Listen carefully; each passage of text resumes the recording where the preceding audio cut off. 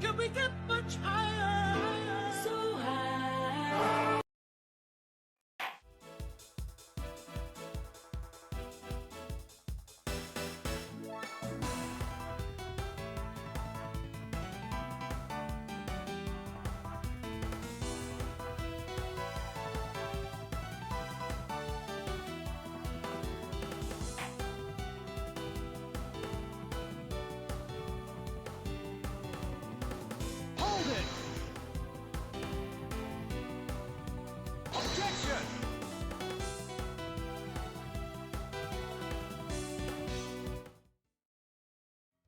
And once again, I forget to turn off my tits UI. When will she learn? Ow. Good evening, we are back once again. Ow. I deserve that one. I deserve that one. I hope everyone is doing well. I hope everyone is excited for the— Ow! I hope everyone is excited for the first part. This is going to be a two-parter because Turnabout Ablaze is incredibly fucking long otherwise. Ow. But it's going to be a fun one. Yeah, thank you for tuning in advance. Ow. Fucking bear? It's going to be a fun one. And, yeah, I don't have much more to say. I have my voice actors in Discord waiting for me to pop in. And stick around for this one. It's going to be a really fun one today and tomorrow. That's all I kind of have to say right now. I hope everyone is having a good evening. Let's go and meet our voice actors for tonight.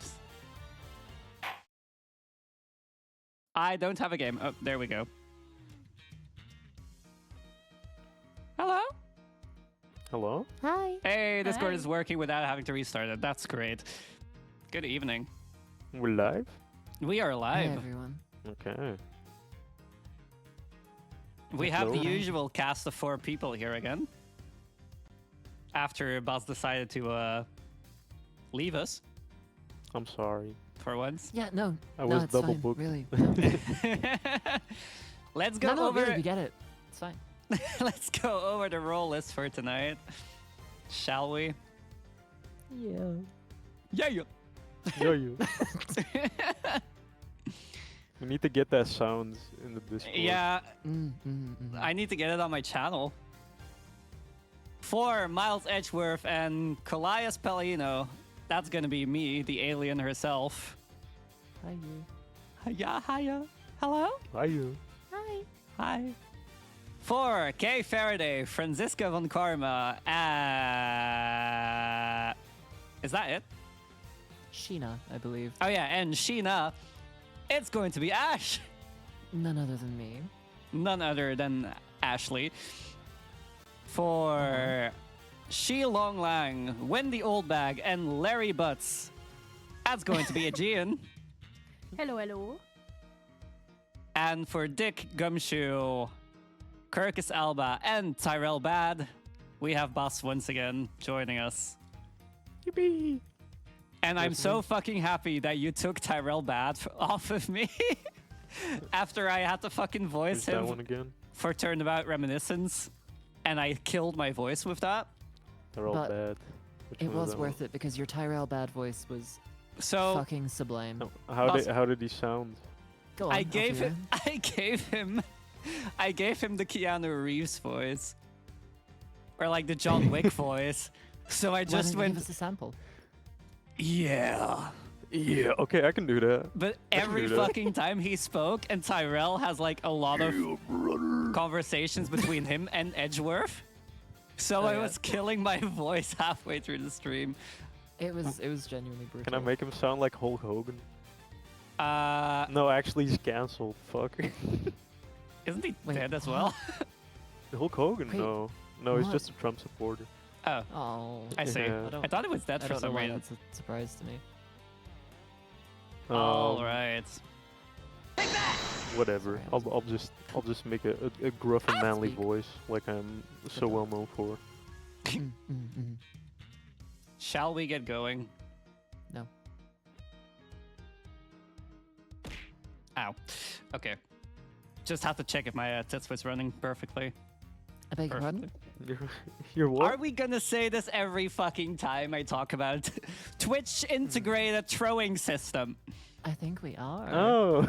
Fucking That's what Christ. it Oh, stands oh, that's for. what it stands for. Oh, I'm sort of not interested because the acronym is TITS, and that's really funny. Yeah, it's hilarious.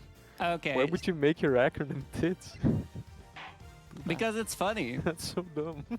I think the only other program that developer made also has a horrible acronym like that, actually. I don't remember what it Horrible. is anymore. Are we ready? No, Is Discord working? no. Discord do be working. Thank you. At least one person that's actually helping me out tonight. Discord do be working. All right, let's get schmoving. Yeah. Moving fast. We got a long one today, right? It's going to be a two-parter. So yeah. Yeah, sure. How That'll about be we the brazen speedrun question. this bitch? No, 2 cards. One of the black raven and one of the white raven. A country torn in 2. One to the west and one to the east. When those which were split are made whole again, the truth will reveal itself.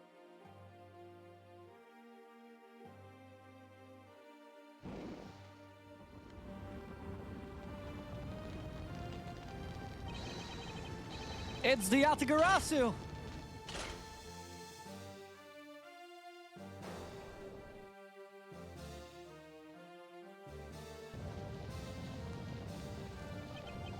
You. Accursed Yatagarasu! Gay! You! Fuck yeah, arson. Love arson. Boss, do you realize your mic clips every time you unmuted? Unmuted. No, I did not. Yeah. let me fix some text to speech then. Text to speech. what Text to is it? speech. No, push to talk. That's the one. Ah. It's so nice, almost dreamlike, to finally have the chance to relax and sip some tea. Especially after what a whirlwind the past few days have been. On my return flight, I was dragged into a case involving an Interpol agent's murder. The next day, I investigated a kidnapping and a murder at the Gatewaterland theme park. And later that night, a detective's dead body welcomed me back to my office. Along with a thief who was out to pilfer files related to a case from 10 years ago. How did I manage to find myself in the middle of so many cases back to back? Well, at least I have today. All I ask is that I be allowed to spend it quietly. Motherfucker. Oh shit, it's me. This is big! Big, I tell you! Hey, what's wrong with you? Where's your enthusiasm? And suddenly the phrase "the fragility of dreams" comes to mind. What are you talking about, fragile dreams? Come on, let's go! The fake Yatagarasu isn't gonna just find herself, you know. Well, if you must know, it's possible that I was paid a visit last night by your fake. Say what? Unfortunately for us, the thief managed to escape. But even now, we're still looking for this criminal. However, I must warn you that we've only had a few hours to search so far. So I must insist that you be patient on this one, Kay? What's with you today? Are you sure you aren't sleep talking to me right now? Anyway, I've got something much more important that I want you to see. Oh, and that is? Take a look at this. On March 14th, I will be there to steal your dirtiest secret. That's quite a bold declaration to send to an embassy. I suppose it was inevitable that a newspaper would catch wind of this. The date the card mentions is today. Today, huh? Come on, we gotta hurry. The embassy awaits. I suppose it is quite an urgent matter. However, do you know which country's embassy we should be investigating?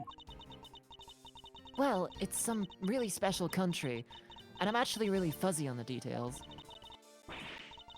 But never mind that. Where's all your energy? Why are you so lackadaisical today?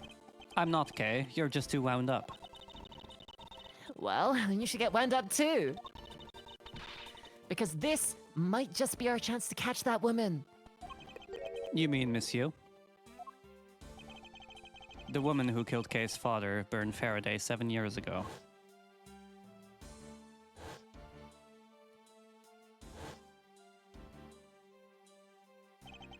Callisto Yu.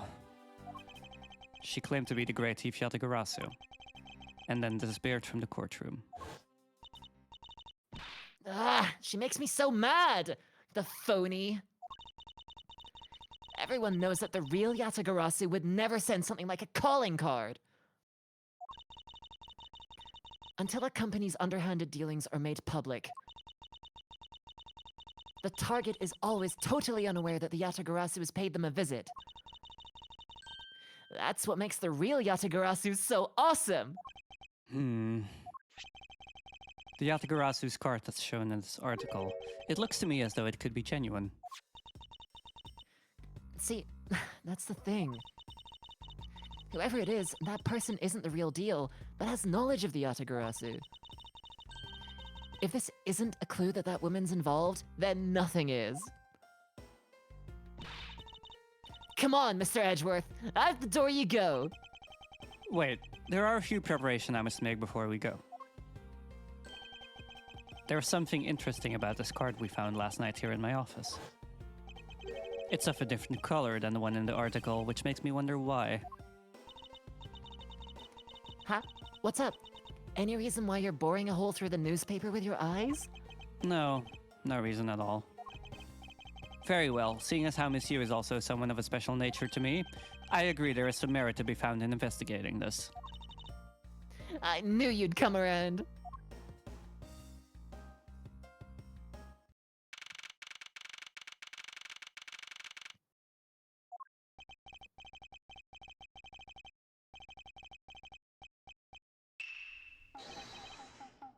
The Steel Samurai.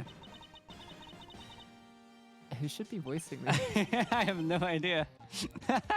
It's auto-playing as well, so...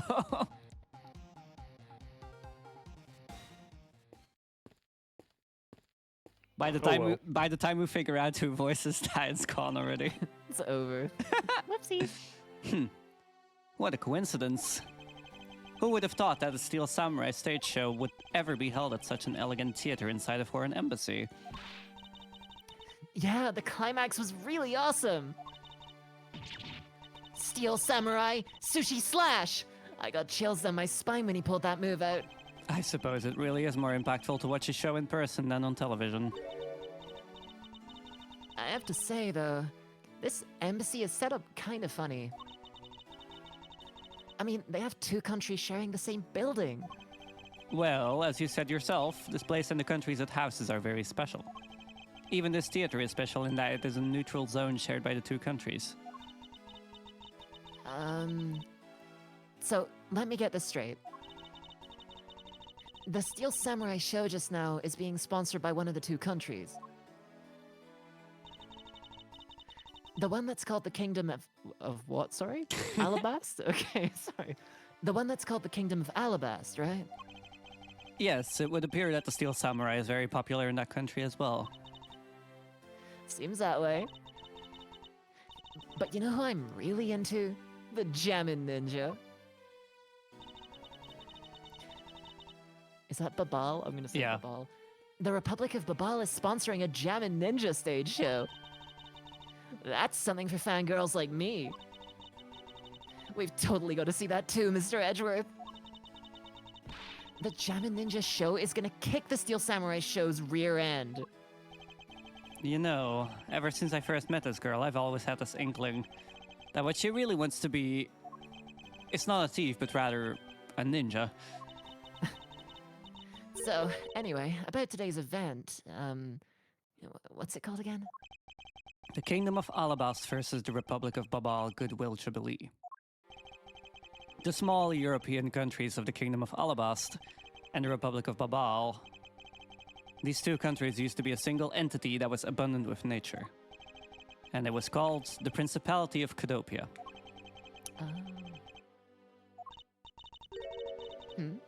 Is everything all right, Mr. Edgeworth? Yes, I'm alright. Moving on. After a period of civil unrest, the country split in two, though signs of their past remain. For example, their flags preserve the flower and butterfly motifs to this day. Cadopia, huh? The KG-8 incident, and what was referred to as the second KG-8 incident, in which an embassy staff member was murdered. Both of these cases were related to the Principality of Cadopia. In the 7 years that have passed, the country may have split into two. However, the Yatagarasu still sent a calling card here. What could it all mean?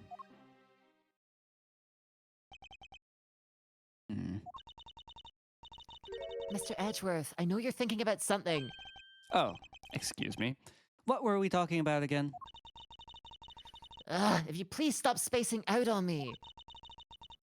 Anyway, we were talking about the Alabast versus Babal Goodwill Jubilee. The two countries have a pretty bad relationship with each other. But supposedly, they've been trying really hard to make up recently. That's why they decided to hold this event. If that's the case, then why the versus? Also, both countries claim to own the real Primadux statue, a national treasure to both. They're planning to have them publicly evaluated today to see which one's the real deal. Okay, need I remind you to take care and not succumb to your thieving desires? Well, when it comes to treasure, I just can't help myself. You know that. She had better be saying that in jest. Hey, I can read your body language, you know, and you've got it all wrong. Look, I'm here to do some investigating. Investigating, I tell you. I know. And although we don't know if the Yatagarasu will really make an appearance, I suppose we should still spend some time examining this place. So we will. Hey, look. Look who's here. Who is that? Aegean, you'll recognize her. She's from the first game and the second game. Oh. I forgot what voice I gave to Kay. It's accurate. Okay. There are pamphlets about the two embassies here on this table.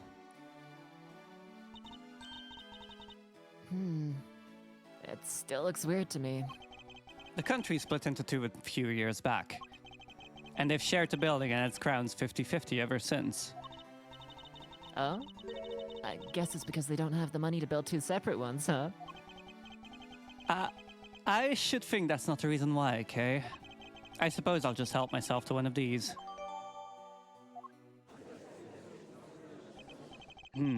What is all the hubbub? Hey, look! It's a Steel Samurai! And he's got his son, the Iron Infant, with him. The Iron Infant. Oh, please tell me I don't have a line soon, 'cause I'm gonna laugh. Can you guys hear me, by the way? Yeah. Yeah, I Push can to hear talk? Okay. May I speak with you for a second? It's the Steel Samurai. Should I do my robot voice? No. No. Mr. Edgeworth, what are you glaring at him for? Please excuse me. It's just that I've never seen a superhero up close before.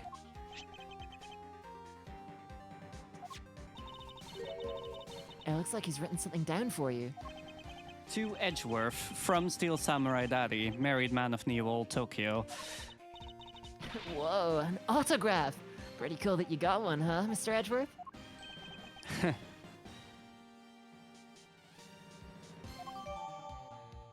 That is gonna be the final piece of the puzzle in 12 hours' time, isn't it?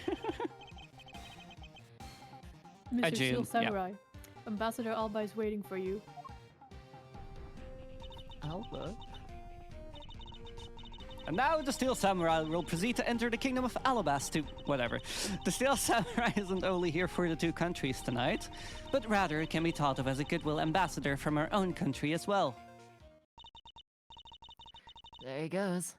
Off to spread goodwill to the world. He really does seem like a goodwill ambassador, doesn't he? Okay, we're Okay. shooting. Oh, sure. Okay, we're shooting the next segment now. Cue camera. In just a few seconds, the Jammin' Ninja stage show is set to begin. After the show, the Jammin' Ninja will enter the Republic of Babal. He is set to meet with the ambassador of Babal at that time. The Jammin' Ninja show is about to start. We gotta get back to our seats. Regrettably, I don't have much of an interest in ninjas. Well, this show will change your mind. Come on, we have to hurry. If we miss even a second of the Jammin' Ninja's awesome playing, I'll never forgive you. I suppose you're not about to give me much of a choice here, are you, Kay? Fucking Jammin' Ninja.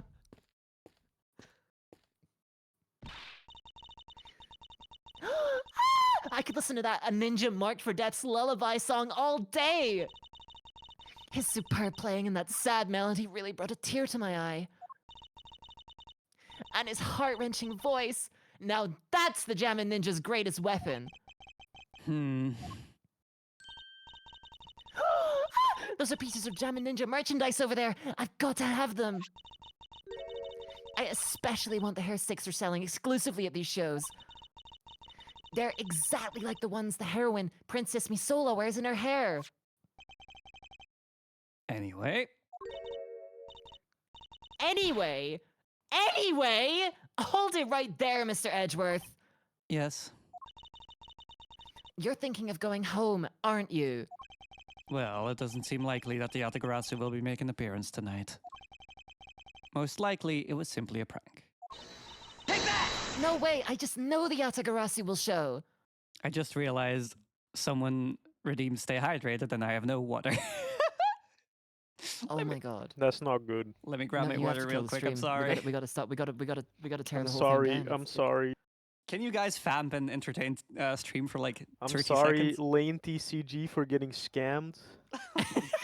Alright, see you in a sec. Bye-bye now. All right, well, this is basically our stream now. Yeah, for real. We can say whatever we no. want. We can say whatever we want. I completely forgot what voice I butts. gave Cabe. And fart. Can't believe you just said that. It's pretty much the same, so don't worry Okay. about it. Don't worry Nice. about it. Do y'all want to hear my fidget toy? It's one of those infinity cubes. Here it is. What's an infinity cube? Oh my god, I will show you. I'll bring it with me and I will show you it. You will genuinely, you will love this fucking thing. What if I steal Um, it? Aw. You wouldn't do that to me, would you? Little me? I think I kind of would. Oh, shucks. Yeah. You're gonna be intentionally forgetting it. No. Yeah. I get really nervous recording these, so I want to fidget with the infinity cube, but I can't because it's so fucking noisy. I didn't realize that it could like be heard and everything. Hello. It's so loud. Yeah, Hello? it's really fucking loud. Okay, Yeah. anyways. Said farts and butt. How dare you? Oh, shucks. Yeah. Wait, I want to throw something at you. Huh? I don't have. Ow. I don't have enough money to throw something at her. Alright, Just have let's, to do a drive-by. let's get underway. Ow. But I thought you said that the Yatagarasu doesn't send calling cards. Yeah, I did, but I figured from the very beginning that this would wind up being a wild goose chase. that card she sent was a genuine fake calling card. Huh? Yeah, A genuine what? fake? Well, how can I word this? The Yatagarasu's mark that's on that calling card is exactly the same as my mark. Get it now? We've got a problem.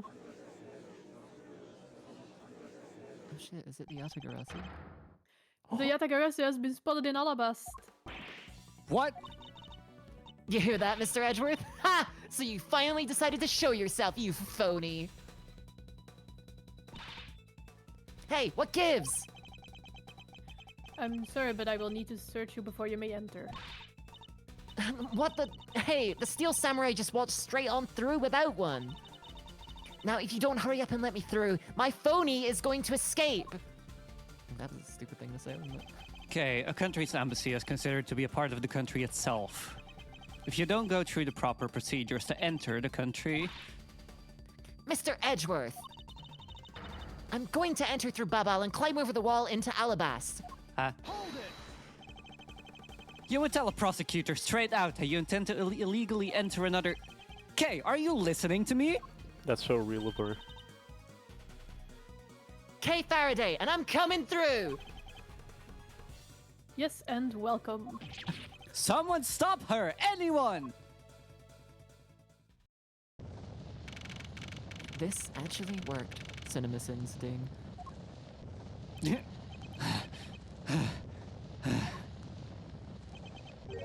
Okay, where are you?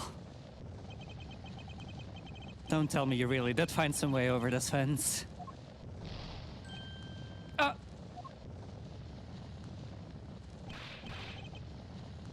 Fire! This is too big for us to handle! Looks like the Yatagarasu came to Babal too. You. Accursed Yatagarasu. Okay, you had better be alright, wherever you are.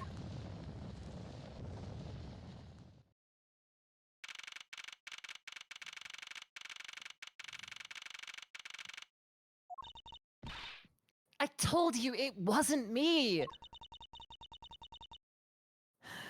Hold it!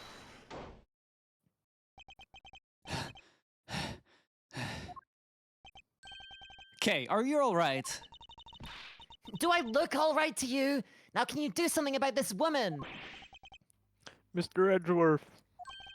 Detective Gumshoe, what is the meaning of this? Well, sir, it's, this. Oh, He's... he died. It wasn't me! He was already dead when I ran in here, hot on the heels of the fake Yatagarasu! Look, I only came in here because I saw a suspicious person at the open-air stage. a suspicious person.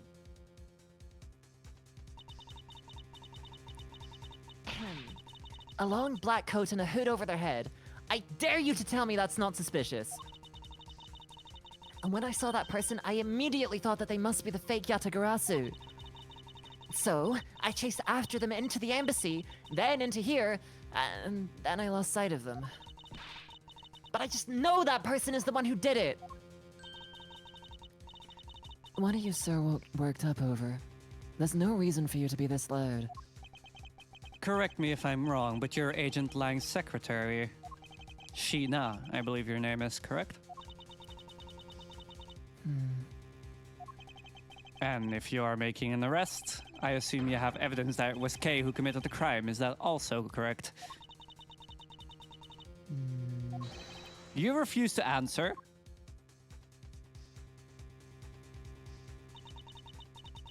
I don't need to answer. Hmm. You are merely a prosecutor in this country, meaning you have no investigative authority. Hey pal, just what the heck does... Wait. Hey pal, just what the heck does what you just said mean? If it happened here, it's under Mr. Edgeworth's jurisdiction. The end. And seeing as how this building is sitting on our soil, we can investigate wherever we like. Unfortunately, detective, embassies are a different matter. Huh? This office is considered to be a part of the Republic of Babal, which means that anything that happens in here defaults to the control of the Babalese government and Babalese law, giving them exclusive extraterritorial rights. Extraterrestrial rights? Sir, do you really believe that the truth is out there?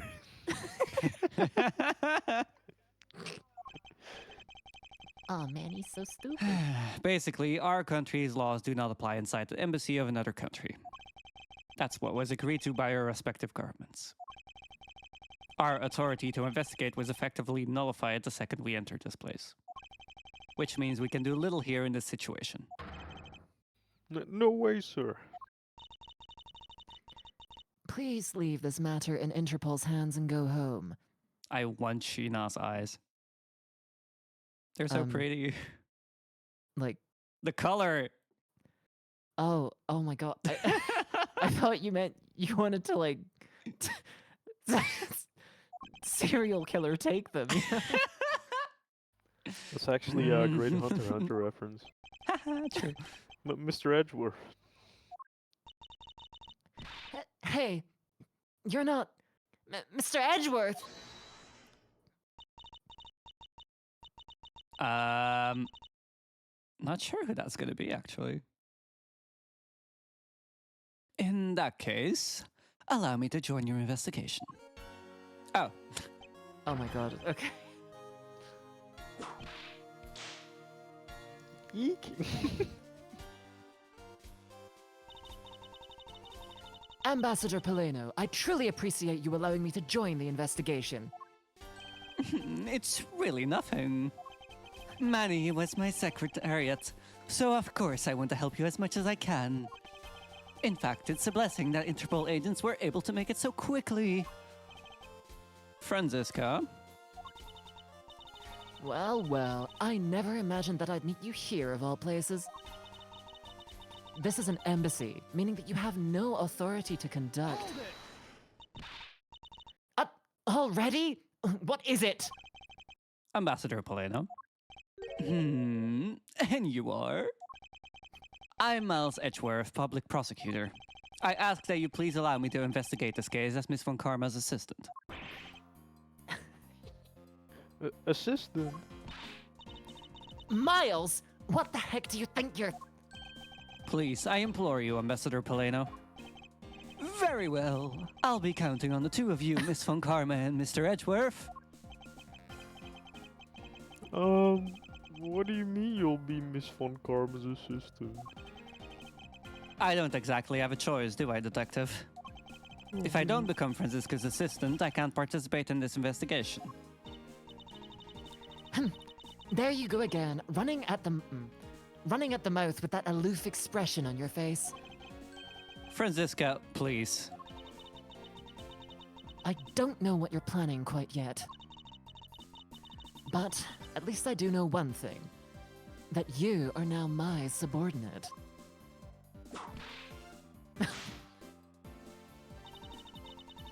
Just remember that my whip is always ready to wake you, should you have a brain lapse. She Of would course. get such a strong-worded mail to HR from me. I think HR is equally scared of her. Of course. I'll keep that in mind. If you're done playing games... Right. Let's begin the investigation.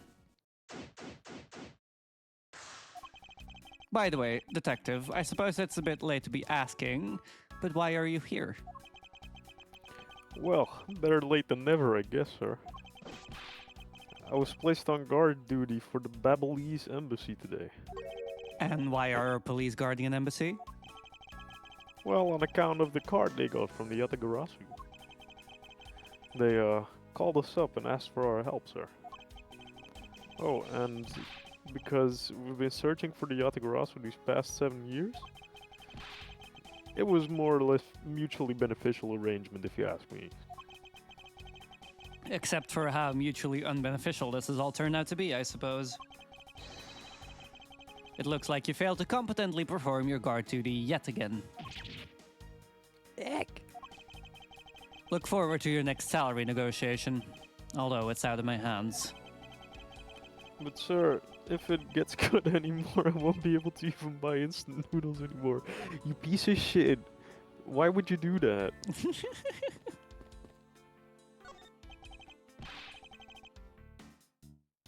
Mr. Edgeworth, there's still something on the display rack, sir. Knives, huh? Although the blades are all that remain of them, unfortunately. I guess the handles got all burned off by the fire. Ah, so even the knives fell victim to the fire.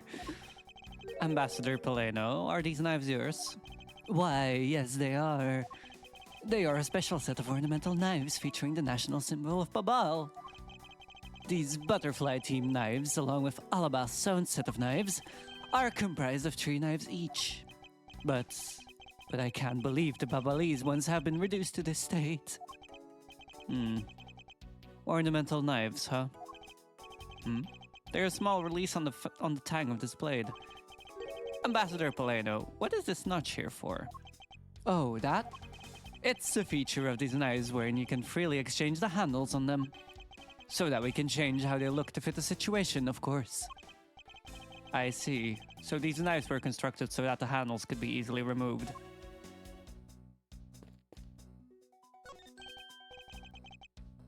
Hey, it's another butterfly. I believe it is the symbol of the Republic of Babal. A drawing this big on the wall of an embassy.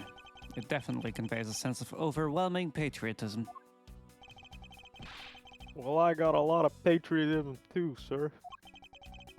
The reason I became a cop in the first place was because I wanted to protect our country. You may want to, Detective. However, I've yet to see the fruits of your desire. You don't have to be so blunt about it, sir. I thought Miles was meant to be Franziska's assistant. She's not doing anything. A small personal safe. That was Mr. Cochin's office. Oh, this. So perhaps he stored his most important documents in here. Ah, of course it's locked. It appears we won't be able to open it without the key.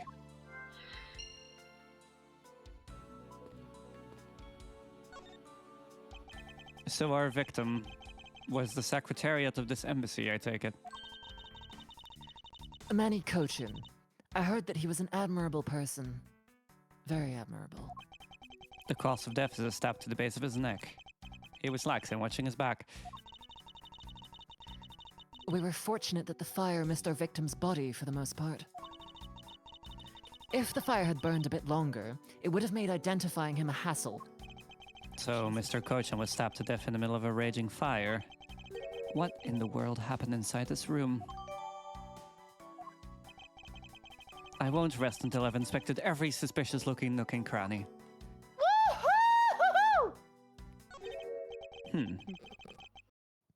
There appears to be something in his pocket. Oh shit. Huh? This key, it can't be.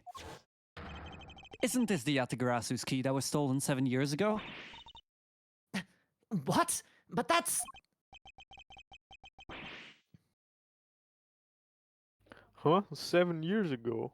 Ago? You mean that case where I was framed, sir? Yes.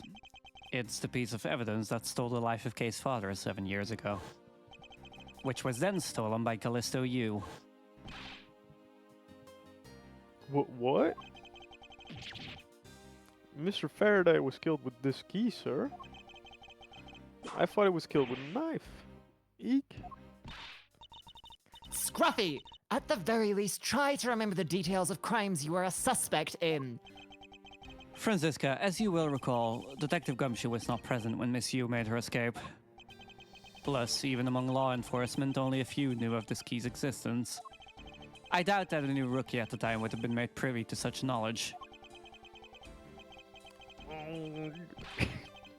I feel like a victim right now. All trampled on, sir. I suppose I'll just have to fill you in now. The secret to this key is...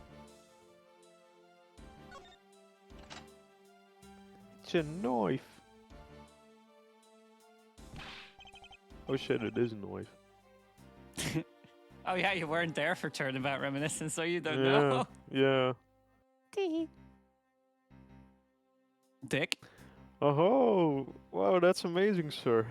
It's like some kind of magic trick. This is perfect because Gumshoe doesn't remember.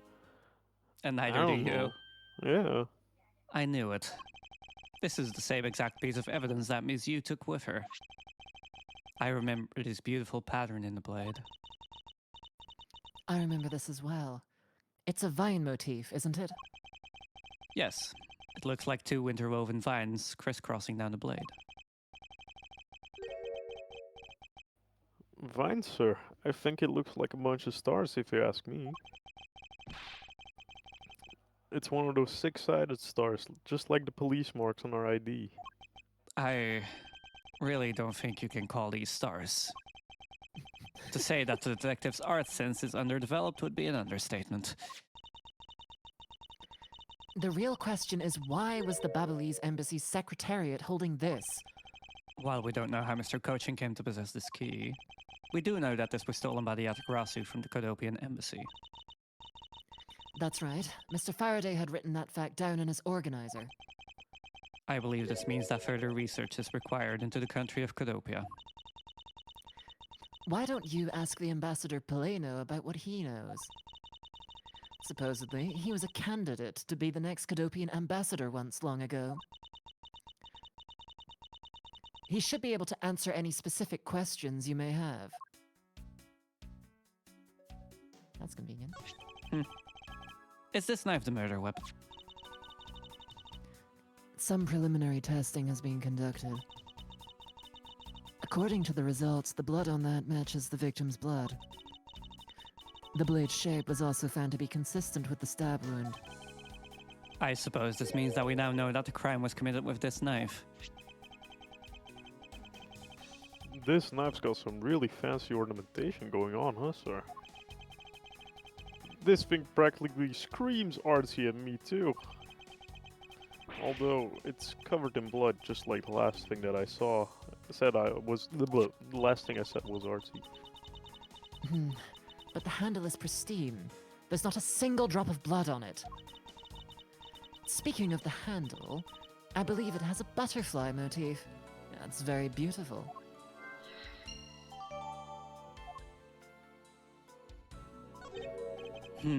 This man. Where do I know him from? Miles, are you dense?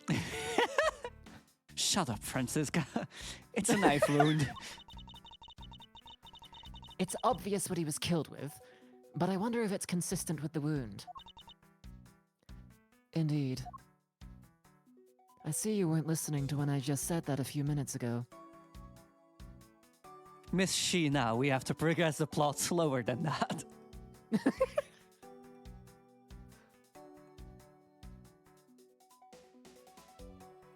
I think that's everything here. Did you inspect every nook and cranny? Yeah. Yeah. Yeah.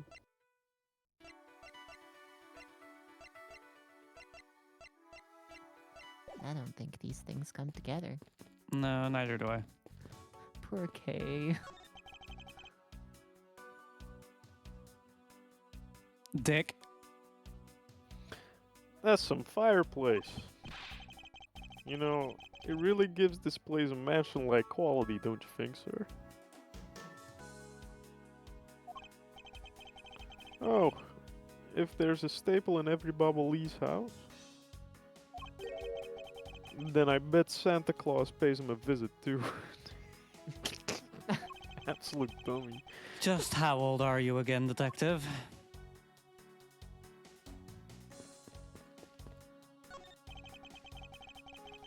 The ceiling fan must have fallen from the ceiling.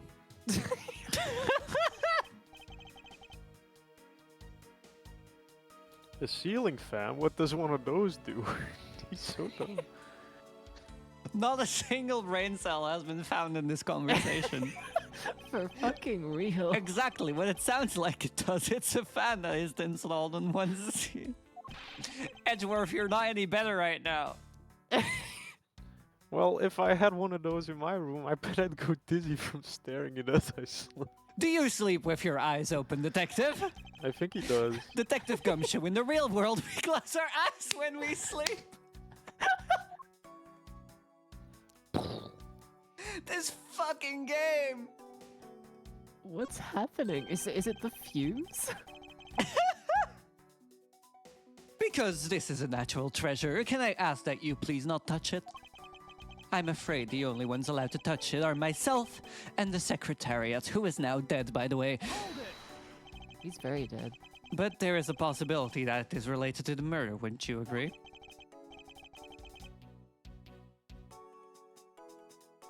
Hey, Mr. Edgeworth, why don't we give it up for now? Gumshoe isn't paying attention tonight. We can force them to let us investigate later when we find some solid proof. I suppose I don't have a choice here. This must be one of the Primiduck statues Kay was talking about earlier. Okay. He's awfully pensive about that. Is it just me, or does this man look just like the Steel Samurai? They could be twins. Pensive. Pensive. It looks like this was once a magnificent grandfather clock, but it has fallen victim to the fire. Hey, Mr. Edgeworth, is it okay for me to talk about the clocks in my house, sir? If they're unrelated to the case, I hope that you will refrain from sharing, but... Well, there's this one clock that I made by my... Oh. Did the game autoplay that? Oh. I wasn't paying attention to that one. That's quite enough, detective. Oh, man. Aw, shucks. When Edgeworth shows himself to be autistic, I must compare things to my special interest. For real, though. Why does Edgeworth's Edgeworth kind of relatable. like the Seal Samurai so much? Alright, time to have a He's a conversation boy. with myself, I guess. Oh, enjoy. I can't believe that many fell among thieves tonight. Without him, I have no idea what my schedule for tonight is. Ambassador Poleno, I believe your schedule tonight will consist of listening to reports from the police. That, and only that. I ask you to cooperate not only for your own sake, but for Mr. Coachn's as well. You're a rather strong man, aren't you? How fascinating! I Here. guess. I know it isn't much, but I'd like you to have these. I'm sorry, but it would be against my principles to accept a bribe. Oh, no. These are simply coupons we distribute to promote Babal. Remember, we offer a large number of discounts and offers when you visit lovely Babal. Now I remember, the Republic of Babal is known for its feverish tourism industry.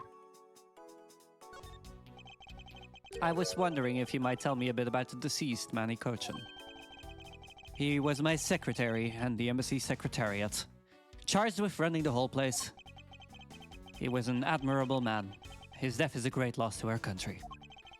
He was in charge of everything, accounting, printing, taking care of our natural treasures. I'm sorry, but did you say printing? Our country's primary source of revenue is our tourism industry.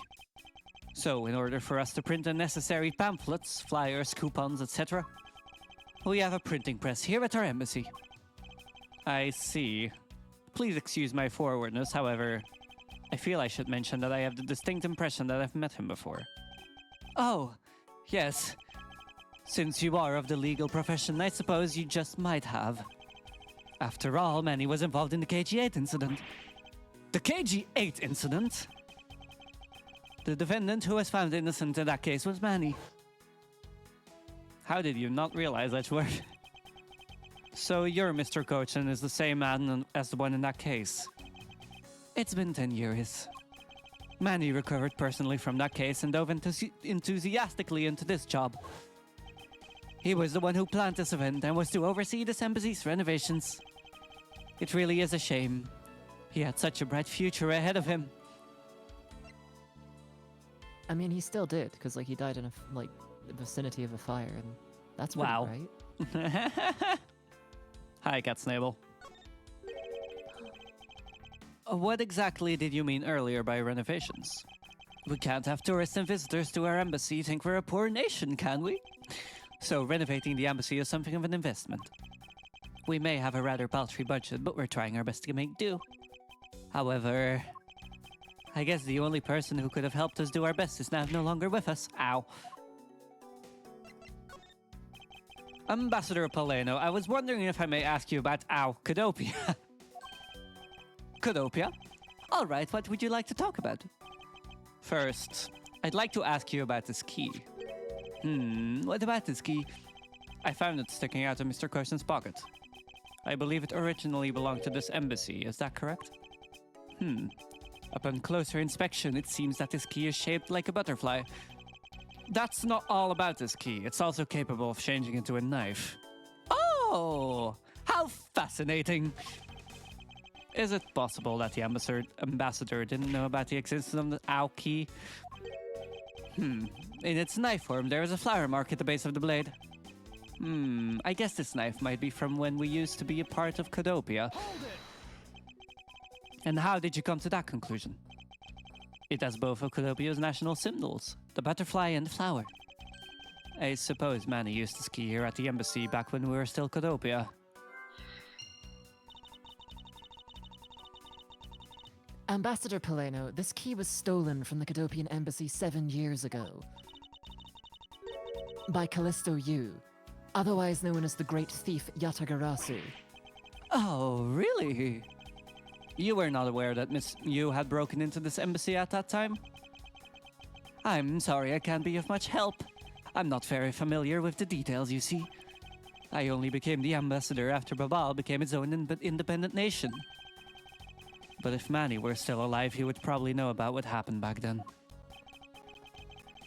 Mr. Kochin and Miss Yu knew each other 7 years ago. But that doesn't explain why I found the Yatagarasu's key here in the present.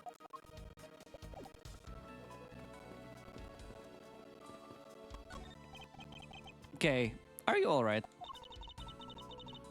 You believe me, don't you, Mr. Edgeworth? You don't think I did it, right? Yes, of course I don't. And I promise to prove that it wasn't you. That's enough chit-chat. You can investigate all you like, but it's only a matter of time before we take her in. It would be wise of you to give up while you still can. No, I don't think so. Kay isn't lying, and my investigation will prove that to be true. Go ahead and try then, if you're that confident. I can't allow this to continue on this way. I must prove her innocent post-haste.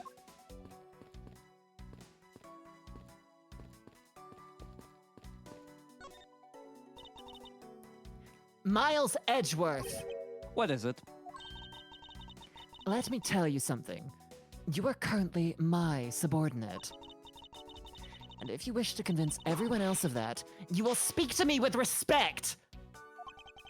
What's with the giddy glint in her eyes?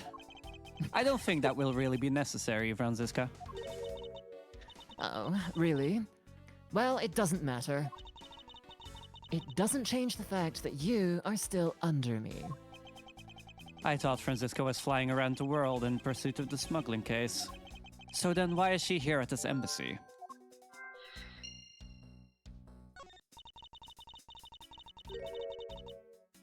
Wait, Alabastian? Okay.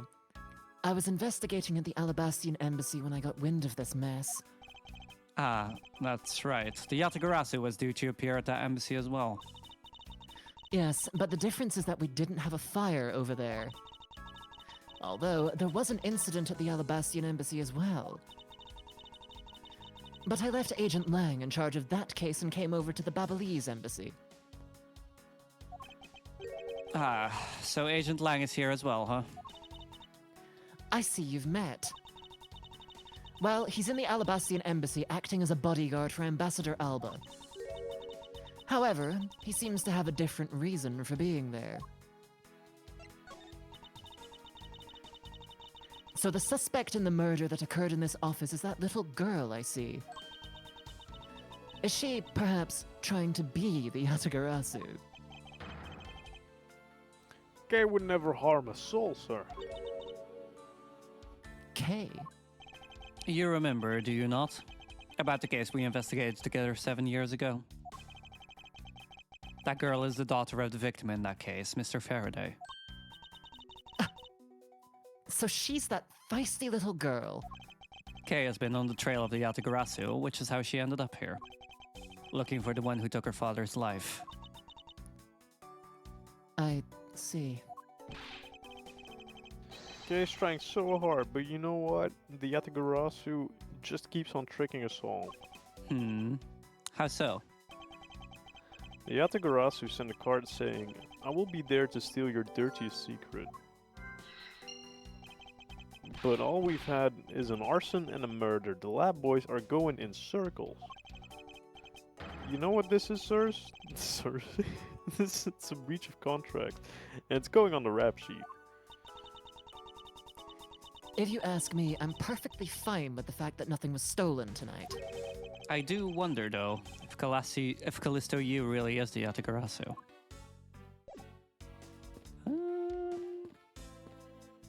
Oh, fuck. We need to present something to Francisco? Uh-oh. These shelves are lined with American souvenirs and memorabilia.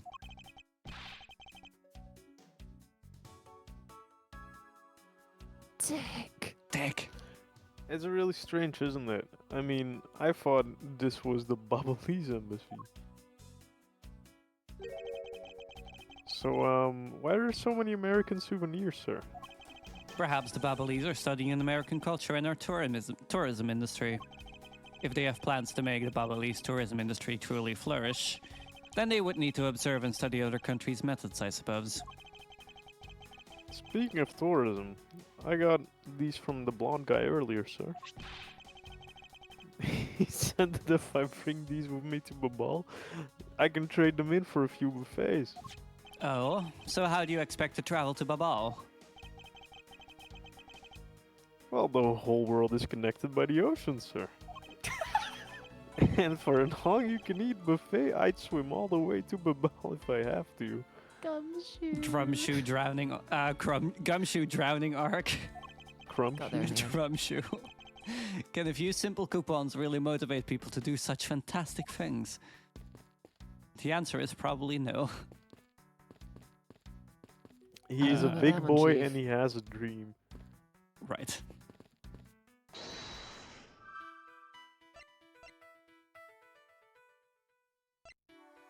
Guys, I'm gonna switch rooms for a second. I'll be back in like 2 minutes. All right. Alrighty. Alright.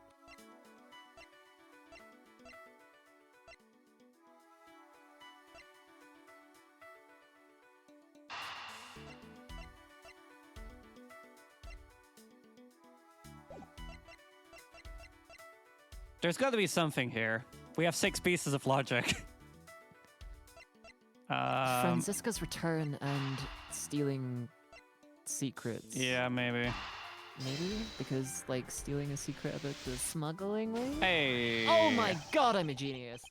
To steal your dirtiest secret. Is it possible that the dirty secret the Yatakarasu was out to steal is in this very room? Dirty secret? Francisca, you're in pursuit of some dirty underhand dealings yourself, are you not? Something tells me that this is no coincidence. In that case, then, the person I'm looking for is here in the Babalese embassy, huh? The head of the smuggling operation. I think I just might need to ask Francisca about her smuggling case in more depth. Oh boy. Francisca, when we last talked, you said that you were on the trail of a smuggling ring. I suppose the reason you are here right now is related to that? Yes. After analyzing the intel we've gathered from various countries, this embassy rose to the top of our list of sites to investigate. And this is what tipped us off. This accounting document. It's only one page of the whole thing, so we're not sure about all the details. However, it's enough for us to grab onto the tail of the beast. For you see, this type of paper was made only in the Principality of Cadopia. Which means that somewhere in the countries of Alabast and Babal is the head. The one pulling the strings behind the entire smuggling ring. That's Francisca for you. She's amazing, pursuing this case with all she has.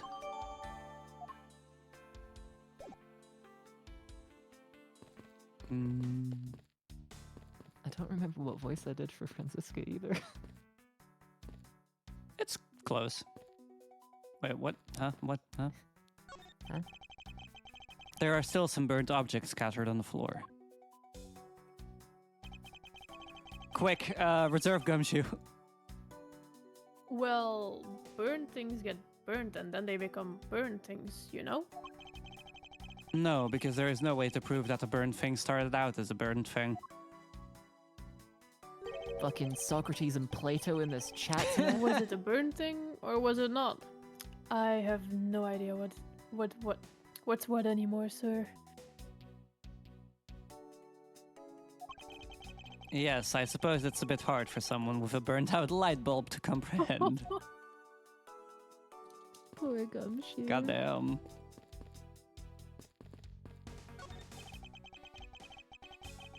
Sorry, but Interpol is still conducting its investigations beyond this point. I'm a subordinate of Miss Von Karma. Is there some reason why I'm being denied access? My superior clearly stated, don't you dare let anyone near this site. You got it? If I let you examine the site, my superior would get really angry at me. You know, Mr. Edgeworth, I feel really bad for the guy, so why don't we do as he says? Yes, I suppose we might as well.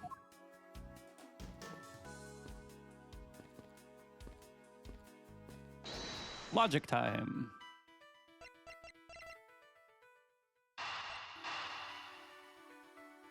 It's worth a shot, right? Yeah, I'd say so. There we go. We know for a fact that the Yatagarasu's key was used at this embassy. Is original Gumshoe back yet, or 1, 2, 3? No. Okay. Original Gumshoe. No. Furthermore, we found it in the victim, Mr. Cochin's pockets. Which leads me to think that perhaps it is the key to the personal safe in this office. Ow. Good thinking, sir. Let's go try it out. It appears I was correct. The key that was left to us in the victim's pockets literally turned out to be the key to the next piece of the truth. What do we have here? Hey, there's nothing inside. Do you think the Yatagarasu made off with everything, sir? No, detective, I believe all we need is a closer look. I won't rest until I've inspected every suspicious-looking nook and cranny.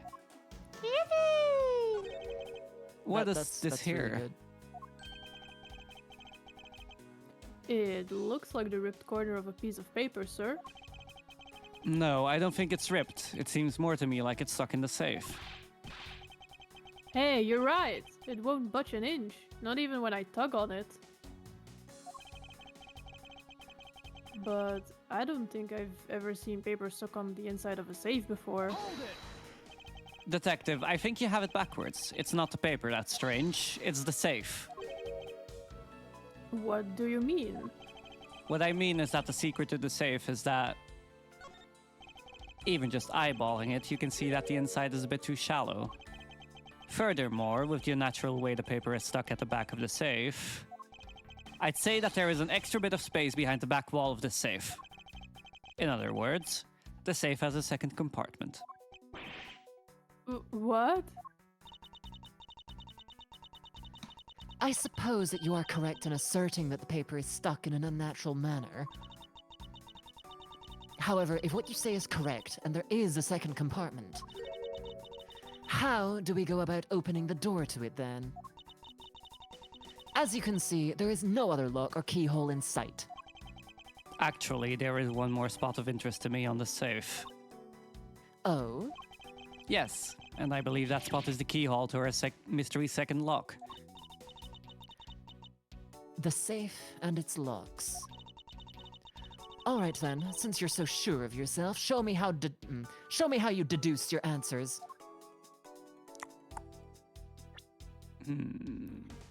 How'd you do it, Alfira?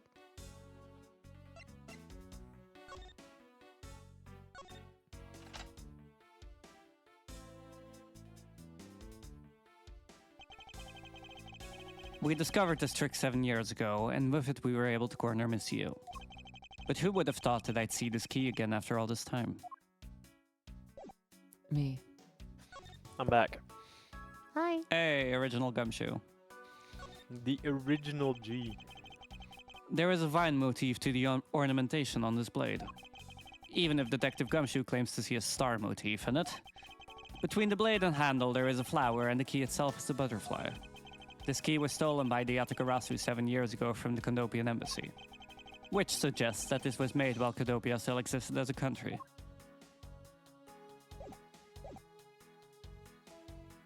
I reckon it's this and the key, right? Yeah, maybe. That would be my guess.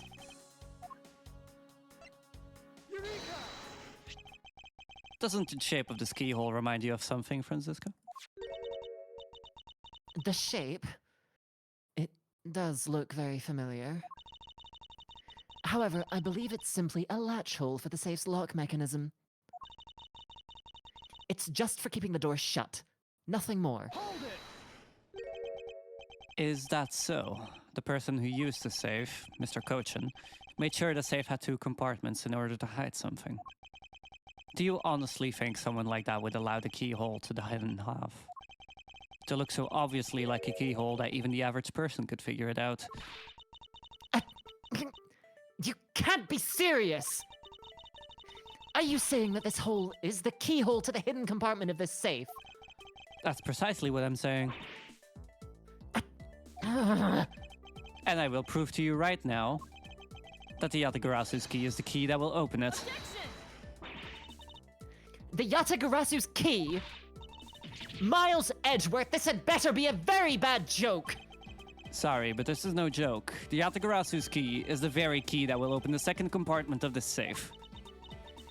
We know that this key opens the first compartment of the safe. But the keyhole you're talking about is of an entirely different shape than of that key. Take that! Good dog. Speak. I did. Yeah, but it's about the Pavlov. We heard this already. Wait, it doesn't wanna... Okay, sure, I guess. Let's go over this again, shall we? The Yatagarasu's key was originally made to open Mr. Cochin's safe in the Kodopian embassy. We confirmed that as fact by opening the door to his safe with it. Now let's take a look at the back end of the key. Looking at the knife portion head on, what do you see? What are you talking about? Oh! It appears that you've come to understand what I'm talking about. When viewed head-on, the knife's blade is the exact same shape as the keyhole. The real function of the knife portion is to act as the key to the hidden portion of the safe.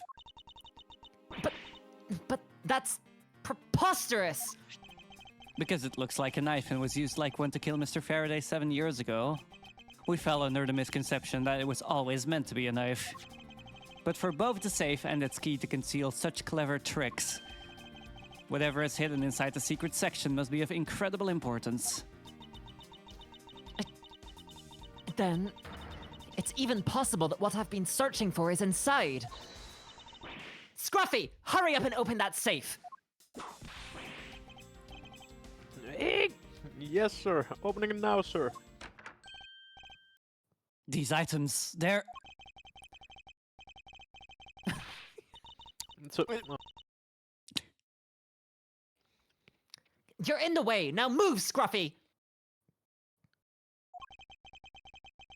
I didn't think I was in the way. These pieces of art... They're identical to ones that have been stolen from various countries around the world. I figured as much. These are the treasures this section of the safe was to hide from view. I believe a more thorough examination is required.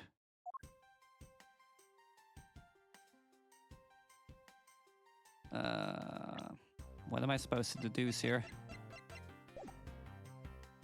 Supposed to search every nook and cranny. Die. Someday. This is the document that we thought was stuck earlier. I wonder what it's about. Beats me, sir. Why don't we take a look at it first before we give up, Detective? Mr. Kochan's name is written here on the last page. I wonder what the significance of this document is. Well, we have our answer. Is this bot somehow connected to any of the evidence I hold? And now for another quick mystery. Take a good look at the documents, Francisca. It says that there are 3 pages in total, and yet there are only 2 here. Correct. Now take a look at the smuggling activity document in your possession, while I take a drink. Fuck. Tell me, is it not possible that your page was taken from this set of 3? Well, well. It certainly looks that way. By putting our multi-part puzzle together, we seem to have arrived at an answer. And it seems that you have now found what you were looking for. Yes, and with this, it has become crystal clear. That Mr. Kochan himself was responsible for the mass smuggling of Ablaze Inc. Ablaze Inc. Ablaze Inc. is a very special product of the Republic of Babal. However, due to a special reason, only a limited volume is ever exported. And that reason is? That's classified. It's on a need-to-know basis, and you don't need to know. In any case, it seems that the head of the smuggling ring was our victim, Mr. Manny Kochan. His base was in an embassy, thus it was hard for both her country and his to interfere, making it the ideal conditions under which to run a smuggling operation. But it's so frustrating. I lost the person I was to rain judgment down upon with the my whip of justice. Francisca, what the fuck are you on about? Well, even if he is dead, we still have a responsibility to look into his misdeeds. You expect me to whip a dead man? Well, I'm not interested. Surprising. Francisca, you must know that Manny Kochan was the suspect in the KG8 incident. Of course I know. On top of being the head of the smuggling ring. Francisca isn't into Necro. Glad about that. Chat is saying what we were all thinking. There is the matter of what really happened in that case that needs to be resolved.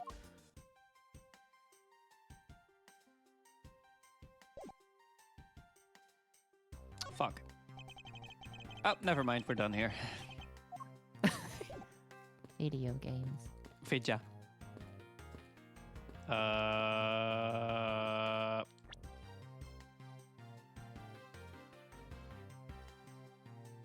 Do you have any logic you can... Yeah, What's wrong? probably. Okay. Maybe? Oh, yeah, totally. Yeah, okay. The design on the knife's handle. It greatly resembles the special Babbly species of butterfly. It does, doesn't it? Plus, it says right here. This knife is property of the Republic of Babal. Well, that was simple. Perhaps this means that the knife used in the crime was found right in this room. Thank you for stating the obvious, Edgeworth. Oh. Edgeworth is kind of a dumbass, actually. Are you done investigating? Edgeworth is just really autistic and has to keep saying the obvious. He's kind of I'll a move douche that. sometimes. Yeah, he is, but that's what I love about him. You realize now, don't you? That this girl is the only one it could be. Now come along quietly, Yatagarasu. Kay Faraday. You are under arrest for the murder of Manny Kochan. Mr. Edgeworth! Please, you have to believe me, I didn't do it! I chased the fake Yatagarasu in here! And he was already... You have the right to remain silent. Anything you say can and will be used against you. I'd like to help you reduce the number of mistaken arrests Interpol makes. What is that supposed to mean? I believe I told you that Kay Faraday is not the culprit of this crime. Very well, I suppose I have no choice. I'll show you just how foolish your claims are.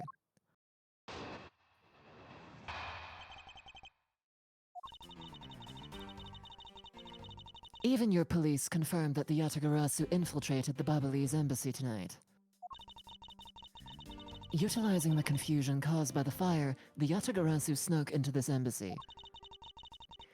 Furthermore, this girl claims to be the Yatagarasu. And most importantly, other than her, there was no one else in here with the body. I mean, Your reasoning for suspecting Kay is because you think she is the Yatagarasu. Exactly. But it isn't just me. She calls herself the Yatagarasu. Look, how many times do I have to tell you? I was only out to capture the fake Yatagarasu! Imposter or not, it matters not. A Yatagarasu is a Yatagarasu. Very well. Then I shall prove that Kay is not the Yatagarasu who killed Mr. Manny Cochin. Go ahead and try. Show me what the prosecutors of this country are made of. That was far too aggressive. What? I don't know, just made it sound like she was about to beat the shit out of him or something. I I mean, think she is. she could. Oh shit, yeah. Would. Shut. I don't actually see any issues in her testimony. That's the annoying part. Sheena Hotto. Yeah, exactly. That's what I'm saying. No comment. Would.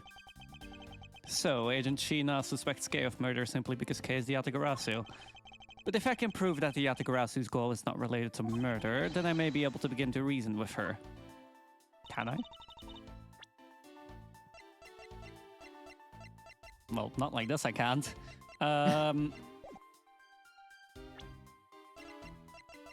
could press Nope. her, I guess. Yeah. They may have confirmed it, but are you telling me that no one could catch the thief?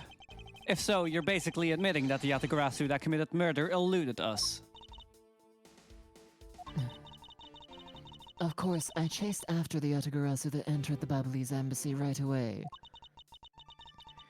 And that is also why I'm making this arrest right now. Because at the end of my long chase, there was only this girl.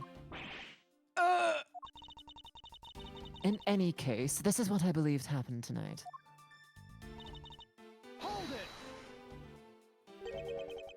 The confusion caused by the fire. Are you saying that the Yatagarasu was not the arsonist who started the fire? A suspicious person in a long coat was spotted in the area. Officers in the area claim to have seen that person start the fire. It sounds like we have a phantom in our midst. Yeah. In a way, he could be considered a phantom, with the way he randomly appears.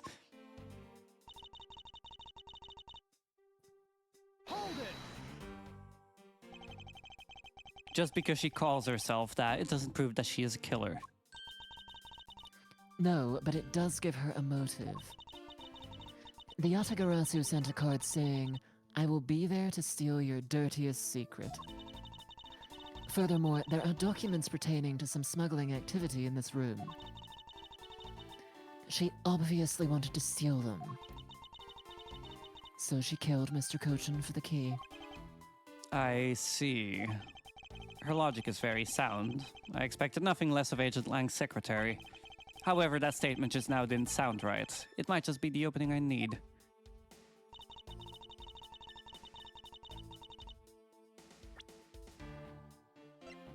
How did she know about that?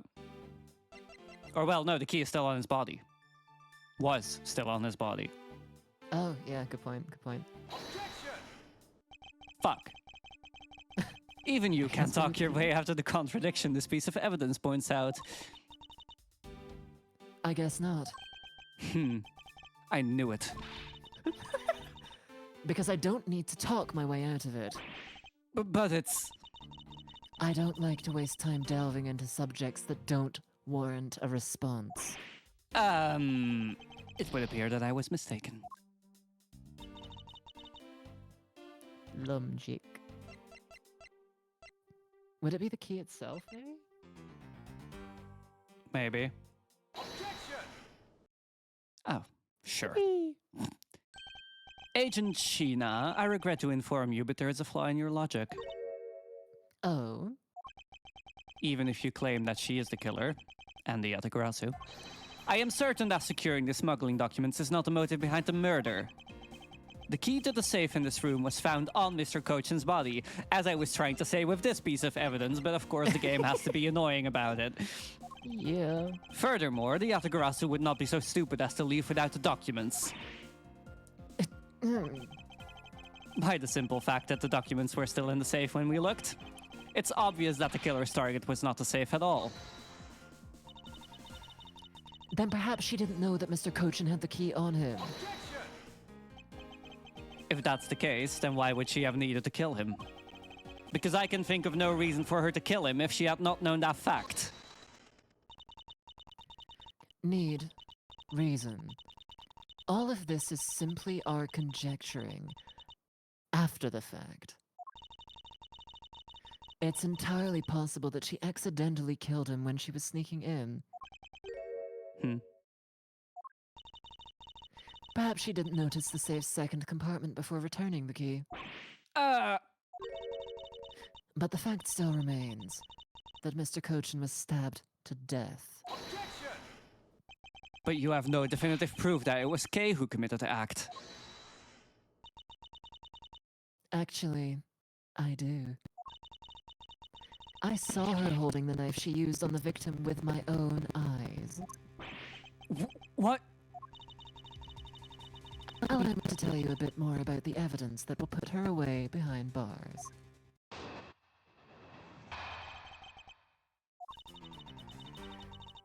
The knife wound on the body is consistent with the blade of the knife.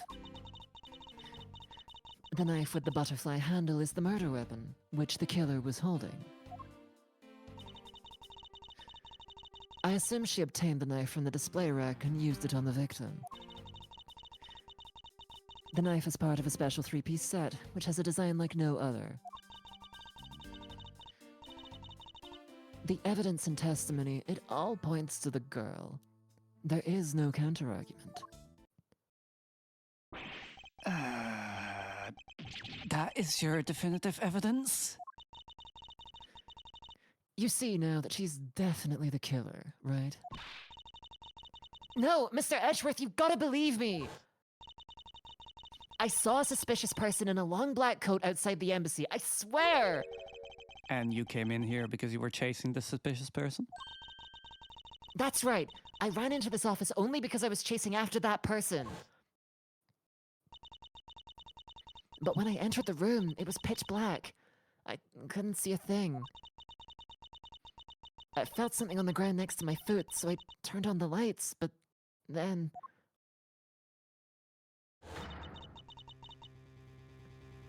Do I have to scream that? There you go. Who's there? Oh. This is...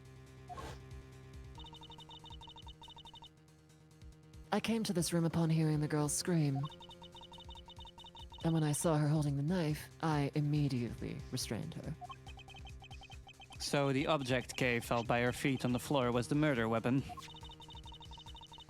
I had the knife analyzed right away, but we failed to find anyone's prints on it.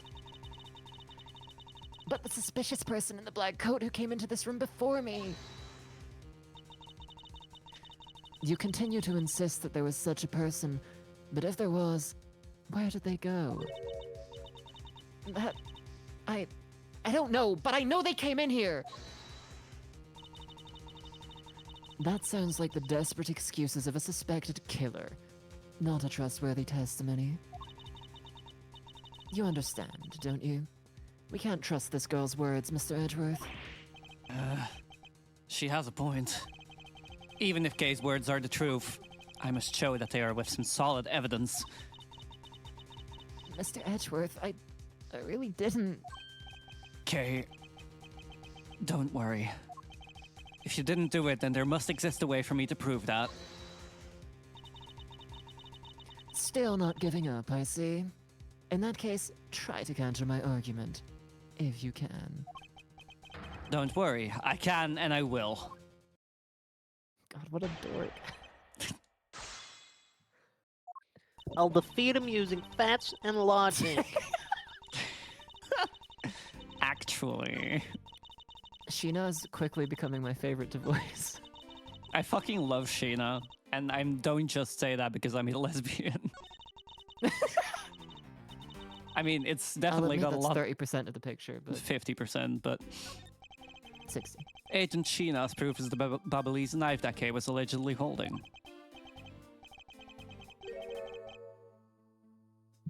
Dick. Yeah. So, how are you gonna prove that Kay didn't do it, sir? If Agent Sheena wants to suspect Kay merely because Kay was the only one here, then they must show with evidence that Kay couldn't have committed the murder. But do you have such evidence, sir? Yes, there is one piece of evidence that seems One very unnatural to me. Oh, piece! Lord. And I believe it is my duty to point that out to Agent Sheena. Do I? One Piece is real. No blood on the handle. Oh, yeah, right. I don't know if that's it, but I mean, it's something. Hmm.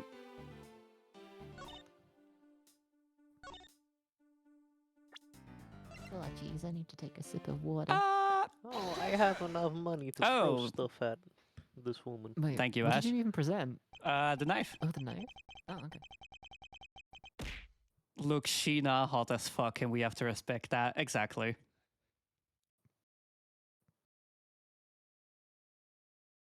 So the murder weapon was the knife with the butterfly design on it. But is that really the truth? What are you getting at? I'd like for you to take a look at this. There is blood on the blade, and yet there's not a speck of blood on the handle. This signifies that at the time of the crime, a different handle was attached to this blade. The knife that Kay was holding had its handle switched, and was in fact not the real murder Oh. weapon. Right. It wasn't the real murder weapon. This knife can be taken apart. Shall we give it a go?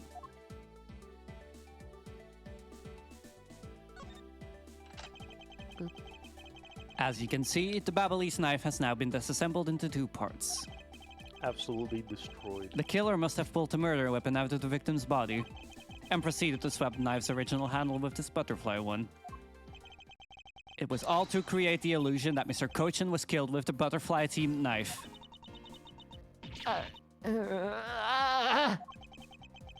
This should clear up any and all suspicions surrounding Kay. Your argument isn't airtight yet.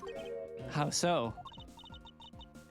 It's possible that the girl herself is the one who switched the handles.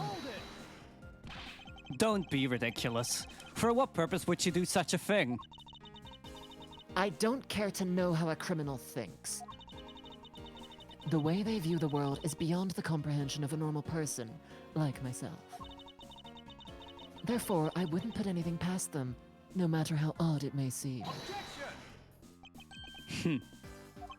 The truth is right here in front of you, and this knife will show you the way. You will come to see that Kay is not and could not have been Mr. Cochin's killer.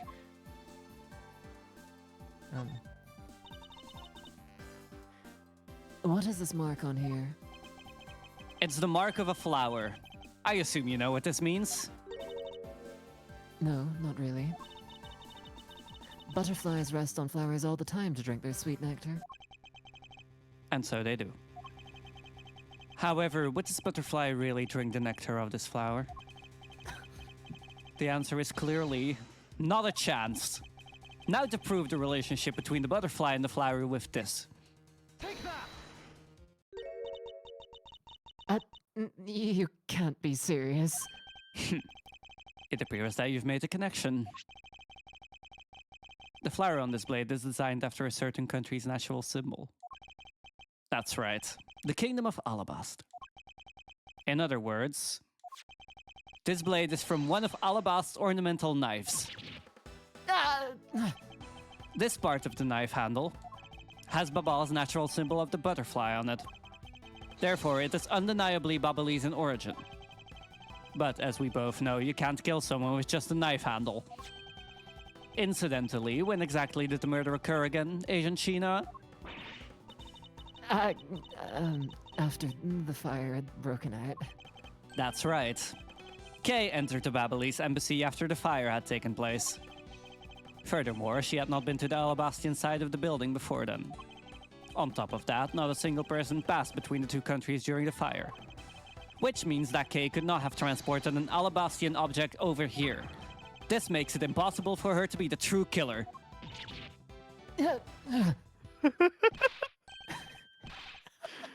Her bob just flew away. I fucking love that she snaps back into like stern mode after getting hit. With the truth bomb. She literally bounces back real quick, She With the does. facts and logic bomb. fighting her with facts and logic like the autistic Redditor he is. Honestly, you're not even wrong. Actually, he wasn't. She wasn't able to do it. There's a flower on this handle. Way to go, Mr. Edgeworth, sir. What a great victory. Made that bitch's bob go all the way back. Hmm. Hmm. Hey, why is everyone so quiet? I'm happy we got this far and cleared Kay's name. But what worries me now is what will happen next. What is the meaning of this? An Alabastian knife here? Do you mean, how did this find its way to the Republic of Babal? It didn't just find its way over, rather we should focus on how it was smuggled over.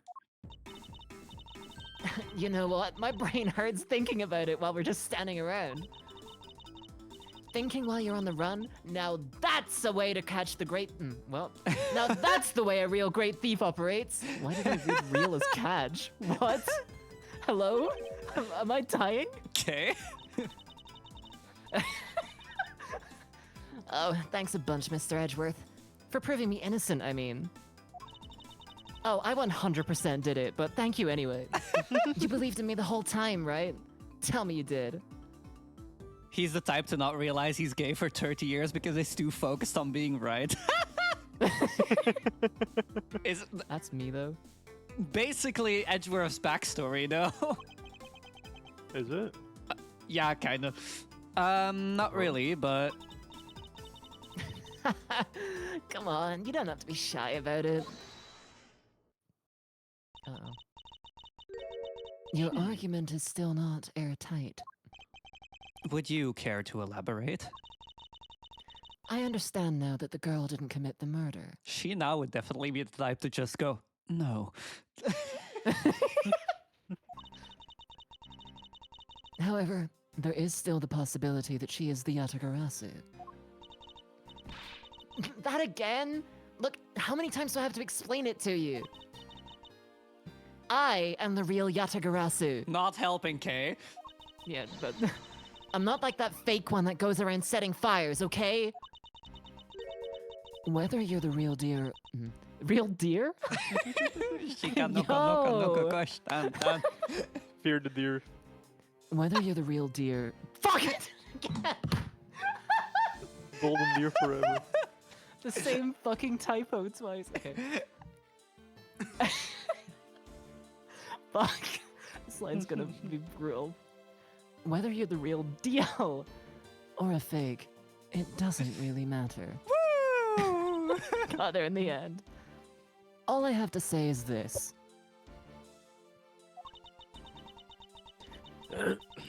I have my suspicions that this girl is the one who started the fire. I understand you have to say dear because Alfira is around. I do. It's true. Preposterous. On what grounds do you suspect her of such a thing? The fact that she calls herself the Yatagarasu. That in itself is the most elegant proof. CK, can you please shut the fuck up for the rest of this case? Miss Sheena. Yes. I have no intention of taking back any of what I've said. For the love of God, Oh my please This is why you do. don't talk without a fucking lawyer. Mm-hmm. Huh? I am the great thief Yatagarasu, Stop! and I refuse to allow some imposter to claim that name as their own. And I've The killed path 30 of justice people. that my father pointed me towards, I will walk it the best I can. It's not good to be so stubborn. I hope you can understand that. Swallow your pride for 5 minutes, Kay, please! Literally incriminating herself on main. Thanks a lot for the concern, Miss Sheena. Let me share something with you, too, as a token of my appreciation. Oh fuck, I said Francisco's appreciation, sorry. Those sunglasses totally do nothing for you, so I'll steal them from you next time, okay? What?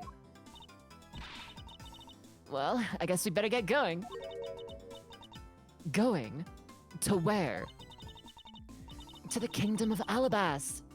If we don't go, we won't know for sure, right? I suppose not. We won't get anywhere simply by standing here thinking. Ash, do you now feel how I felt during Turnabout Reminiscence?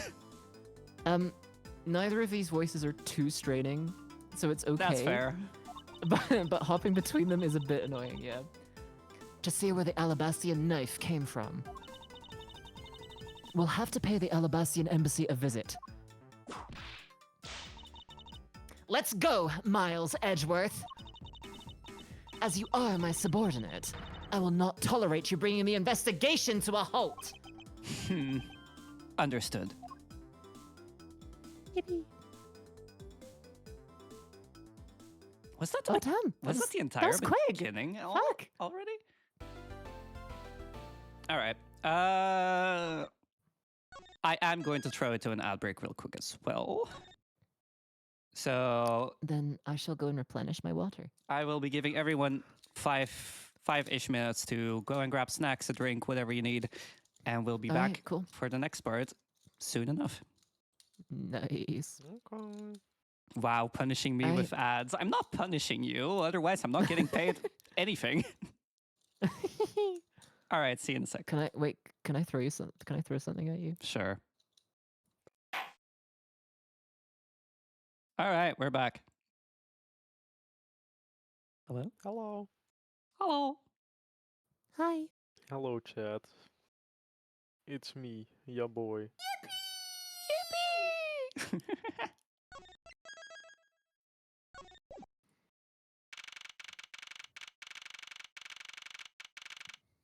14th of March, 7:54 p.m.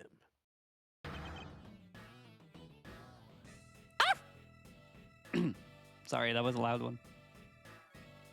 Count off! 1, 1, 1, 1, 1, 1, 1. 1, 1. Shifu. 99 call-outs, so all 99 members are most likely here. Most likely here and accounted for, sir. Hey, you. Yeah, you, the second number one from my right. How many of those cops are gay for that, man? Every single fucking one, and I can understand why. Sir, yes, sir.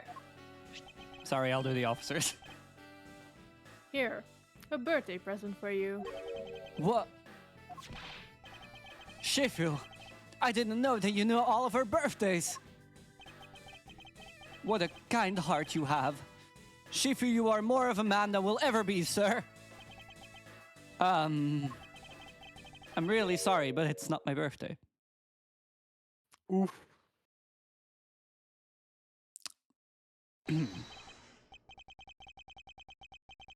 Langzi says, a cub who disrespects others soon feels the disciplinary bite of an elder.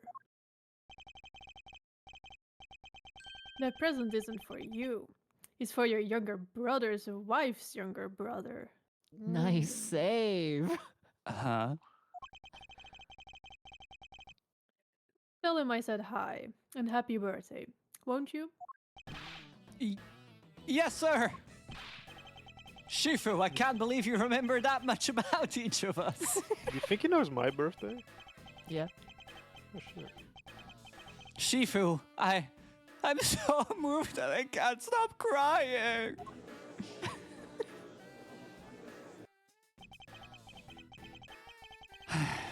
I should probably leave them to their alone time. Alright, meeting's over. Everyone, head for your posts. Does Agent Man say trans rights even though he's a cop? Yeah, I think Lang would say trans rights.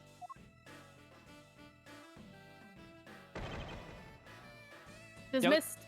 Trans mask Shilong Lang headcanon. That kind of goes hard though. Sir!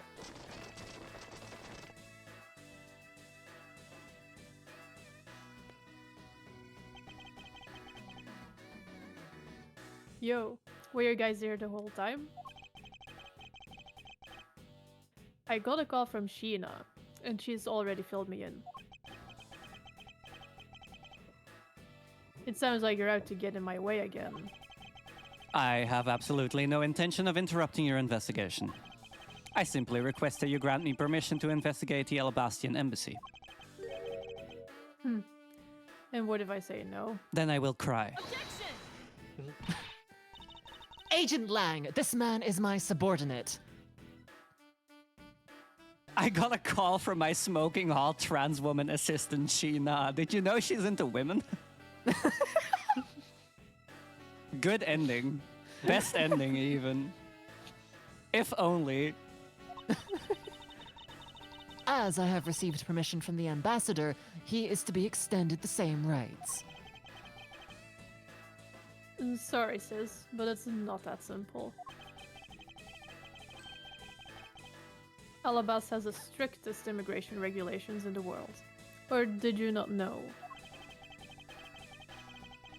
Even among my elite men, about only half of them were admitted into the country.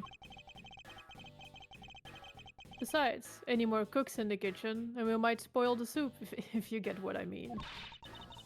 How dare you make such assumptions?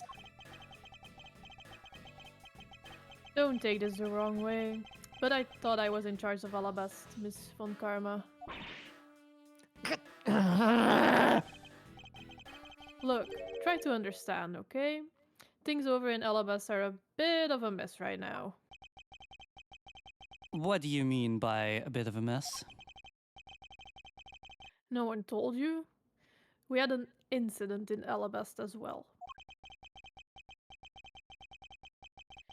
This is what we call a decision based on the investigation, Mr. Prosecutor.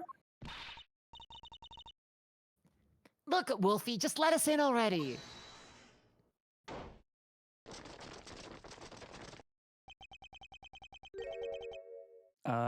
Boss, this is Kirkus Alba. Oh shit. Oh, it is the old man. Is there a problem, Agent Lang? Fucking Fran and Sheena make out while whipping a guy. Best ending. Woo! Now I need to see art of that. Behave. Fan art now. Fan art now.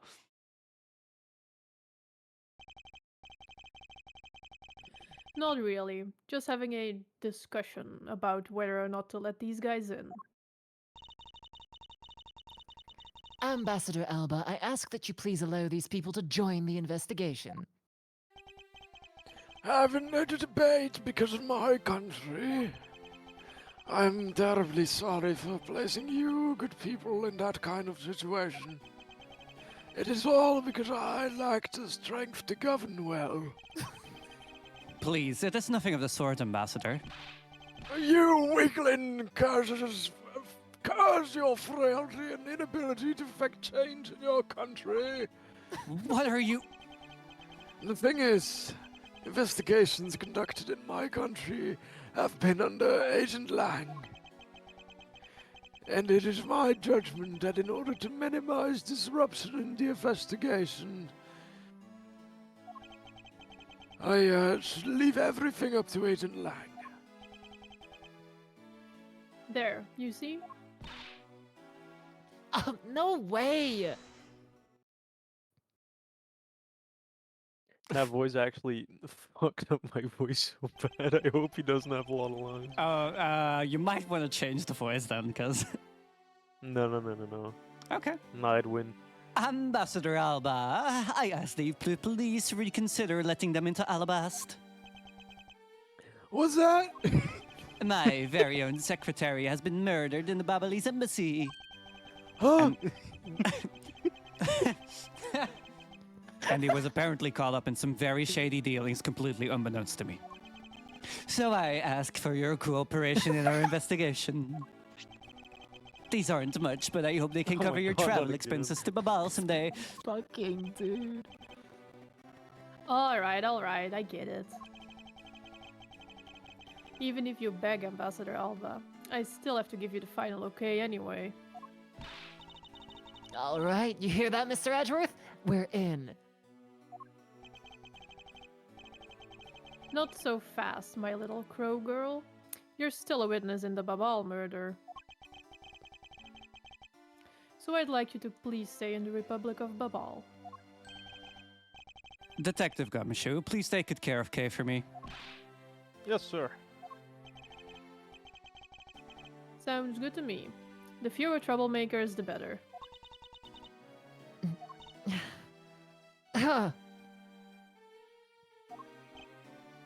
Rasp.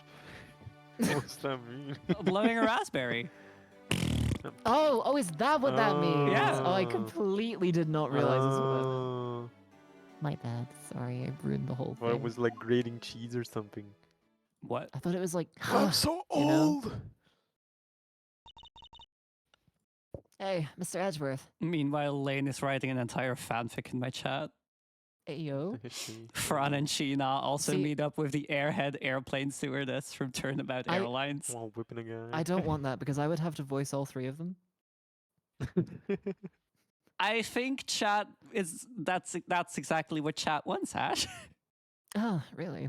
Yeah. Well, in that case, you've pulled, if you insist. It's just the best off of Ash voices in that case. Yes. So, I wanted to ask for a while now, but that lady over there, is she who I think she is?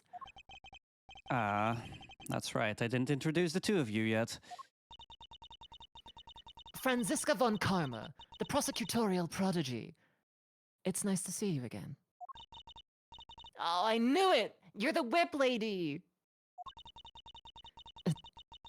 You may address me as Miss von Karma. Miss von Karma, I leave the investigation of Alabast in your hands. Thanks. Rest assured, I will outsmart both the smuggling ring and the Yatagarasu. Ow. The smuggling ring, huh? Perhaps I should ask Franziska a bit more about them before I head into I fucked Alabast. up my throat. I'm gonna have to get a glass of water. I'm very sorry. Fucking. And that's why I said to change the fucking voice. Take that! I'll grab a sip. Ah, and I mustn't forget to thank Ambassador Paleno for all that he has done for me. Oh, I didn't know I was running around right now. Where was I going? Oh yeah. More Edward, you conversations. seem very confused. Are you okay? I Do am you know where having you a are, stroke Edward? right now. You've made so much progress in your investigation in such a short period of time. It's truly amazing. Agent Hicks, whose help I had requested, was cut down before he completed his task. Yeah, I remember that. There is no room for further failure in my perfect investigation. In spite of that, I believe you were able to obtain some insight into the ring, correct? It was nothing. I simply made some deductions based on the smuggled item I was following. You mean the Babalese ink? But why are there restrictions on the export of Babalese ink to begin with? That's classified Interpol info. Franziska, as your subordinate, I'm a part of your investigation now. Don't you think it would be beneficial if I was as well informed as you? Point taken. Very well, I'll fill you in. Recently, we discovered some very well-made counterfeit bills circulating in Zhengfa. Counterfeit bills. Yes, as you may have deduced. The counterfeits are being made with Babal's special Babalese ink. And it's virtually impossible to distinguish the bills made with Babalese ink from the real ones. Thus, it was only natural for Interpol to keep an eye on the Republic of Babal. That's where this document comes into play, correct? Correct. Mr. Kochim was smuggling large amounts of Babalese ink. A mag. Furthermore, he was charged with running the embassy's printing equipment. Wait, he did that at work? Yeah. That's all the evidence I need to know that he was the head of the smuggling ring. However, there remains one tiny problem. Let me guess, you still have yet to find the counterfeit bills or the smuggled ink. Yes. And while we're listing things, I might as well add the counterfeit plates to the pile. Since we haven't been able to locate any of these items in the Babalese embassy, we're looking into the Alabastian embassy next. It doesn't matter where they're hidden. Mark my words, I will find them.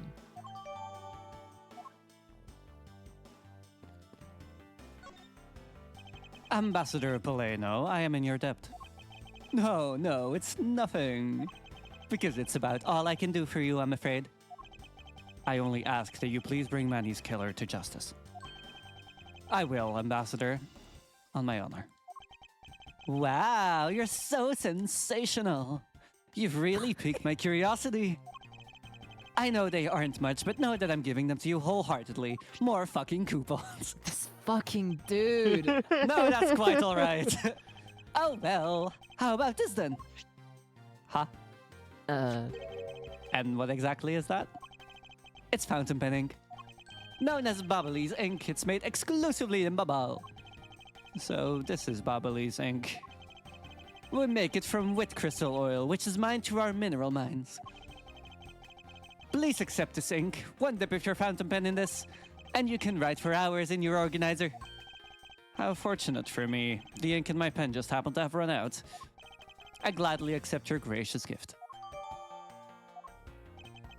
Great! Wonderful! I guarantee to you that writing with our ink is an unforgettable experience.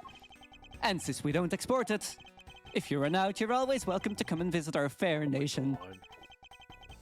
Talk about cornering the customer along with the markets. Well, shall we get going? Oh, for fuck's sake. Fucking Lane writing a hit piece in Edgeworth next. On Edgeworth next, by the way. Don't you think it would be good to give me information in regards to my newest hyper-focus? If you won't, I'll just whine at you for the rest of the case because I'm a big logical boy. Fucking Did hell. Francisca write that fucking message? Like, what? You've really made me think about you in a gay way. Would you like to replace my assistant as my lover? Fucking Ambassador Poleno, I guess. What's wrong, Kay? I didn't get permission to enter Alabast. So we're going to go gather whatever info we can over on the Babalese side, okay? Alright, I'm counting on you two. Right. And I'm counting on you and Miss Von Karma to sniff out the clues in Alabast. Oh, and Mr. Edgeworth, if you happen to come across my phony, you let me know, okay? If you tell me, I'll rush on over straight away no matter where you are. Immigration laws be damned. I'll let you know when the time comes. Is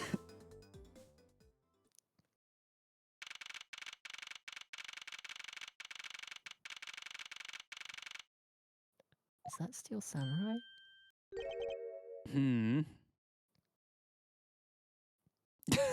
Thing 1 and Thing 2 are going to investigate. That'll be so helpful. Edgeworth and Ken Gumshoe doing anything together. That's so true. Fucking so for true. Are these real. utter That- buffoons are not that gonna solve actually- shit.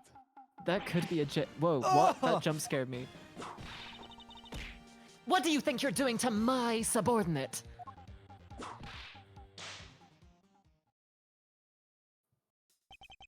You're...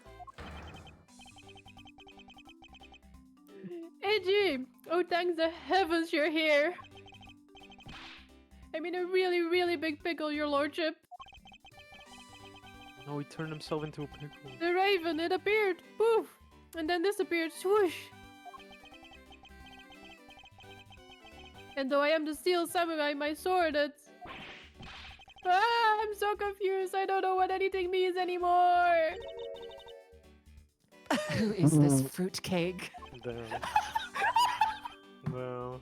I am Larry of the House Butts, married man of Neo-Old Tokyo, milady. Damn. Just called bro a fruitcake. Miles, Are they allowed in here? now Well, I I don't remember quit. this.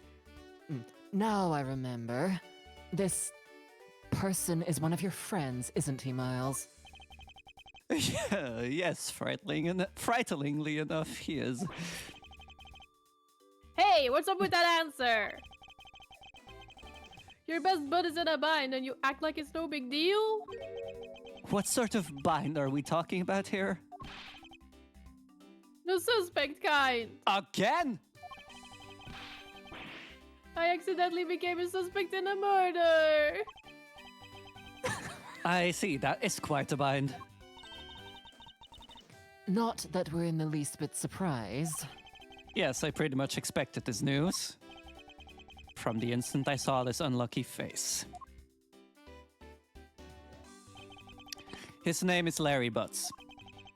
I've known him since grade school, and for as long as I've known him, he has been the world's largest source of trouble with a capital T. Hey, what kind of introduction is that? You're so mean, AG. To be fair, this is like every Thursday for Larry at this point. It really fucking is, though.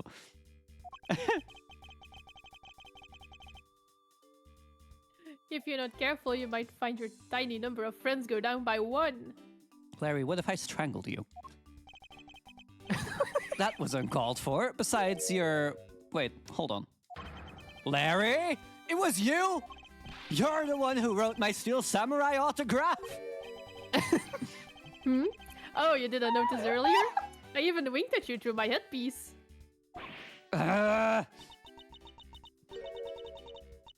What's going on? And why are you beat red? Sorry, but could you not speak to me right now?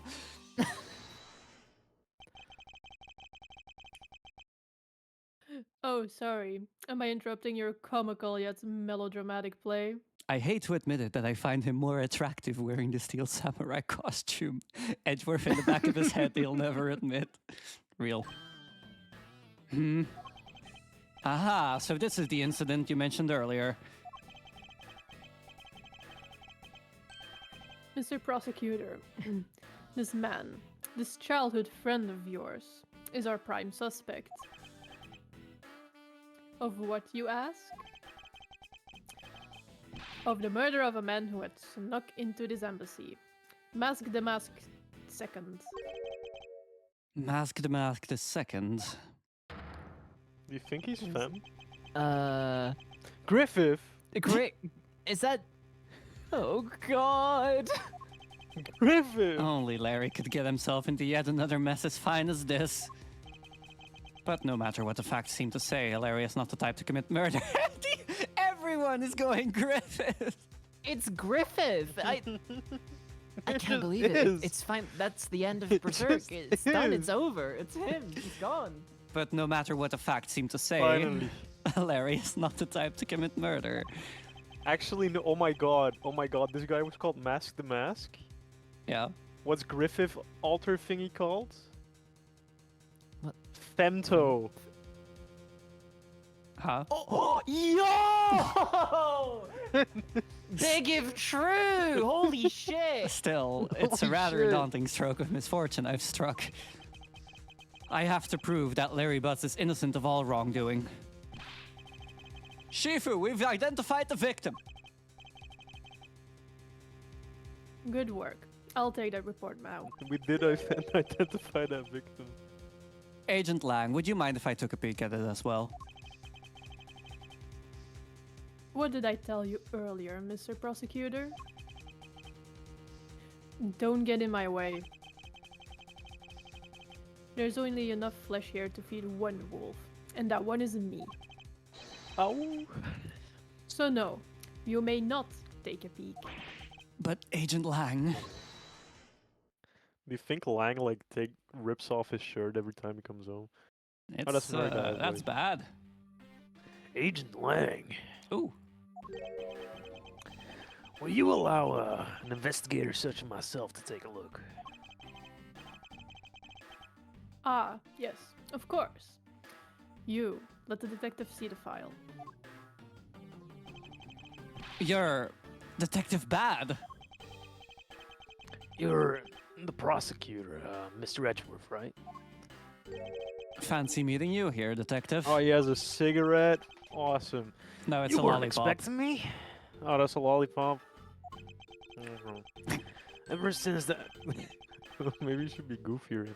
No, ever since that day 7 years ago, I've chased after the Yatagarasu non-stop. I even pressured Interpol into keeping me in the loop in case a card was ever found. What incredible dedication to the case.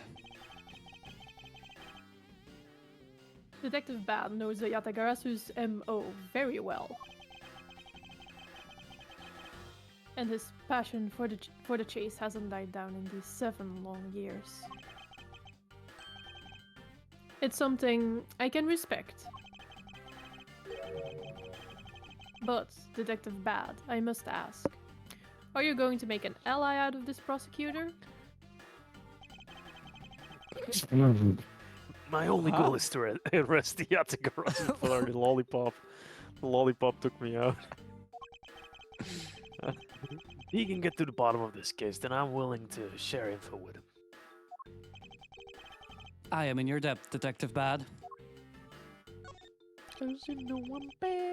About the murder of the Masked II, would you be willing to fill me in on a few of the details? When the Yatagarasu showed up, Agent Lang and I took ourselves off guard duty and put ourselves in charge of directing things at this crime scene. Taking advantage of the chaos. The mask too. That's what the mask is. He broke into this embassy. Probably to steal some treasure or another. And I suppose he lost his life when he was forced to fight someone else in this room. Why exactly was that man placed under arrest, Detective? That samurai? He was born looking suspicious, but not for the reason you suspect, I assure you. As you can plainly see, he is completely harmless. Well, it wasn't just a random guess. It's not like he's actually under arrest. Tonight, here at the Alabastian Embassy, Ambassador Alba was going to give a commemorative speech. And that's when the Yatagarasu showed. But keep in mind, the Yatagarasu isn't who I'm talking about right now. Those seats for the guests who had been called to sit in them were empty. A no-show. Who was it that failed to take their seat? The Steel Samurai. Until the speech was to begin, each member of the entire Steel Samurai family was to wait in a separate room. However, for some weird reason, that man was spotted in a different location than his assigned room at that time. And where was he? He was on the roof with one of his legs down a chimney. That chimney leads directly into this room. It's not looking Larry good. Butts, you've really outdone yourself this time. What were you thinking? In any case, I believe it's high time for me to start my investigation. Begin investigation. What were you thinking, Larry? Oh, I don't know. Larry, there are a few things I need to ask you about.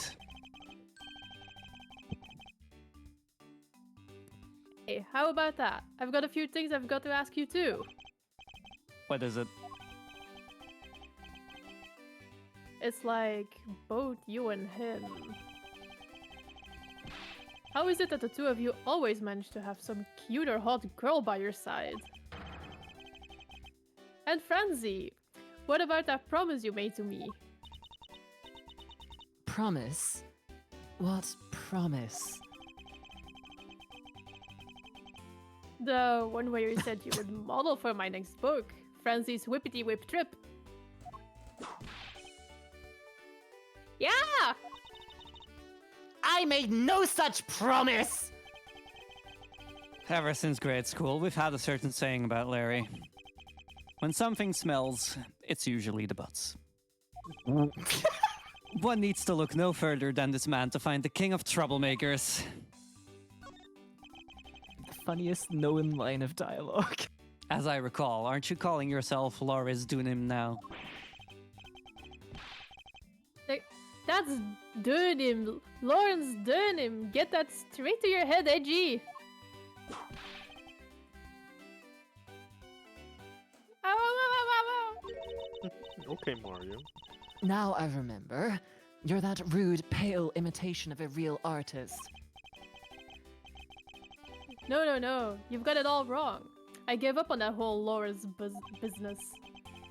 Besides, when Banjolina left me and my heart in pieces, that's when Mindy walked into my life. She's been so good to me that I wanted to help her in some way. And I figured I could through the Steel Samurai outfit. Your inane blathering makes less and less sense each time we meet. I believe he's saying that he picked up this part-time job as the Steel Samurai so that he may attempt to capture the heart of the actress who plays the Pink Princess. You got it. I knew you'd know what I meant, Edgy. Not really. It's not so much as I understood. But a simple deduction based on your usual modus operandi, Larry. See, that's funny because Edgeworth is incapable of comprehending attraction to a woman. So he has to deduce that Larry might be attracted to a woman. He Yeah. can't understand it intuitively. Many people would pay for Fran to whip them like that. That is true. Yeah, crazy. Crazy? Larry, I'd like you to confess right now to everything you did tonight. Confess? Hey, don't tell me you suspect me too. Nonsense. I don't believe you have the mental acuity needed to plan and execute a murder. However, we are talking about you here, so I find it hard to believe that nothing happened. For past experience has taught me that you are always at the center of some insane event. Edgy, how can you be so mean? Stabbing me with your words like that. Because you stole my lunch money, motherfucker. True event, by the way. He did actually do that. Unfortunately, I don't have the time to search out the key to unlock your heart this time. So I suggest that you cooperate and tell me what you know. Wait, what? Sorry? Okay, I get it. Just stop Franzi from whipping me from behind. She'll whip you from the front instead. So, I guess you know what I did, right, Edgy? I can't even begin to imagine. However, I imagine that whatever you were up to was probably beyond my imagination. Cyclock reference? Yeah, it basically was. Yo! What? So you will tell me what exactly you did, Larry. Nope, not yet, Edgy. It'll take more than that to loosen my lips. A lot more. Confess now.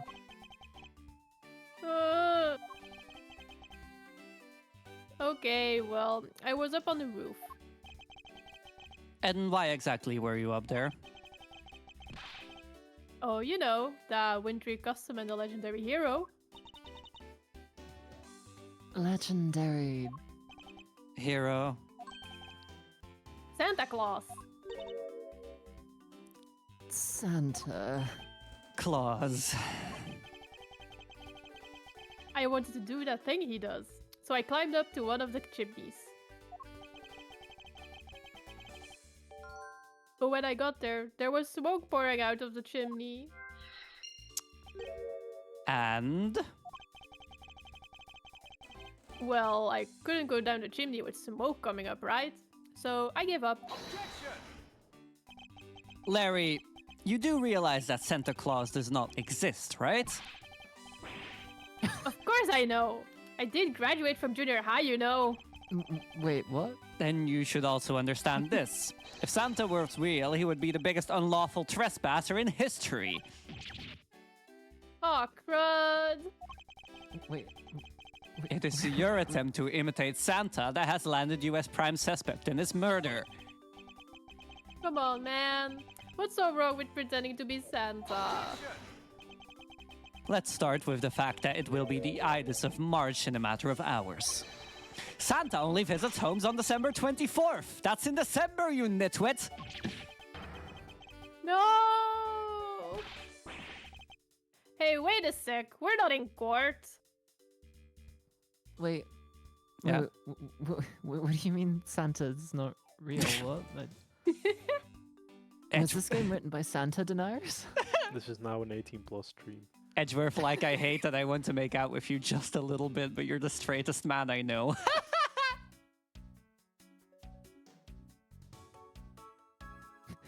I can't see Edgeworth making out with Larry. I can I mean, only you can if you Google it. Probably, yeah. probably. I'll prove it right now. No, please don't. Let me be in blissful ignorance of that fact. It's a I can't believe they fireplace. killed Griffith, man. Can't believe Berserk is really over. It's a fireplace, and by the looks of it, I don't think it's been used recently. Yes, I can't say that I see anything unusual about it. Straying into Sheena voice a little bit there. So this is the victim, the Mask 2. What is with this gaudy outfit? You don't know about Mask the Mask? A few months ago, this thief caused a lot of havoc on the populace. So this thief is separate from the Yatagarasu. Yeah, he's a Griffith, though. Not a Mo. I thought they were for a while because their MO and targets were different. The mask likes high-value trinkets. Oh my god, same. And jewels. And being gaudy is his signature. Gumshoe was in charge of that investigation, so he'd know more about the mask. That's all right. All I'd probably hear are tales of his failure anyway. You haven't changed a bit, I see. In any case, let's get started here, shall we? No. I won't rest Well, until I have inspected every nook and cranny. Why don't we, Boss, like, chat take is telling you turns to take a reading it? sip. You and Bass need a sip? I've been sipping Cat's Nable, but thank you for being concerned about me. Edgeworth is in the back of his head, slightly thinking about kissing every man he sees. I think Edgeworth is Except very. for Gumshoe. I think Edgeworth is very committed to Phoenix, actually. Yeah, do you think so? Yeah. Do you think there's like Phoenix Wright, Miles Edgeworth, Empreg? Oh, definitely. That's not a question. That's a fact. Should I Google that right now? No. Yo. So this is the yo, murder weapon in this case. There's blood on the blade. It's a rather sweeping sword, isn't it? What did you expect? It's still Samurai Daddy's secondary weapon. Steel samurai what? sorry? I only call it his secondary because although he uses a sword in most of his battles, it's his trusty samurai spear that he turns to in a real fight. You sure know quite a bit about the steel samurai. That's only because I saw the stage show earlier. The owner of the sword is the Seal Samurai, or in other words, Larry. I should probably ask him about it, as detrimental as it is to proving him innocent. Larry is that guilty drunk lay you never want to think about again. He... You know what? Yeah. I thought that the mask had quit the business. This guy, he's just a copycat using a name, a phony successor. He's just another petty thief. His real identity is an out-of-work guy by the name of Kashino. He's 29 and wanted on larceny charges. Yo, me too. From his clothes and what he was carrying. We determined that this guy is the real Damask too. The cause of death appears to be the loss of blood from the back of his head. It seems that he was struck with something very hard. In other words, he was bludgeoned to death.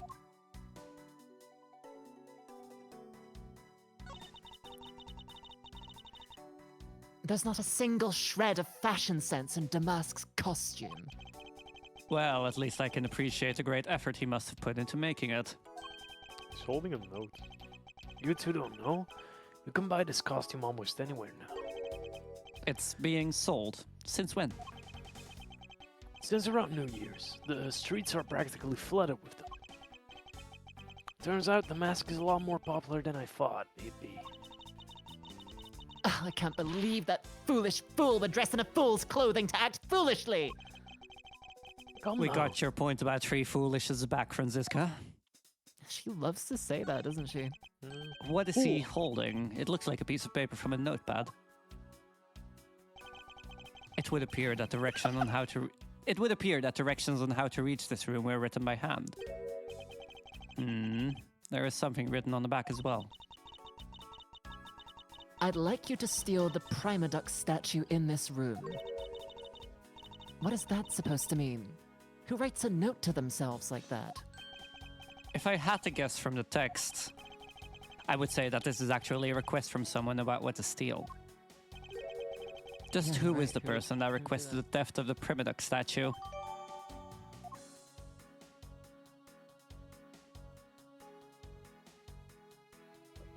Or maybe he has like a memento situation going on. He has amnesia. Yeah, maybe. It's like, what am I doing again? Oh yeah, steal the statue. Right. I suppose this was the wrapping cloth Damask too used to carry his stolen goods. But there's nothing wrapped in it now. I guess he never did manage to get his hands on whatever it was he was out to steal. I've naturally forgotten what was written on the note 2 seconds ago.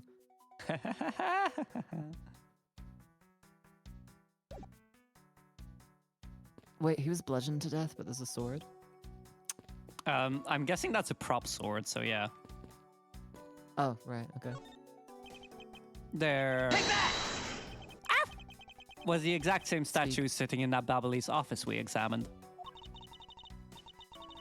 It's the Primaduck statue. It was the national treasure of the Principality of Cadopia. There was only one of these statues, meaning that one of the two is a replica. But both Alabas and Babal claim to have the real thing. What an incredibly childish fight to have. I won't rest until I've inspected every suspicious-looking statue. What? Robbed. Oh, fuck off. Let me at least keep scammed it. again. Let me at least keep it original. It's a Primaduck statue. There was one of these on the Babylese side as well. I hear it's very valuable and made of pure gold. It was the national treasure of Cadopia. There was only one of these statues, meaning that one of the two is a replica. But both Alabas... Oh, wait, didn't we read this out already? Oh, wait, no, it is different. It is different. It is Okay, wait. different, but But both Alabast and Babal claim to have the real thing, and won't budge from their claim. what an incredibly childish. No, this is the same. Miles, do you ever feel like you've repeated a conversation? It's like partially the same and partially different. But like, it's slightly different. Do you ever have What the a feeling of child. deja vu? I don't know. Frequently. Do you ever have the feeling of deja vu? I sometimes have that feeling of deja vu. Do you have that feeling of deja vu right now? Cheers, love the cavalry's here. Where? Shut the fuck up. Where'd you do that? I on the street and on my Time to go. I don't know any of What's the that? lyrics to this song. I only sing the tune and put some words to it. Whoa. I actually do know the song by heart. Yeah, so Oh, do I. well, look at you. There was almost the exact same wall mount for the knives on the Babalese side. But I can't see any of the details from this distance. Well, walk over then, you dickhead. I can't. We're locked in this format. The counterpart to the Babalese butterfly is the Alabastian flower. The butterfly and the flower. They're both lovely things. But can we interpret this to mean that Alabast provides honey to Babal? Francisca, can't you come up with a more meaningful or profound comment? Very well then, let's hear what sort of profound comment you can come up with. Well, flowers cannot survive without the butterflies that spread their pollen. And butterflies cannot live without the nectar that flowers provide. If either one were to disappear from the equation, neither would survive. How is that, Miss Von Karma? Your explanation took so long that I nearly fell asleep. Well, let's continue the investigation. Francisca, why can't you just admit I had something there? She's me for real, for real.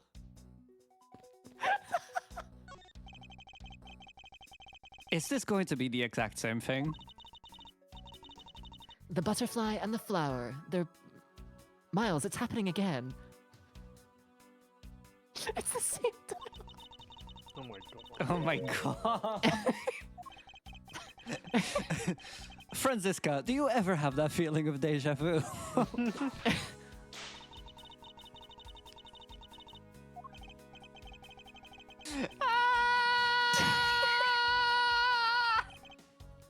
Miles, do you ever feel like you're being watched? Do you ever, Francisca, do you ever feel like you see yourself in third person? Does this ever feel like a Occasionally. game to you? Francisca, do you ever think you might be a character in a video game? The thought has crossed my mind. There are some weapons on display on this wall, a crossbow, and under that, a set of knives bearing a flower motif. They must be the counterparts to the Babalese knives. Which means that the blades inside these scabbards should match the blade that was used to kill Mr. Cochin. I won't rest until I've inspected every suspicious looking weapon.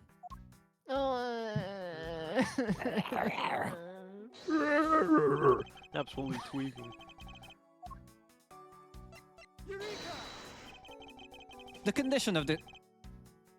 Motherfucker, I'm wrong. The condition of this here is related to this piece of evidence. I don't see how they're related in any way. Because how so are there 3 knives here when one of them was in... Oh no, they're just scabbards, aren't they? There might not be anything in them. Okay, but then is that still not a valid deduction to make? No, Francisca, this is not like you at all. Don't tell me that you don't understand the meaning behind this piece of evidence. well, I don't. I suppose I have no choice then. I'll just have to explain it to you from the beginning. Ooh, mansplaining. What you should be doing from the very beginning is admitting your mistake. She saw right through me. Motherfucking... Stupid game. Just like, inspect them, Lomeo.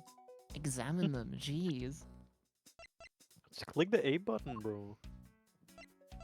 Oh. I Oh. see. I was... Sushi is Holy rating me shit. high. Good evening.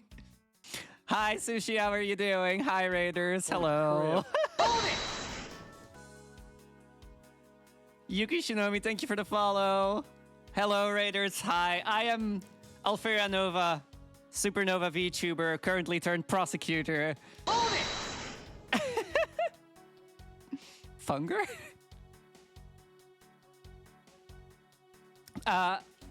Wait, wow, sorry, I lost my train of thought for a second. Hi, I am Alfira Nova, Supernova VTuber turned prosecutor, because we're currently playing through the entire Ace Attorney Investigations collection and completely voice acting it for... How long have we been at this? Almost a week now? 6 days? Yeah, almost a week. 5 or I think 6 so. days. But yeah, hi Raiders. Sushi, what were you playing? I feel like I saw earlier on Twitter and I forgot already. I'm sorry. But yeah, if anyone needs to go and grab a snack or have a rest or anything, that's completely fine. Thank you for popping by cool. anyways. Please, playing Lethal Company with some people. Yeah, I thought I saw you were doing a Lethal Company collab. I hope you had fun. We should play Lethal Company again sometime. It's been a while. And I really enjoyed the last time we played. But yeah, if you need to go and get a rest or anything else, that's completely fine. Thanks for stopping by. For those that do want to stay, we're on the last case of the first game. And it is a... It's been a banger so far. It's been a really fun one, actually. We had lots of fun, absolute chaos. I can fucking imagine. Lethal Company is always such a mess, but in the best way possible. All right, yeah, we had a knife handle, right? Try that, I guess.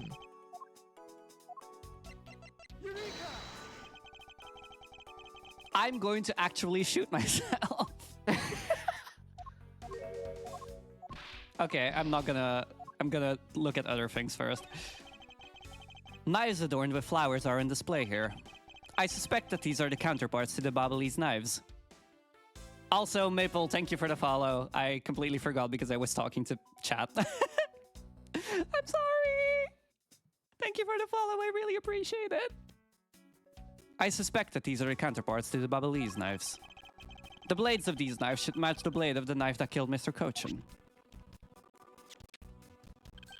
What? One of the knives is missing its blade. Let's see if the two pieces, the blade and handle, fit each other.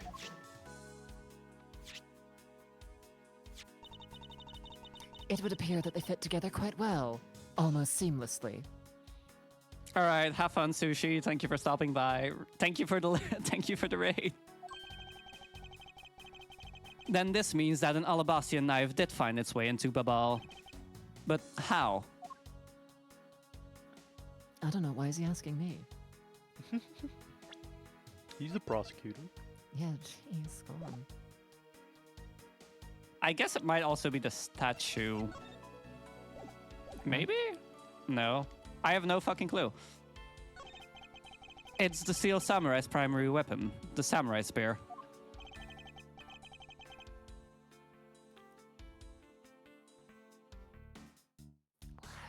Mr. Butts. Isn't it awesome? I totally fell for this thing. Were you fighting our cat by any chance? Yes. Thought so. It's sleek and shiny, just like my heart. What did you mean by that, Larry? It comes at you like whoosh! When you hold it, you just want to live life like BAM! You do well to watch what you say, Larry. Although, it is just as Larry says, the spear is quite a symbol of valor. However, speaking of spears, aren't you supposed to use them by thrusting the point straight into your opponent? I'm not entirely convinced the spear is up to the task.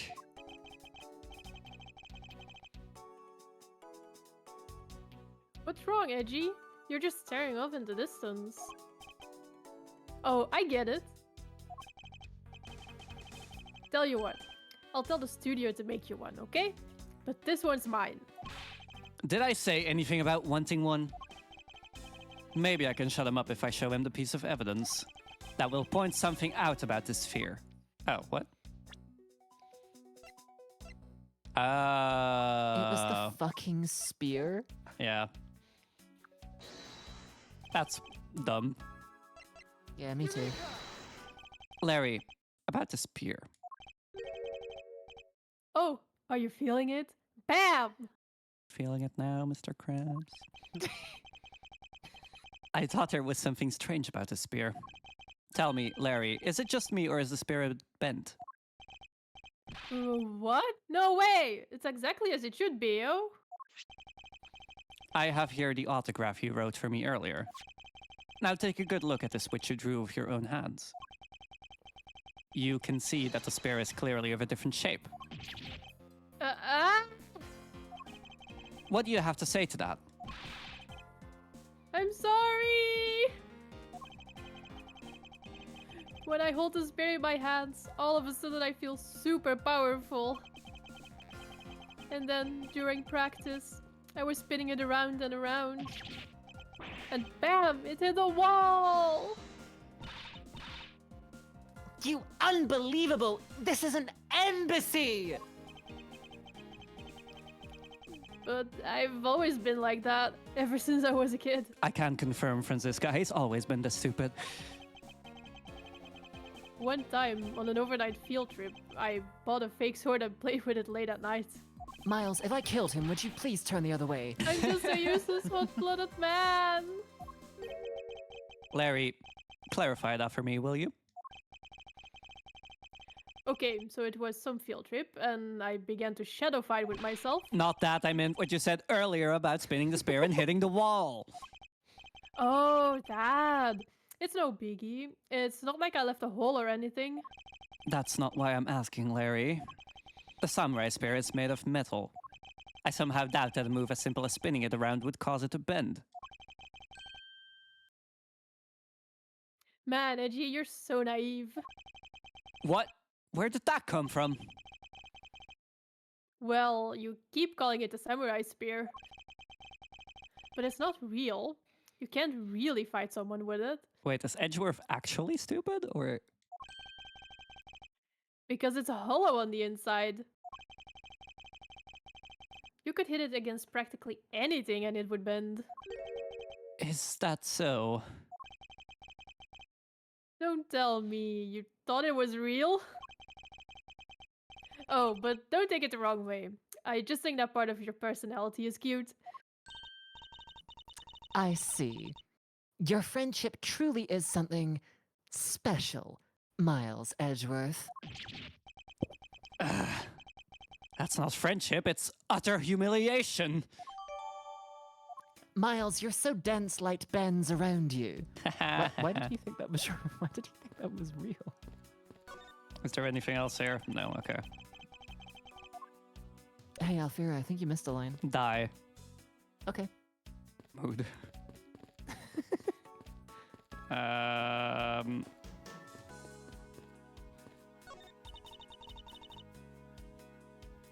This must be Ambassador Alba's desk. His notebook is open on his desk. He must have been in the middle of some important work. Sapling growth log. It finally sprouted today. Funny, it doesn't look like important work to me.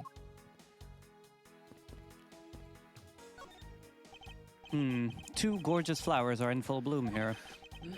I'm sure flowers as lovely as these must have an equally as lovely name. Miles Edgeworth, are you done staring? I should hardly think passion flowers are all that rare. Passion flowers. That's a rather unusual name. It was named by priests in the 15th century for the Passion of Christ. As they say, you learn something new every day.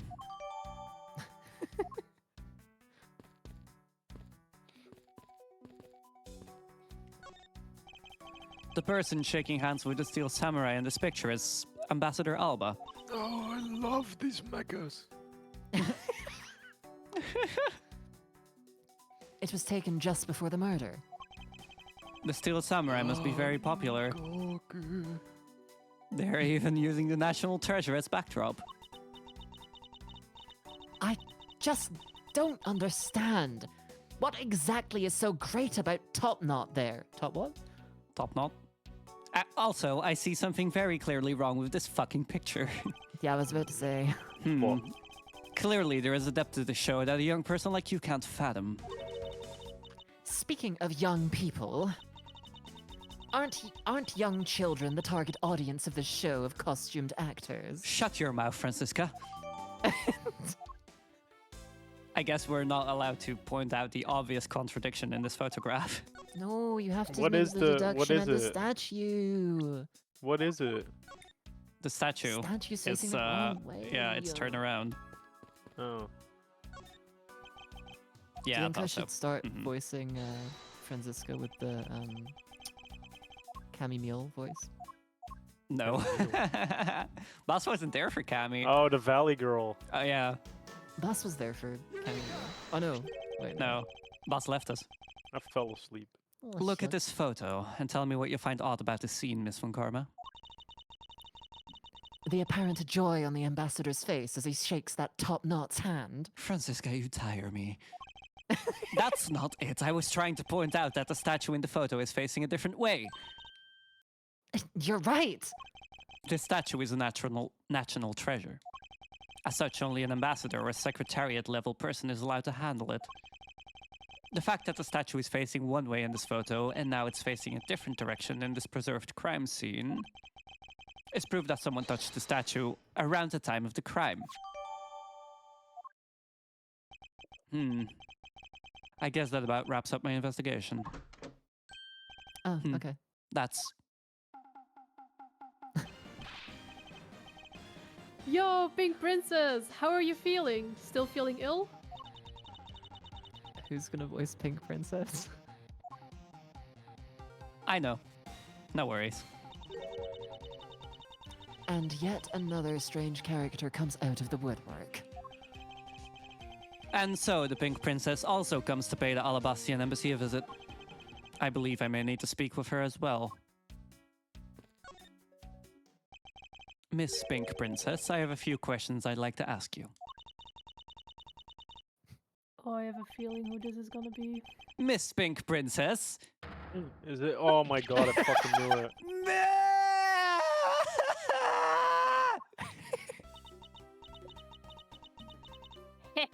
This must be what they call fate. She's kind of How serving in could that, this isn't it, though? happen 2 To days be in a serving, row? Oh, what the? Aren't you Miss Old Bag? Why are you so surprised? So you're the one they got to play the Steel Samurai. It's too bad I didn't realize that until now. You are acquaintances with Larry? Why, yes. We worked at the same company for a little while, you know? Miles Edgeworth, Gilf Hunter.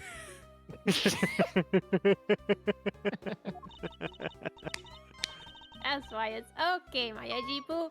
You don't need to be jealous. I was in the next room, you know, trying to get in some beauty sleep. But it was so noisy here that I couldn't fall asleep. So I came over to complain. Hunter as in like killer. Surprised he didn't yet. So imagine my shock when I saw my precious Ejipu waiting here for me. I mean, who could have imagined that you would ever come to a show like this? I guess I misjudged you, Ejipu.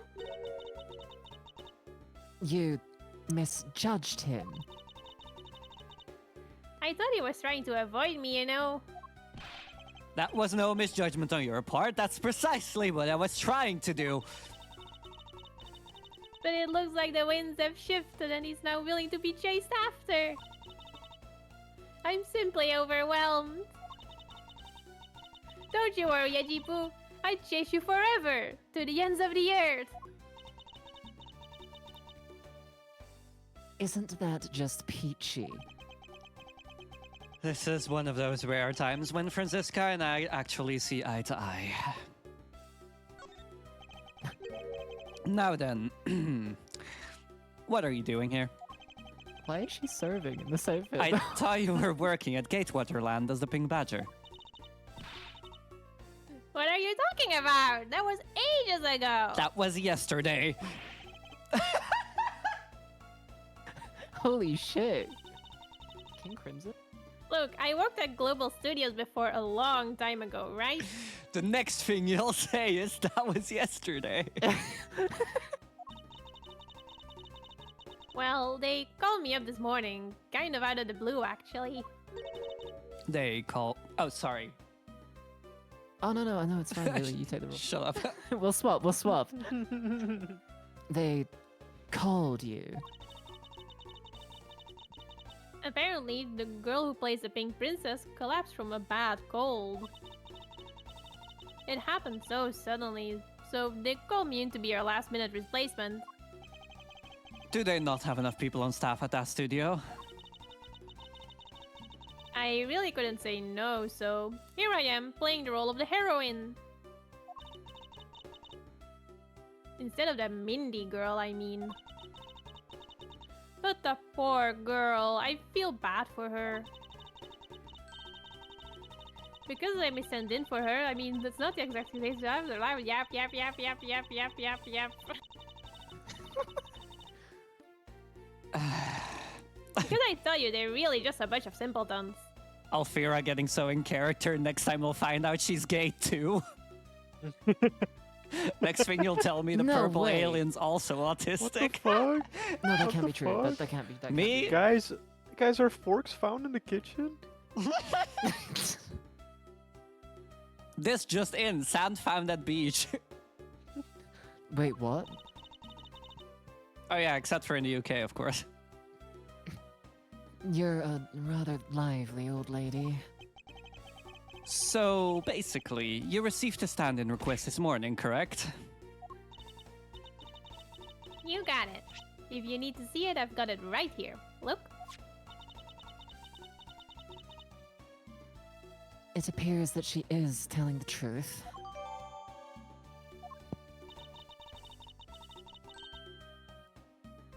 I tell you, my fine acting moved the entire audience to tears. Yes, tears of laughter, as I recall. But being famous has its problems too, you know. Here, take a look at this. Hmm? It's a letter from a stalker. I was just taking my break when I found it stuck under the door to my room. That's really fucking Honestly, do funny. you really have to watch out for these kind of things? Look what it says. Wendy, I'll be descending on you above tonight. Your loving night. How absolutely revolting. I mean, you'd think you could get my name right. There's no accent in my name. Wait, this horrible handwriting. Where have I seen this before? Ah, but now that you're here, Ajipu, I feel 100% safe. Well, I sure don't. Where do I factor into this? You'd bust that evil stalker man for my sake, wouldn't you, Ajipu? Well, if you allow me the liberty to handle this in my own way, I'll gladly dispatch a detective to your house later. Oh, come on, Ajipu. Stop being so dismissive and playing hard to get.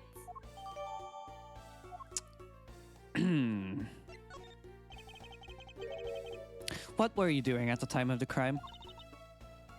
What crime? What? After the show was over, I've had nothing but free time on my hands.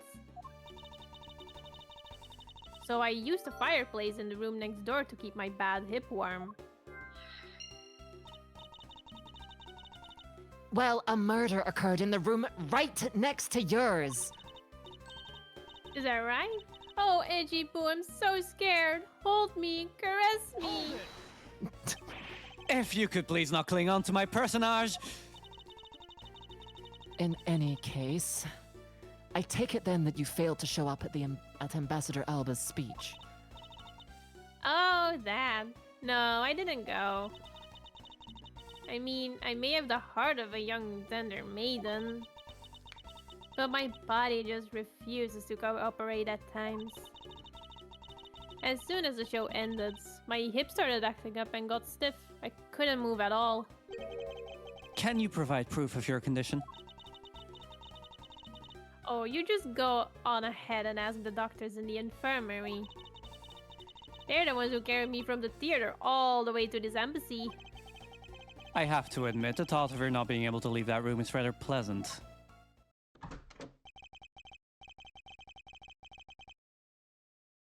Prosecutor from Karma, I've brought the police dog as you requested, sir. Good work. You may leave now, officer. Puppy. A dog. Holy shit. This dog. I requested the assistance of a dog in our search for the Yatagarasu. Looks like you guys have some pretty bright dogs in this country too. Is that missile? Hey, you're a real cutie, aren't you? Yeah, that's a good boy. That's the police's dog Gumshoe's been taking care of. I think its name is Missile. Yeah. Why is it He's called- very sleepy. What a fitting name for a police dog that dashes out in front and attacks. Why aren't you voicing the dog? Shut the fuck up. That'd be quite fitting. Chat is calling me out. Alfira, speak. No. Oh. She just did. She spoke. Asshole.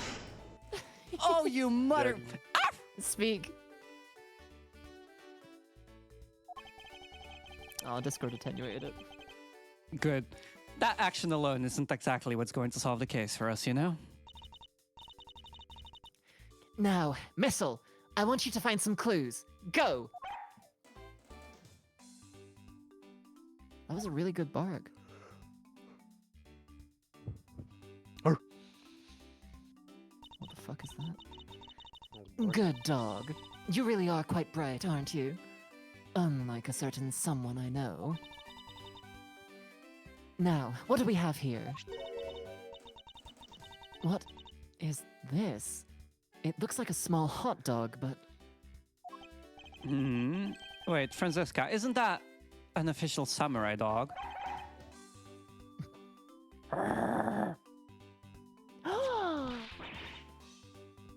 no! Bad missile!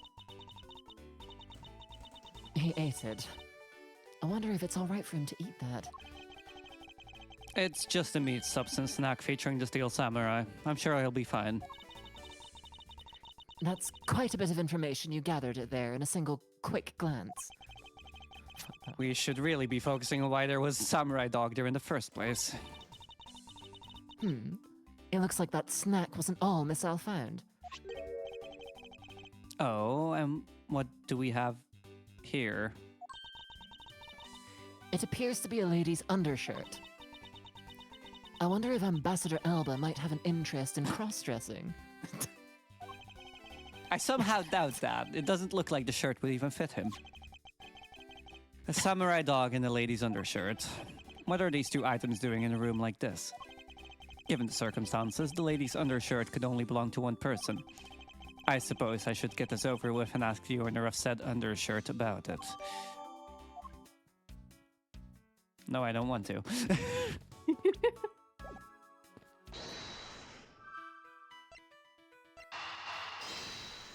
I'm going to think first before I talk to her again. There is no trace of this room's fireplace being used. And your point is? Ahem. Smoke was supposedly pouring out of the chimney connected to this fireplace. At least according to Larry. This is a contradiction of fact, is it not? I knew that. Are you sure he wasn't just disoriented or something up on that roof?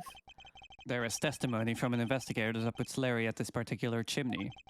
So no, I don't think it was a mistaken impression on Larry's part. On the other hand, the fireplace in the next room was being used at the time. Where do you suppose the smoke from that fireplace went? Ah, I see. So what you are proposing is this. The smoke that came out of the chimney was actually from Miss Oldbag's fire. So, basically, the fireplaces of neighboring rooms share one chimney. Is that what you're implying? Precisely. I knew that. Knew that all along.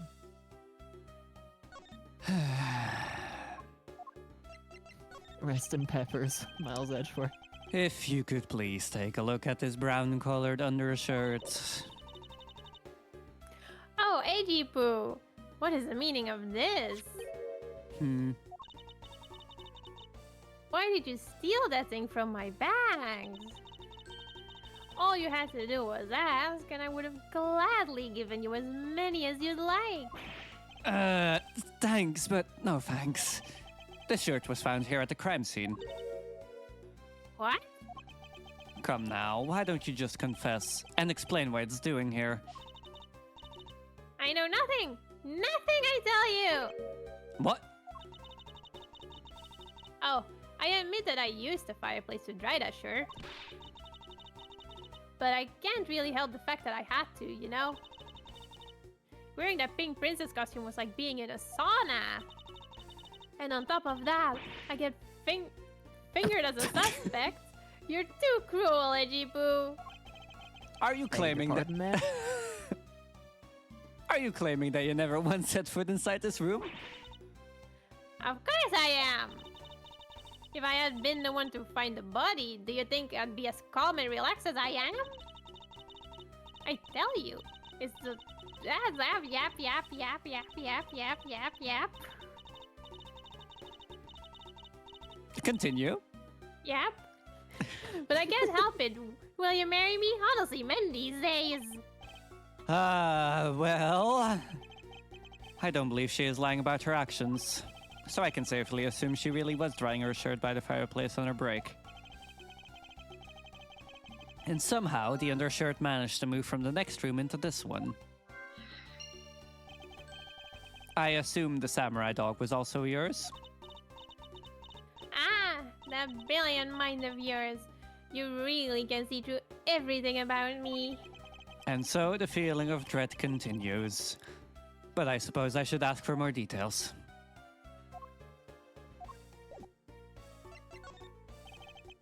That samurai dog was yours, wasn't it?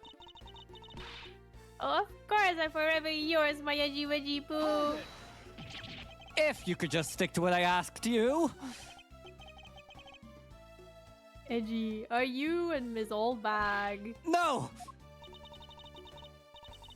You really don't change, do you? When will you learn to know how to take a joke? Anyway, that samurai dog wasn't mine. Those things are a present from the studio to the embassy. A present? The studio bigwigs basically told us to play delivery boys. We were supposed to hand the dogs off to the embassy people and then tell them hi. I had to pile them all into the pushcart just to move them all. Those studio guys should have delivered those things by themselves, right, Edgy? So, did you deliver the samurai dogs to the embassy staff as per your instructions? Hey, Edgy! Don't just ignore me and my question! Aren't you going to stick up for me? Ah, about that. See, after the show, I went to rest a spell in the dressing room. Because of my bad hip, you know. And there they were. The samurai dog were just sitting on the dressing room floor.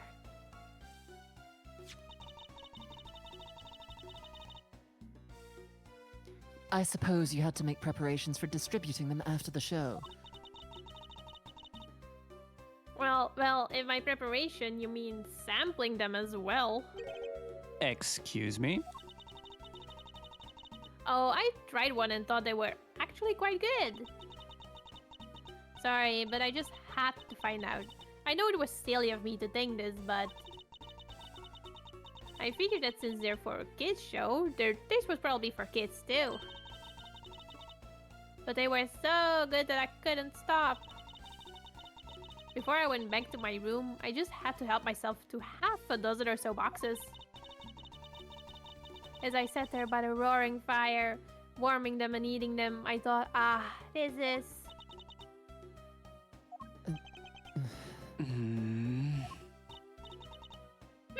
What is it now? Oh, I know. I bet you want a box too, don't you, my edgy poo? Well, who am I to say no to you? But I'll only give you one. The rest are all for me. Guys, I'm having a stomach-related emergency. I'm gonna be back in like however long it takes. I'm so sorry. Godspeed. Stay Does- strong, soldier. Does Gumshoe Thank you. does Gumshoe need to go to the toilet? Yeah, the Gumshoe needs to take a number gum too. All right. Godspeed, soldier. Good gum luck. Looks like the lesson for today is that when the Steel Samurai and the Pink Princess take off their masks, they transform into a pair of annoying troublemakers. Good luck on that Gumber too, pal. Gumbertsu. Oh my god, you're so funny. Ash, what? Nothing. I was really struggling to get to that fucking clock. Jesus. There was a grandfather clock just like this one earlier in the Ablaze Embassy. You know, symmetry is a fine thing, but their interior design really suffers for it. Really? I think this clock actually fits the decor of this room quite well. I suppose the wood does suit the all-natural atmosphere of this room. Its design and the material it's made of strikes a good balance with the plants. Hey, you two! Now's not the time to be talking about interior decorating, you know? Hurry up and save me! Be quiet! Ah! This is all part of my elite investigation. All you need to do is be quiet and watch. Actually, I do believe Larry has a point for once. No.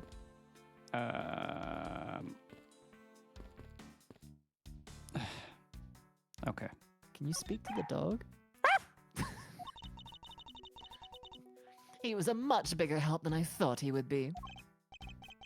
Yes, however, there are a few aspects I don't understand about what he found. In that case, you should keep on investigating until you do understand. Now, my subordinate, continue with the investigation. Yes, ma'am. All right, I will. It is with great dread that I proceed and do what I must do to solve the case.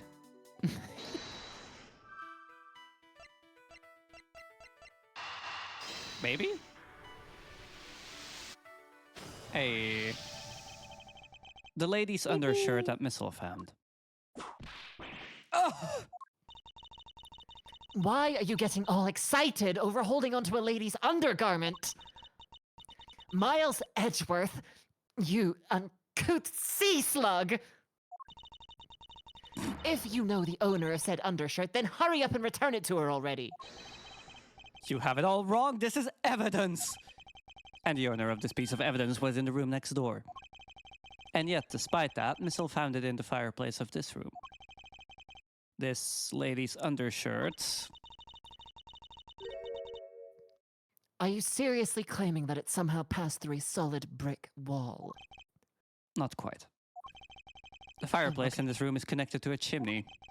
The other fireplace in the other room is also connected to the same chimney, leading us to the possibility that the two fireplaces are connected to each other.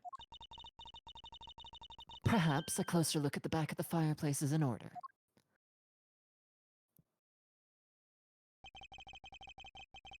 There is an X on the back wall of the fireplace.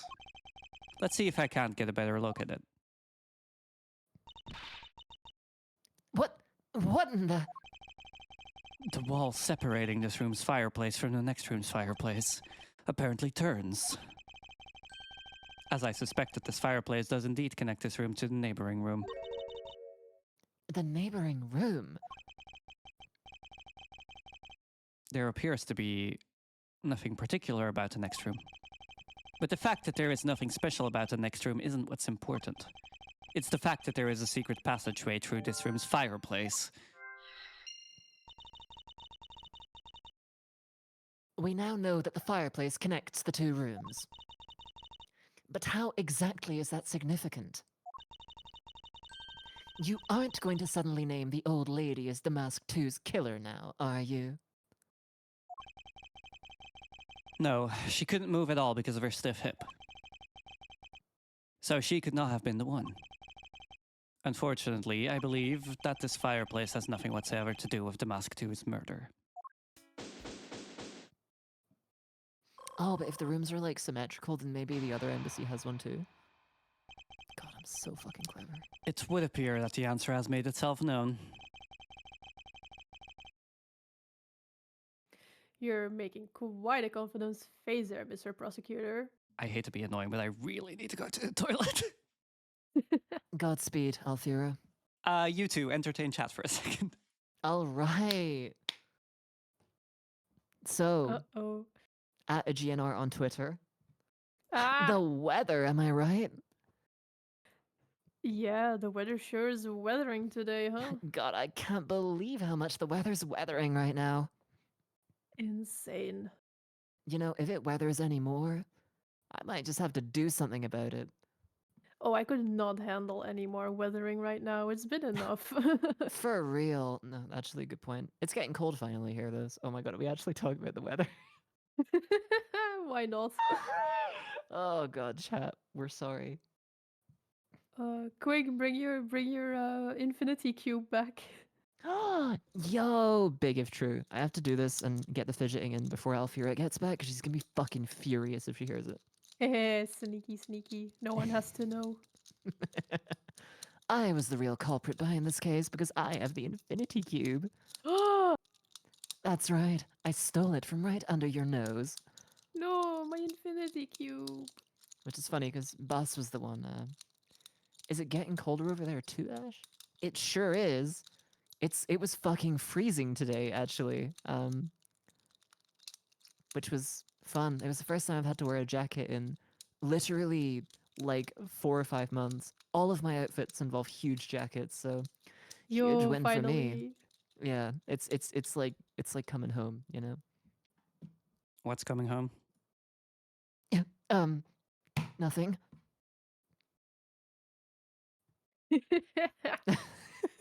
Huh? Don't worry about it. Don't worry. Yeah. You'll. It's fine. Don't worry about it. Yeah, chat is not going to be helpful and be on my side, is it? Chat is never on the streamer side. That's just the way it is. Listen, you weren't here for the conversation. No, but I do have the VOD, and I will return to it after the stream. You wouldn't. I was not entertained, Alfira. Come on, we tried our best. Our deepest apologies. I don't apologize for anything. Bring it on. I'm ready to counter any argument you may have. Very well then, if you are prepared. I'll show you exactly where my deductions have led me. Good, I'm counting on you, Edgy. Bad idea, Larry. Leave it to me, Larry.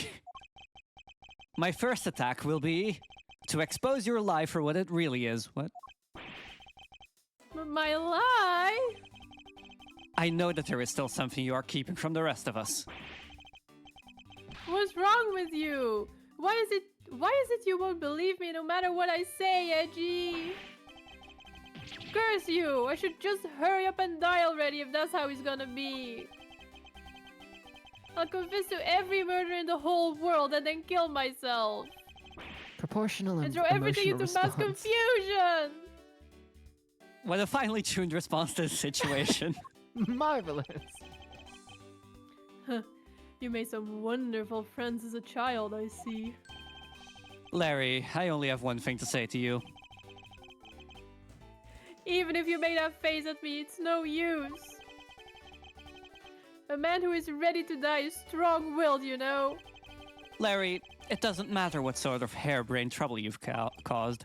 I only ask that you do not lie to me. If you cause an innocent person to be judged unfairly because of some insipid lie, I will never forgive you. Edgy. Although, allow me to say that I consider you to be among the innocent in this case. And that I will draw the real killer out. You can trust me on this. Alright, this time I'll tell you the whole truth, okay? What happened, what didn't happen, the works. Just what happened will do. Now then, if you would please testify as to what you did up on the roof tonight.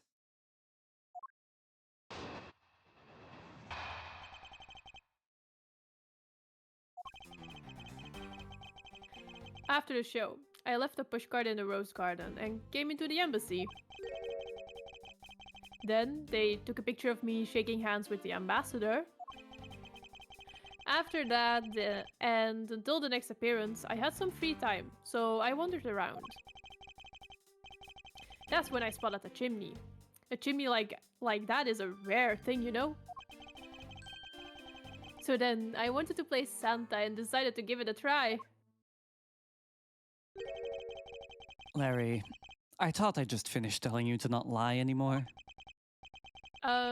But it's kinda ultra embarrassing. And what exactly is so ultra embarrassing that you can't tell me? Edgy, man. I just said it was embarrassing, so of course I can't just blurt it out. So you just gotta have to reason it out of me.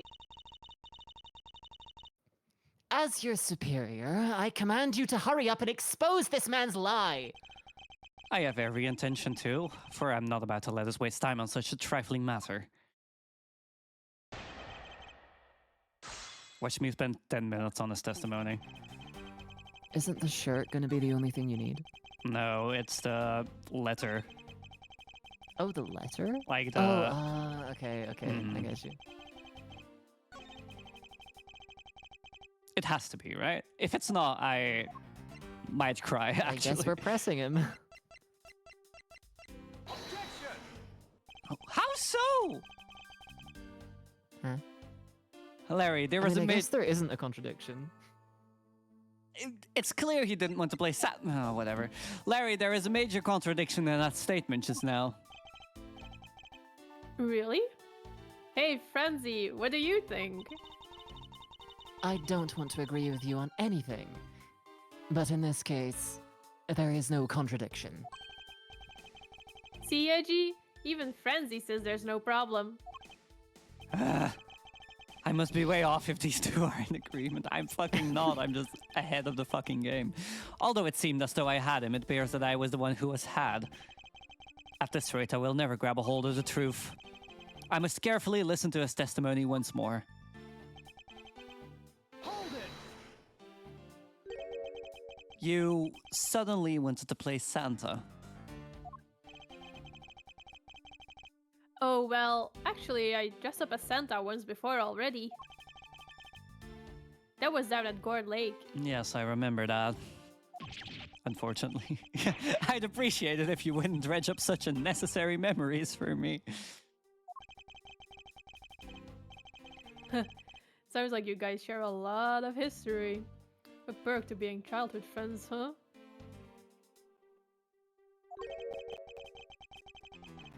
Besides, it's not a felony to dress up and play Santa, you know? Santa doesn't go around killing people after he comes down the family's chimney, after all. Actually, is it worth delving into whether or not playing Santa is a big deal? Yes. Actually, I believe in the case of this man, playing Santa is actually quite a big deal. Are you saying that your body isn't exactly made of Santa quality stuff? Precisely. You hit the nail on the head, Agent Lang. Hey, Edgy, that's so incredibly mean! Tell me something, Larry. Did you know that Santa's job is to deliver presents to people all over the world? Of course I know that!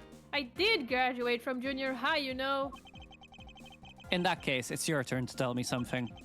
I want you to tell me to whom you were delivering a present to.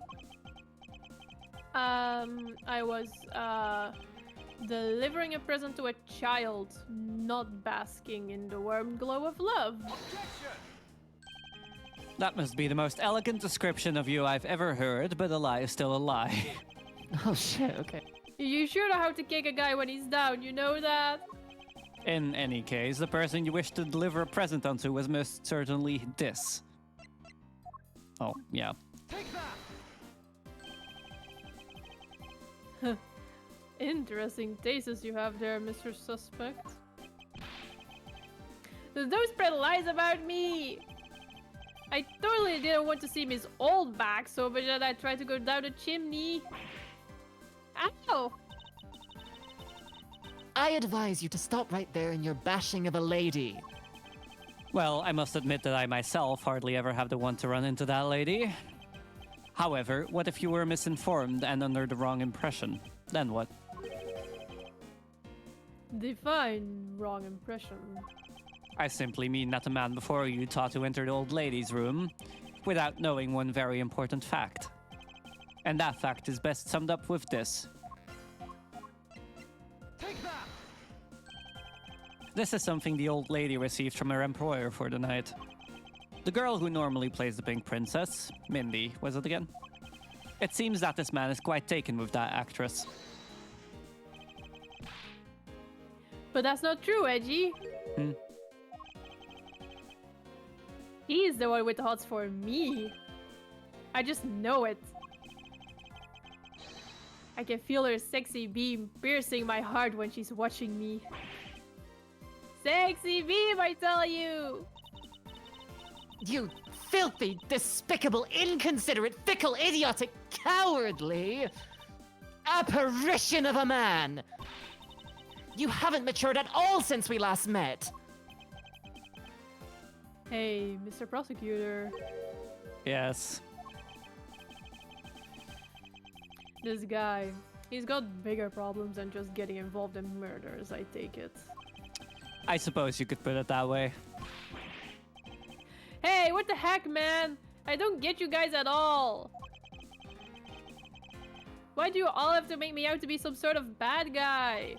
To return to the original topic, I propose that at least as much has been made clear. Without any knowledge that Miss Mindy had fallen ill, Larry tried to make his way into the Pink Princess's room. That much we know for sure.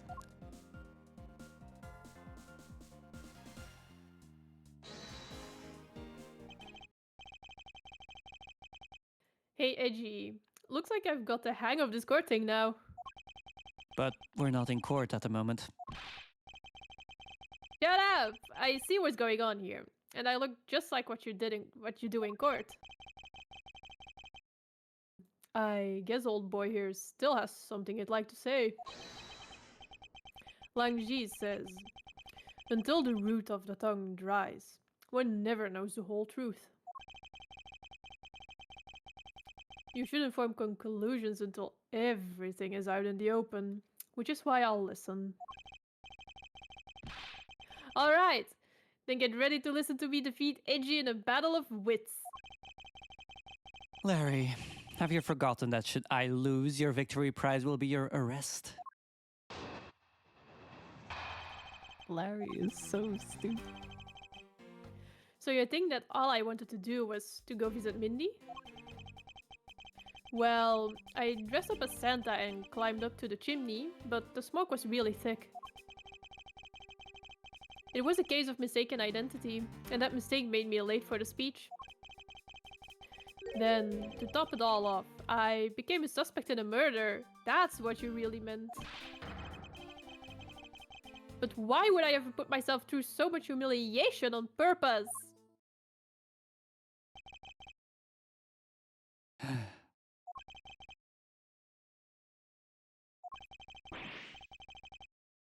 Hey, someone say something! Larry, are you seriously trying to submit this not as a confession but as testimony? So what if I am? Is there something wrong with that?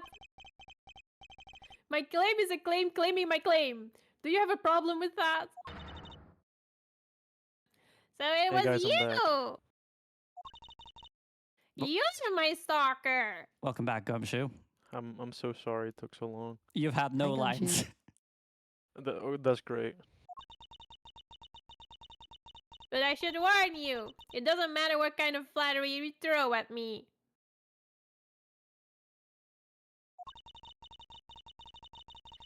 I'm the devoted type of woman. As long as Ejipo is alive, I can't just drop him and be unfaithful. No, I was tempted, but just my love for the Ejipo. Stay completely true to my beloved. Ah, I'm so inspired. You're such an inconsiderate, cowardly, idiotic, and all-around completely worthless man. On a side note, I am kind of enjoying that I'm getting my revenge for whatever the fuck happened during Turnabout Reminiscence, and now all of you have to voice multiple characters. in like every other scene. Damn you, Elvira. I thought I heard something ominous just now, but perhaps it was just my imagination. I believe there is nothing further for me to prove at this point.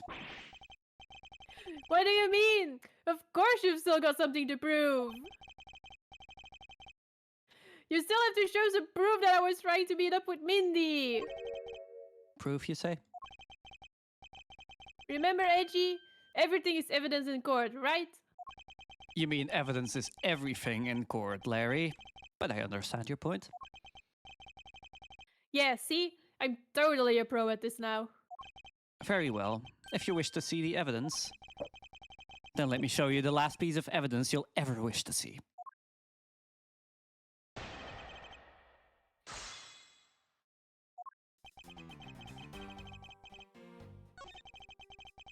I know what piece of evidence it's going to be, I just really don't know.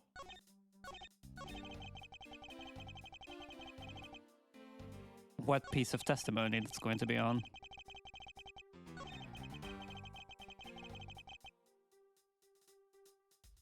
Either this one or the first one, I think. I think the first one.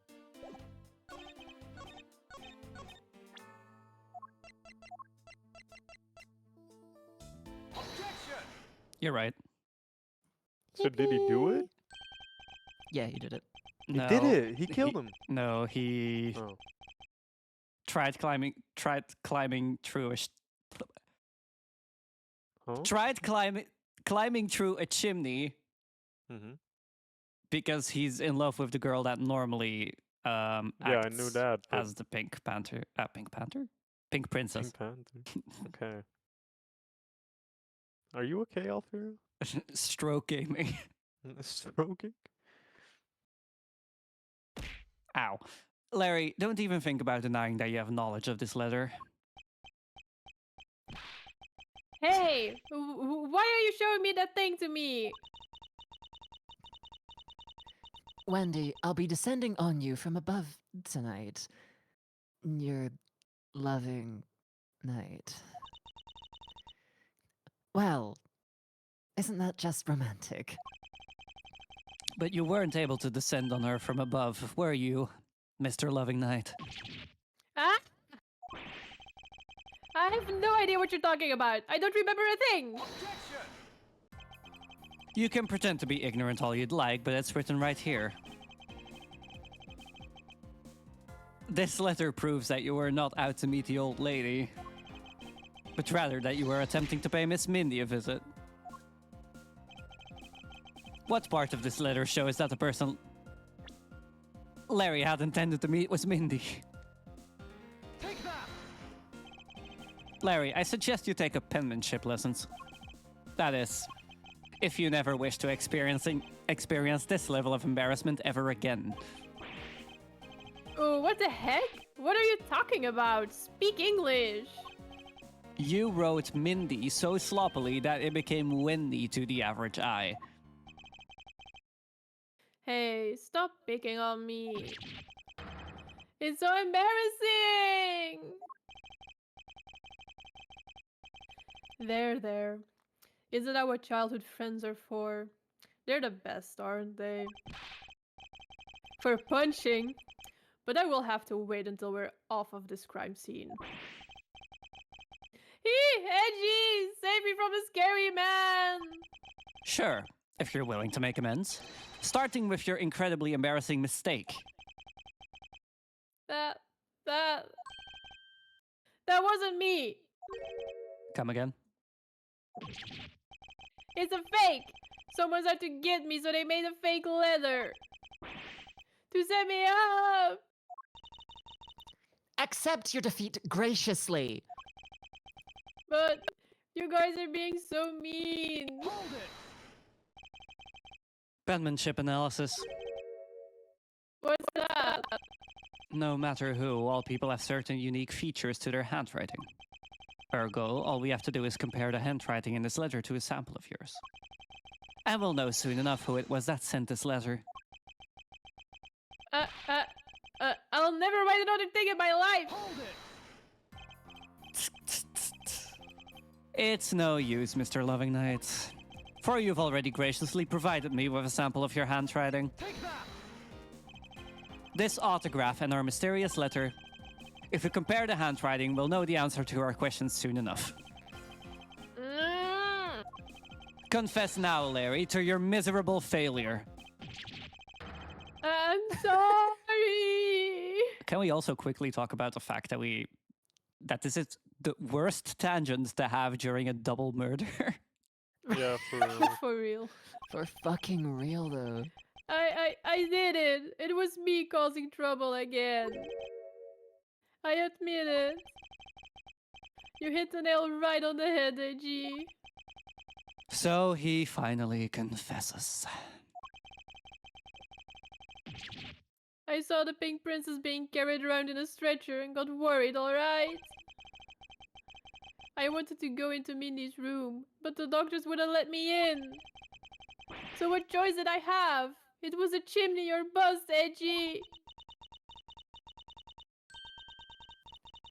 Your mind jumped from the door to the chimney. What a criminally overactive imagination. He's kind of real for it though. Well, at least I was honest. I wrote Minnie a letter and stuck it under the door. The fuck are you on about, boss? I don't know. He wanted to see his girl. It's not his girl, it's just... Oh, it's not his girl. It's No. just a girl. Oh no, then it's weird. That way she wouldn't be so shocked when I came down through the chimney. Except for the fact that the letter was an utter failure at conveying said sentiments. I'm really, really sorry.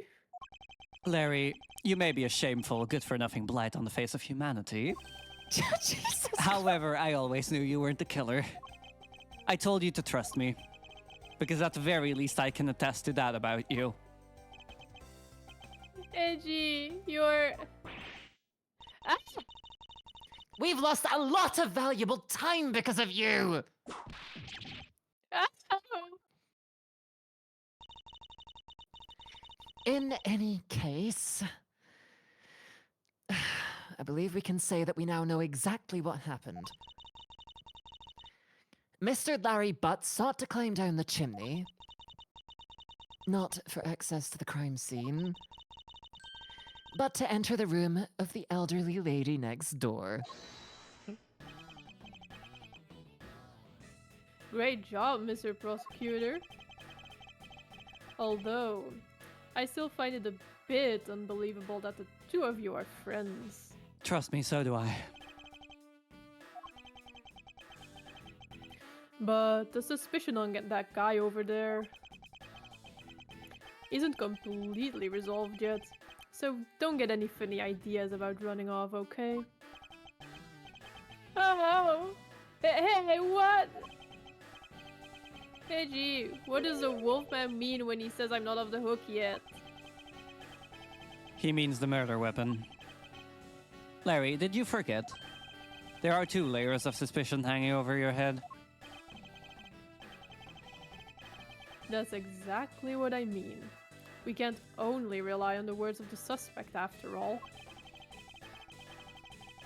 We may have figured out where he was and what he was doing all night. But the blood-stained samurai sword that was left at the crime scene... As long as there is no satisfactory explanation for that, this wolf will refuse to ease up on his bite. Edgy, that guy!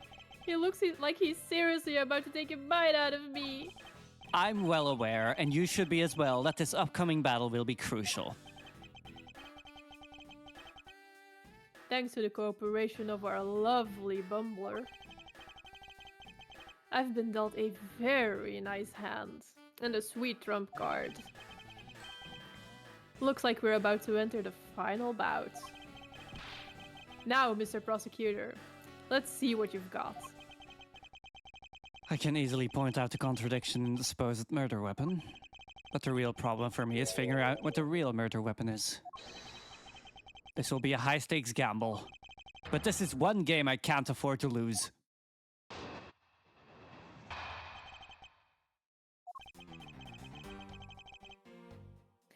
I was the one who found the body of the victim. The mask second. Besides him was the samurai sword, glittering red and offering up the scent of blood.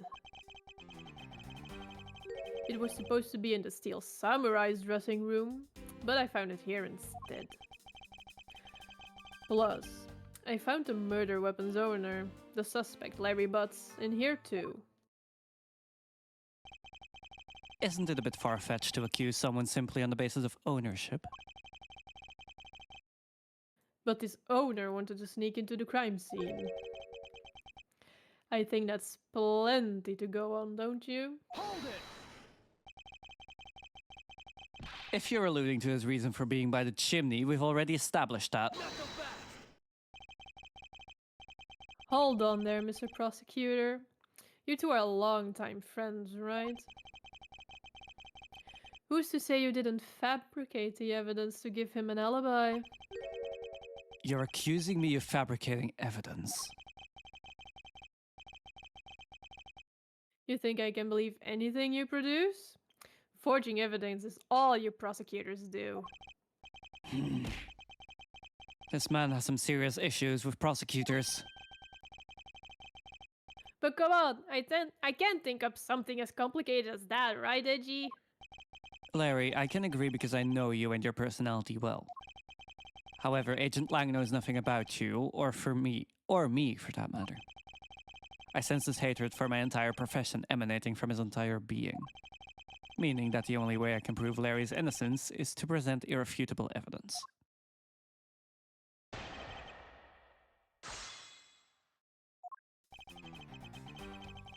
The sword is a hollow prop sword, right?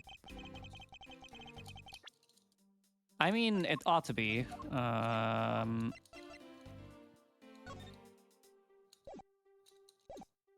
It might be heavy enough, though. Hmm. Ash, we can hear the fidget toy. Oh, sorry.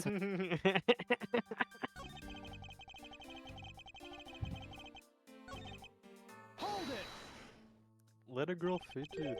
Jeez. Excuse me, but glittering red and offering up the scent of blood? Do I have to spell it out for you? I mean, the sight and smell of blood, of course. And according to the tests, the blood on the sword belongs to the victim. The sword was made to only be used on stage, so it's not sharp. But it is pretty weighty. It's certainly heavy enough to beat someone to death with. Which leads me to suspect that the victim was beaten to death with the sword. Beaten to death, huh? This last statement is too important to just let it slip by.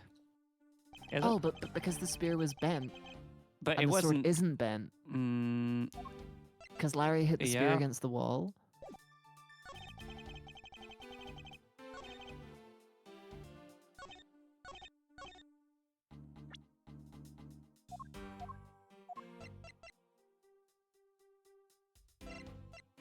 yeah, maybe.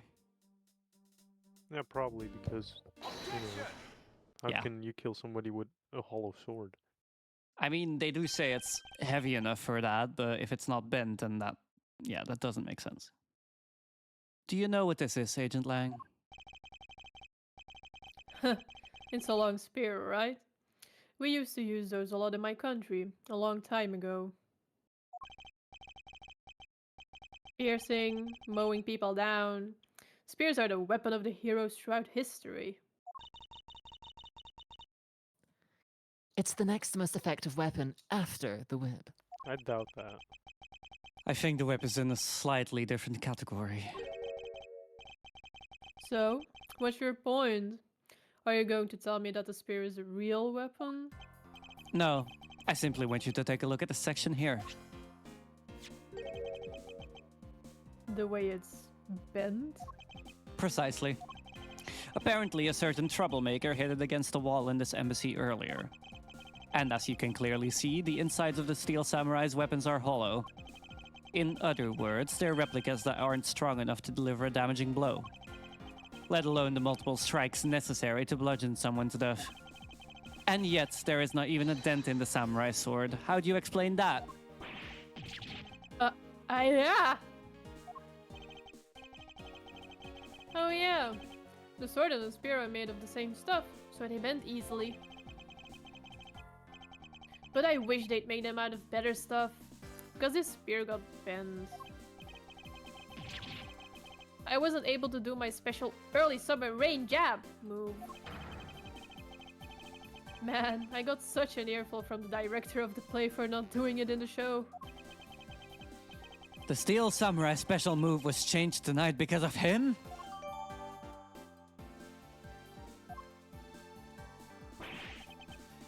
Yes, oh.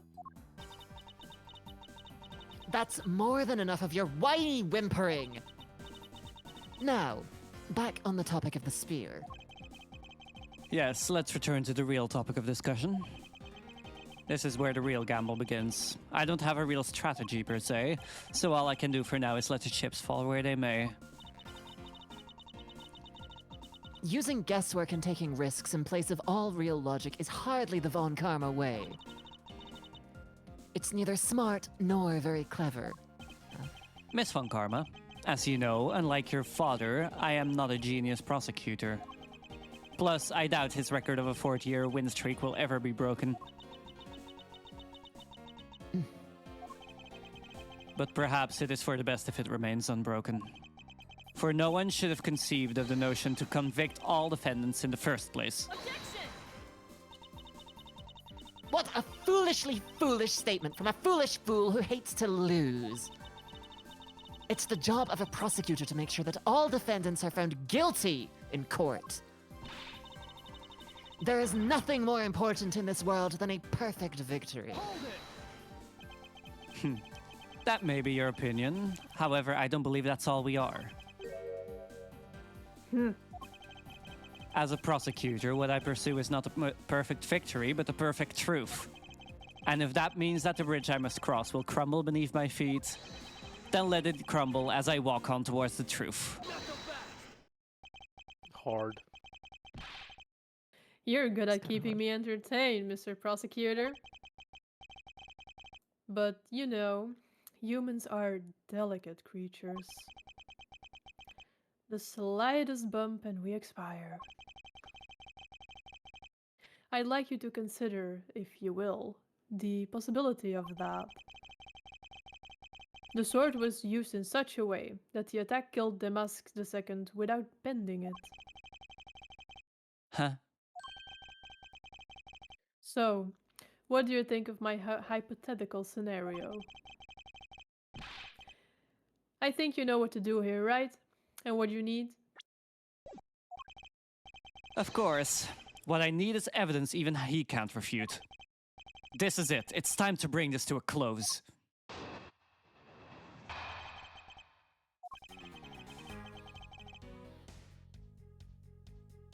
It's possible to use the samurai sword to kill someone. And under these circumstances, it's the only logical conclusion.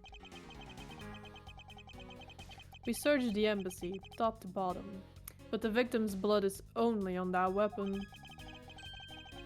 So isn't it only natural that that suspicion would fall into the owner of said weapon? How long do you intend to cling on to that preposterous theory? As long as I want, because we examined every corner within the walls of this embassy. There's no stone we've left unturned. And we have managed to come up with only one logical conclusion. That the only place inside this embassy with the victim's blood on it is the sword.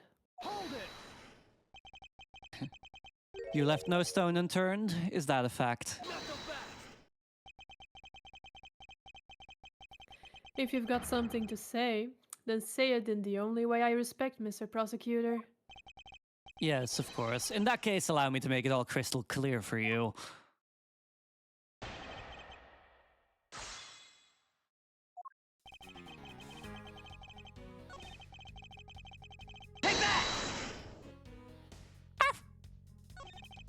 speak?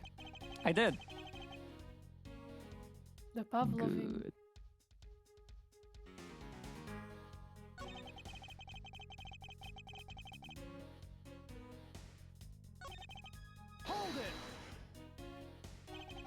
The only place where you could find blood was on the samurai sword. That's right, even with luminol. Which means that there are no other possibilities outside of what I've already outlined.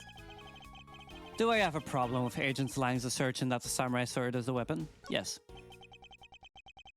If you believe that there is no other door of possibility left to open, then allow me to force one open for you. And how do you plan to do that? By showing you what may possibly be the real murder weapon.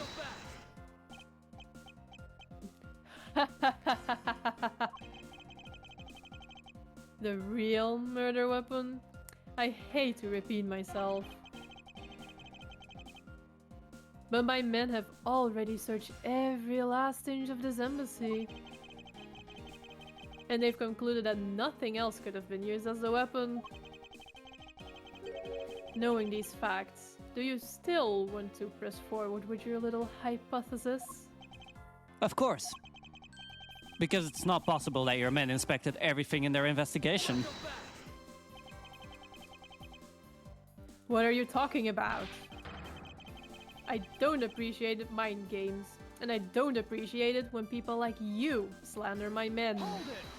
Slenderman? I'm not slandering them, I assure you. I'm merely pointing out that their investigative... Huh? I'm merely pointing out that their investigative dragnet has a few holes in it. Namely, that there is something your men couldn't even lay a finger on. And that item is the real murder weapon. Alright then, I'll play along for now. This real weapon that killed the Mask II? What exactly is it? The real murder weapon, which not a single person has yet touched, is this. Take that! The national treasure of Alabast. You mean the Primidux statue? Yes, and as you know, only the ambassador and his secretariat may touch it. Which I believe means that neither you nor your men were able to examine it, correct?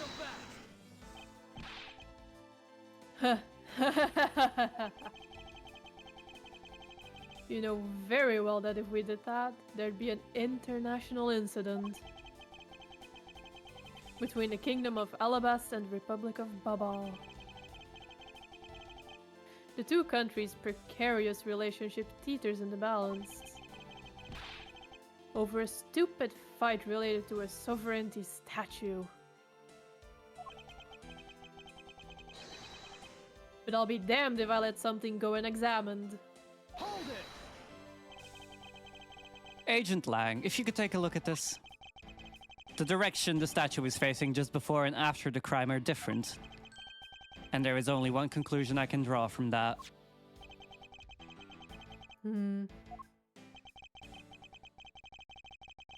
Go look for Ambassador Alba and get him to give us the okay to examine the statue. Shifu, you can't listen to this infidel's words! He is most definitely trying to trick you. Shifu, please, let's be rational about this. Langji says, just go already! Bro. He's given up. He's not even...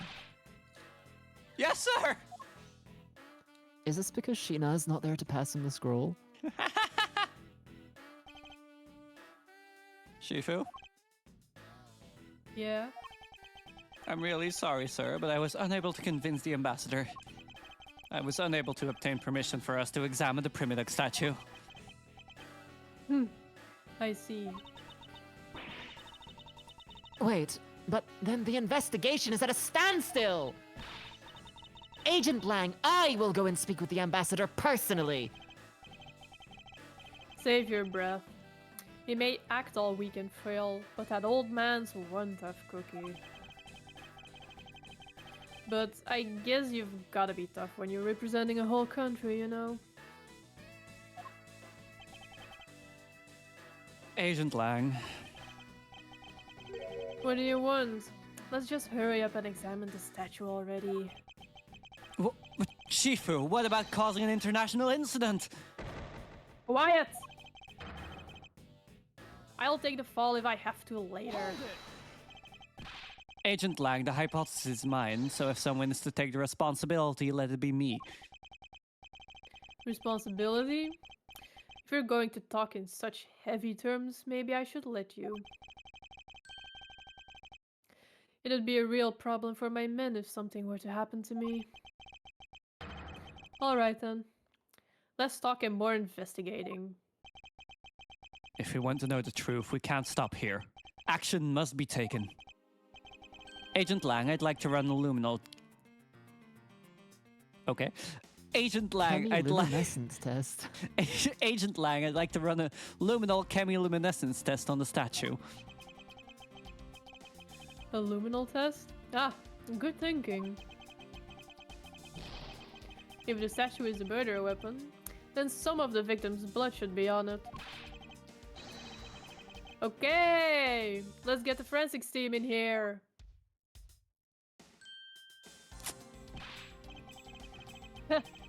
Looks like you hit the jackpot, Mr. Prosecutor. I guess this means that this is the real weapon that killed the Mask II.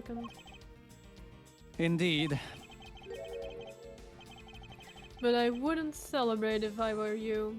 This doesn't let your friend off the hook. It doesn't prove that he didn't kill the Mask II, so the charge remains. We are hardly done examining the statue, Agent Lang. Knowing that it is the real weapon, I believe further examination is required. You think so? Okay then, knock yourselves out.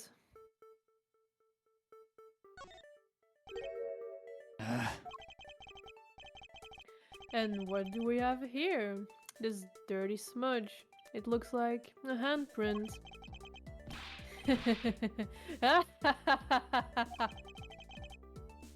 What's a definitive bit of evidence like you doing under here? Looks like we've got some fingerprints to analyze. Worst case scenario, these prints belong to Larry. But it looks like it's too late for me to do anything about that now. Hey, forensics guy. I want results on these fingerprints ASAP. You hear me?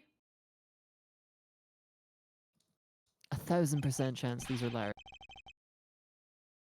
Agent Lang, I have the analysis results, sir. Good. And? Sir, about the prints we lifted from the bottom of the statue. Well, you know the victim of the murder in the Ablaze embassy? The prints belong to him, to Mr. Manny Cochin, sir. But that's... What's going on around here? No, that's impossible. Each Primiduck statue can only be handled by someone of that country. By the very fact that Mr. Cochin's fingerprints are on this one, it leads me to only one conclusion. This statue is actually Babal's Primiduck statue. Impossible! It can't be! Yeah! Larry never once set foot on Babali's soil, so he was free to go. However, this new piece of information only served to confuse us even further. The ringleader of a smuggling operation was killed with an Alabastian knife in Babal. And the Mask II was killed on Alabastian soil with Babal's national treasure. And the mystery of the great thief Yatagarasu who visited both countries. The pieces were there, but I had yet to see the big picture they were to form. Spooky. Poopy. Alright, I'm going to be running another ad break. No fucking way, really? Yeah, That's like my favorite thing. really sorry to hear that. Alright, we'll be back in 5 Thanks. minutes. So people that need some Bye. water or anything else, now's the Bye-bye time. now. Bye-bye. Bye. Bye bye.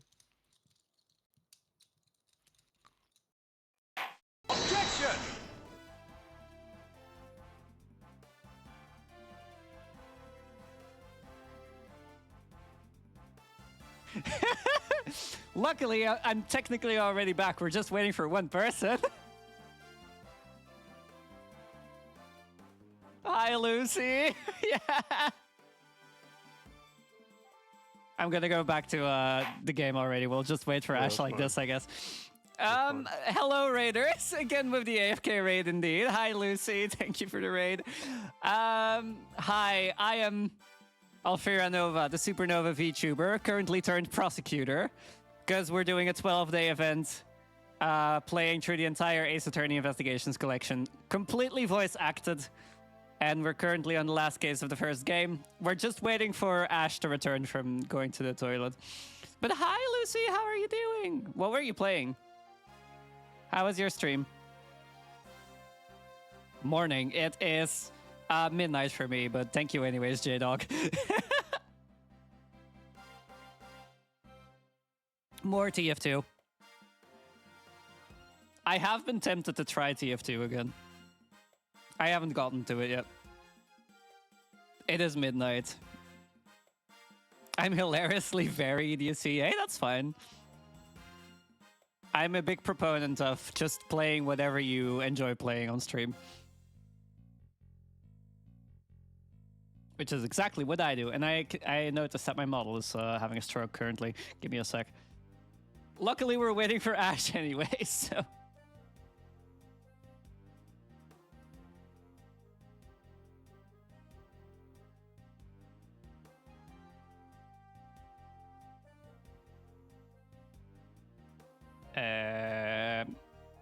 Can my microphone work? Yep, there we go.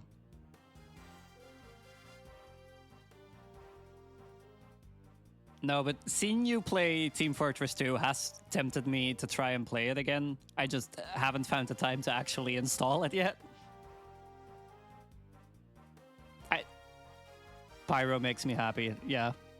I used to be a spy main. I would just throw on the Dead Ringer. I really want to play TF2 again.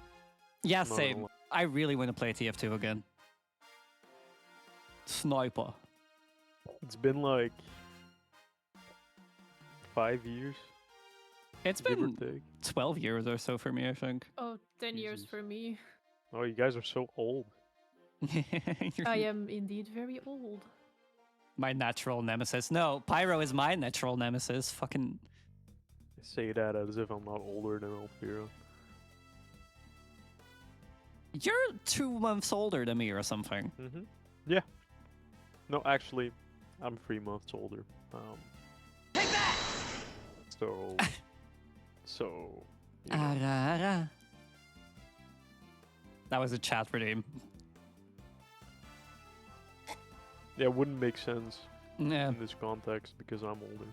I can't say shit. I'm old as fuck in internet terms. You know, these days they call that a hag. And these days the internet really likes hags. So you're good. Got nothing to worry about, Lucy.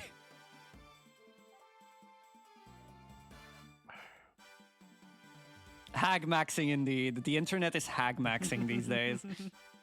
And you know what? Fuck yeah. We are in this house on this spaceship. We hag max.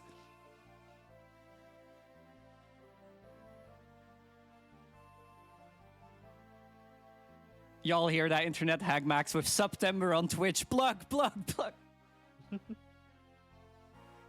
So yeah, it's September right now. If you want to subscribe to me, it's 25% off. Shameless plug. Howdy, I'm here. Hi, Ash. Hey. Ash, you'll be amused to know that we got raided by Lucy again while we were on break. Hi! Hi! Ow. All right. Do we have everything? Everyone? Sorry. Yeah. No, Yeah. We are all straggled. Glebus Even the isn't cat here. has joined me. Guibas isn't here. Hello, kitty. Oh, is that the guy who voiced Von Karma during Turnabout Reminiscence? Oh, Manfred? Yeah, Glebus, yeah. Put out the fidget toy, Ash. Oh shit, sorry.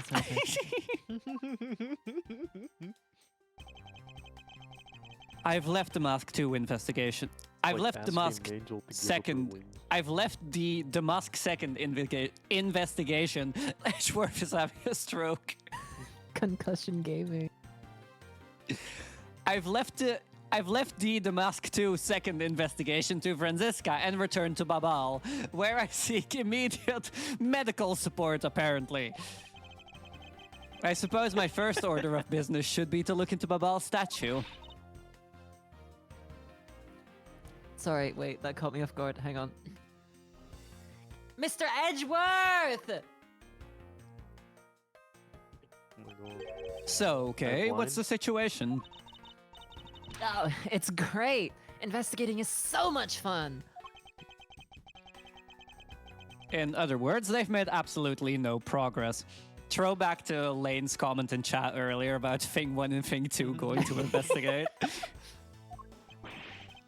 We weren't goofing off, honest, sir. We've been investigating our hearts out. Very well, then. Would you care to give me an update on your investigation?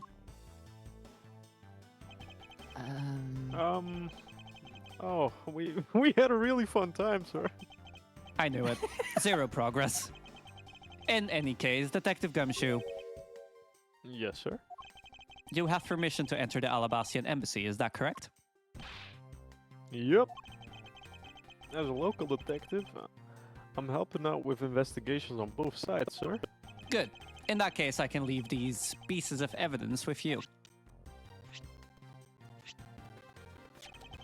They belong to the lady under the Pink Princess's mask. The Pink Princess? What kind of lady was playing her, sir? The kind that was also playing the role of the Pink Badger yesterday. Oh, understood, sir. If I happen to run into her, I'll give them back to her. And if I don't, then I guess I'll unload them somewhere. He doesn't seem all that enthused to go find her, but I can't blame him. Evidence that had lost their value given to Detective Gumshoe. Now then, I don't believe I'll be needing this anymore either. What? Are you really gonna throw that autograph away? Yes, because that Steel Samurai was a fake. Steel Samurai's autographs crunched up into a ball and disposed of. No. Wait, what? What do you mean by a fake? Now then, I believe it's time for a little housekeeping. Unnecessary evidence has been removed, remaining evidence has been rearranged. Hey, you're not going back to Alabasta already, are you? No, not yet. I still need to gather a bit more information first. Motherfucker, I was just trying to move okay. past you. Like, huh?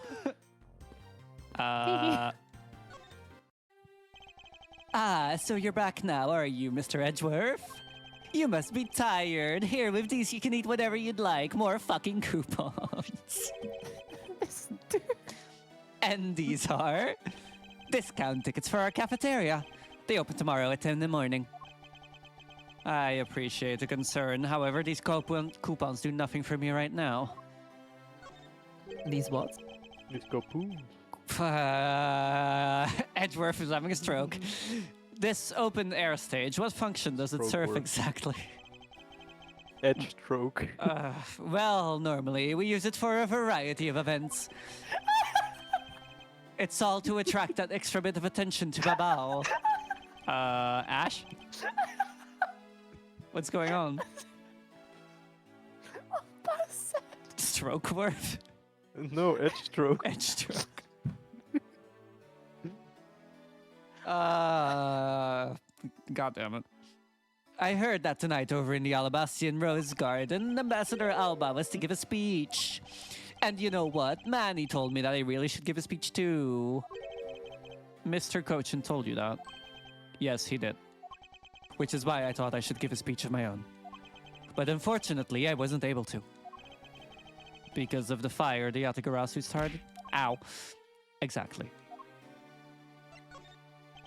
Ambassador Paleno, I'd like to ask you a little more about the Primidac statues. Fucking again with the stroking. A stroke addict. Jesus Stop. Christ. Jesus Christ, Alfira, stop stroking it like that, girl. Is this a really bad moment to plug my NSFW Twitter? No, this is the perfect moment. It is the perfect moment. Yeah, so I have an NSFW Twitter. End of story. Wow. Oh, I see. Well, let me ask you this. Did you know that Alabast and Babal used to be one country called Codopia? Goonfest 2024, sponsored by Ace Attorney. Oh my god. Yeah! Now we're fucking talking! What has my chat become? Chat reflects the streamer. Alfira. Emphasis on You- cum. For real, for real.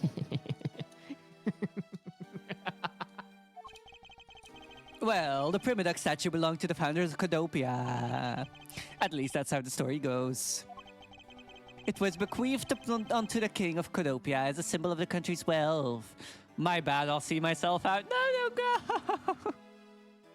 It was moderately funny, if not... What has my chat become? Don't listen to the mean alien. It was extremely funny. The mean alien, fuck off! The mean. Oh, okay. Do you want me to? Okay. Do you know? Maybe I will. Maybe I'll You're just kind of leave a and leave you meanie. down to VA, huh? You're kind of a meanie, Alfira. Meanie Bambi. It would be so fucking funny if I just left the call. I will end stream. No, I'm sorry. So it was meant as a symbol of sovereignty and the right to rule, I take it? Yes, that's right. Which is why both countries are so adamant about their claim. We hold the real statue, therefore we hold the right to rule, is the reasoning. No, I will not stream Cat's Navel. We have too much to go. It's pretty petty when you think about it, though, I suppose. But if Alabast and Babal were to re-establish relations, shouldn't that put an end to this squabbling over the statue? I have no reason to believe so. The Primiduck statue is even more important now as a key to diplomacy. I wonder if Ambassador Paleno knows about what has happened to the very important key to diplomacy. Perhaps I should try showing him this key and see what he has to say about it.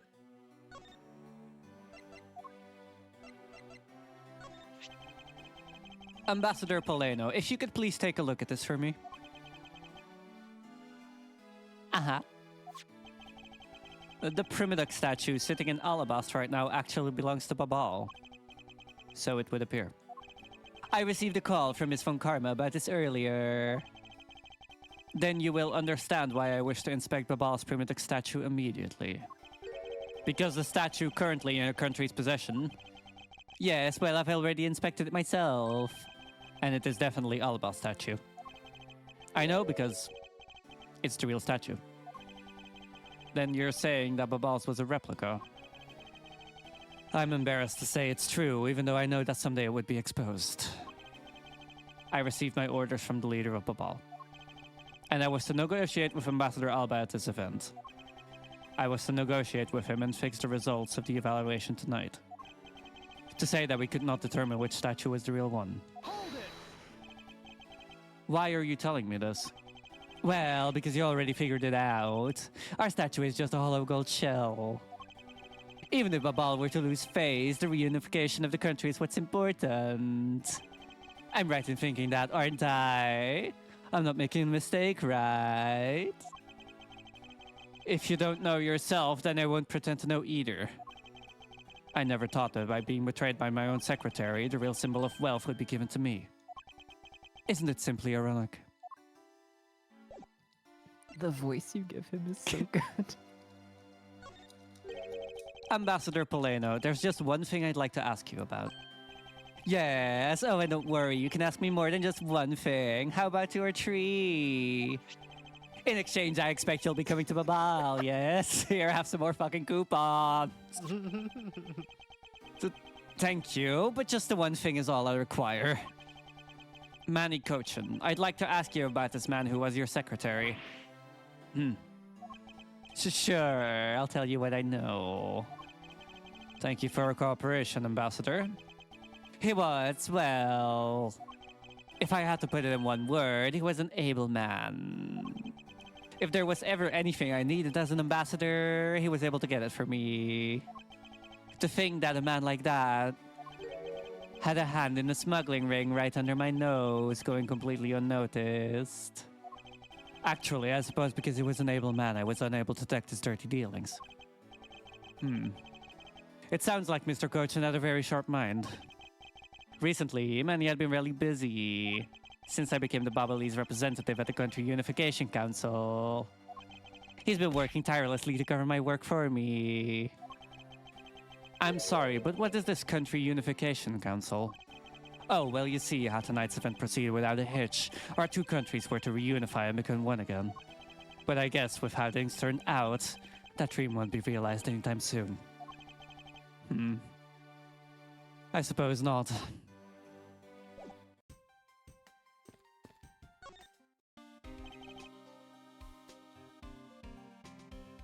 Mr. Dick. Edgeworth. Ah, sorry. You look like you're enjoying yourself, Detective. Well, I don't have much else that I enjoy as much as a good investigation, sir. So... so, what did you find out? Ah, well...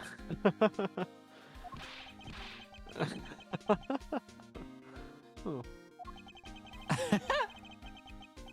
I take it he has found nothing of any particular use, as usual. This bug. Hey, Mr. Edgeworth, I got something really interesting from Ambassador Poliano. Oh, and what is this? Something interesting? Yes, sir. These nuts. Wow, that's so pretty. I'm so jealous. That's a real treasure there. Why does the flame burn green, Detective? So, apparently, if you burn the special wit crystal oil that they only make in Babal, I have some coupons for it. It burns this green color, sir. Interesting, so it's a special property of the oil. I suppose this is a ploy to force people to visit Babal should the oil run out. Hey, Gummy, what about those silhouettes? Gum. They stuck some cutouts on the outside of the lantern so it projects the images. Oh, silhouettes, huh? They are rather pretty, aren't they?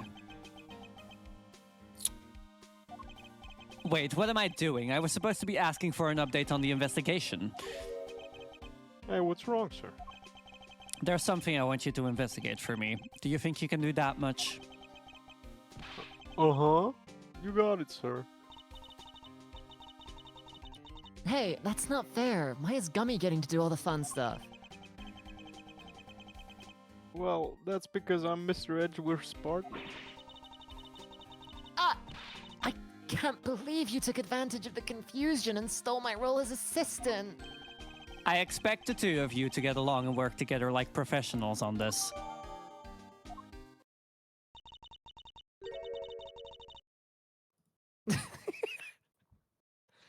Hey, where are you going? Are you heading back to Alabast? Yes, but before I do, I suppose I should give you a summary of what's happened. Yeah, that would fucking help. Oh, I see. So there's been a murder in both countries using an object from the other country. That's the gist of it. Babal is just as strict as Alabast in their inspection of the people and things that enter their country.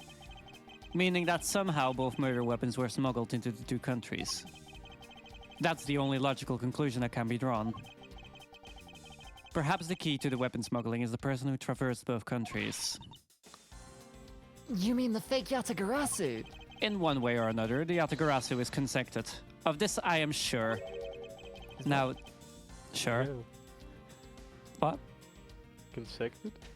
Shut the fuck up. Stroke gaming. Now then, where was the Yatagarasu first spotted? I believe it was a rose garden on the Alabastian side of the embassy. The garden is just on the other side of this boundary. It's where Ambassador Alba was to give a speech tonight. At least that's where I heard the Yatagarasu had appeared. In that case, I believe it's vital that they investigate the rose garden post-haste. Wait, before you go, take a look at this, Mr. Edgeworth. What is it? No idea. My guess is that it's a guitar pick. Wow. I picked it up just now over there. Do you think it'll be of any use? There's a little water on it, but how did the water get on it? It doesn't look like there's anything that could get wet from around here. I was thinking they have concerts here at this open air stage from time to time, right? Alright, I'll find its owner later. Oh, yeah, there's one more thing. Mr. Edgeworth, would you be willing to hold on to this? What is this? It's misused perfume. It's the bottle that woman left behind and that I found 7 years ago. 7 years old perfume, okay. Nice.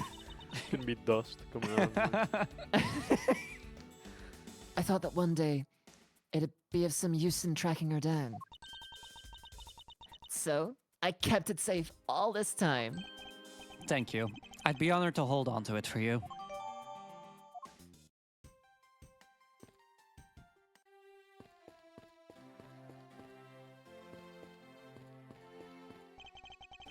I think I'll be returning to the investigation in Alabas now, but I know. I'll go back to Babal and do some more investigating there.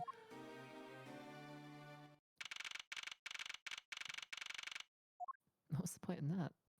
eh, That's got to be Francisco. that's right? Francisca. That's gotta be Francisca. I see you're back, Miles Edgeworth. Fucking knew it. God,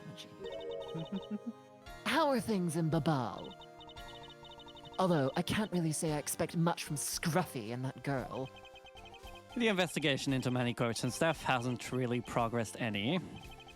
However, the investigation into the Atagarasu has. Ah, yes, the Atagarasu. Even now, I find it hard to believe. A person who can freely traverse between the two countries at will. Preposterous. Well, that's what I came here to investigate. I heard that this is where witnesses claim to have seen the Atagarasu. That's correct. Ambassador Alba was to give a speech here tonight in Alabast. And that's when the Yatagarasu appeared. The shadow of the mysterious thief appeared, and just as suddenly, it vanished. After that, there was a fire at the Babalese embassy that the Yatagarasu started. I vow that not a single feather from the Atagarasu shall escape my diligence. One thing I want to check first, lantern. Oh, I can't. Okay, never mind then. I'm gonna get a snack real quick because I don't have any lines here, I think. Okay. The statue bears a resemblance to the Primadux statue. The plaque says, King Primadux and the battlefield. In order to save the queen, King Primadux put his life on the line and went to war. So Primadux was actually a person of royal blood? I thought it was simply someone imitating a character from an ancient legend. Well, what surprises me is that a real person who looked like the Steel Samurai existed. I suppose there's that too. Huh? So this is where Ambassador Alba was to give a speech. The stage was set up nicely. However, where was the audience supposed to sit? Perhaps they were supposed to sit around the edge of the pool? That's such poor planning. If there was no place other than a spot or two by the pool... Oh, I totally misparsed that, sorry. They really should have made seating arrangements, like how the gallery is set up in court. Indeed. You can sense that consideration for the viewers was taken with those. So, in the end, the speaker and his audience were to stand the whole time, huh? Yes. Although I suspect the audience would have liked to sit down after a while. Yes, probably. I believe that was the point I was making. There are roses scattered on the surface of the water, creating a pleasant fragrance. It's not just for aesthetics. This pool's water is also used in putting out fires. I see. Oh. The pool stopped filling itself automatically. The fountain spouts are set to stay open until the pool's water reaches a certain level. If this water is used to put out fires, I suppose it must be refilled to its normal level. Which suggests that this pool was recently used somehow in this embassy. I wonder how. I guess I'll take some notes about it just in case. Ah!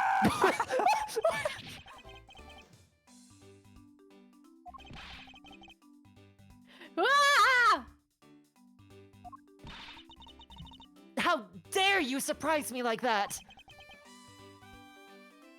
I'm sorry.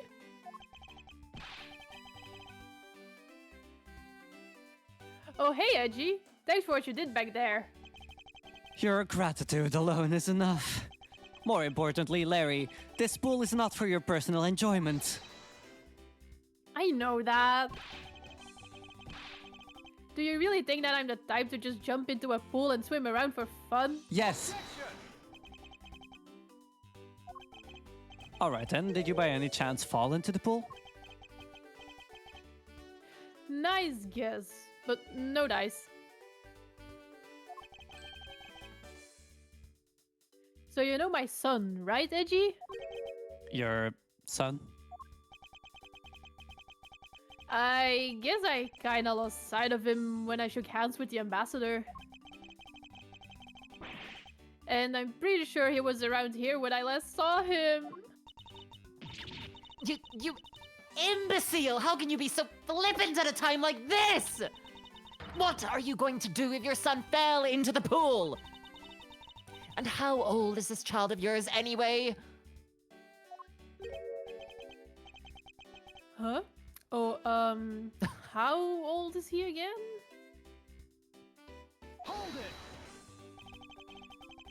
Larry, this is the first time I've heard of a son. Who exactly is the mother? The mother? Oh, that chick. The pink princess. The pink princess. Miss Von Karma, I was a bit confused by the small words for a bit there. However, I believe what he is looking for is the doll of the Iron Infant. Yup. Because I'm the Steel Samurai through and through, heart and soul. And the Iron Infant is my cute little son. You've given a whole new meaning to the phrase, an astounding fool. Larry, we have not seen hide nor hair of the Iron Infant. But rest assured that if we should find him, we'll let you know. Now get out of there. Sounds good. In that case, I'll go search over there. Hey, wait! Larry. Well, it's not as if he'll get very far swimming around in that pool. And though he's unrelated to the murders, he sure knows how to cause a lot of trouble. Larry butts a jump scare? Mm-hmm. I suppose Ambassador Alba sat in this chair. Ambassador Alba is very elderly. The chair was prepared for him should he have gotten tired during his speech. In that case, why didn't he plan to make a speech sitting down in the first place? The ambassador is also quite prideful, that's why. He sounds like my old principal from grade school who'd speak at the assemblies. There is an overturned spotlight here. When the Yatagarasu appeared, the audience that was waiting for the speech to start panicked. I suppose that's when someone must have knocked it over. I'm having a tough time visualizing the mass confusion that took place here. I thought to use my whip to capture the Yatagarasu. However, there were people in my way, and I was unable to land even a single lash. I suppose this means that some other poor saps were hit instead. Naturally, I'm liable to thousands in medical fees.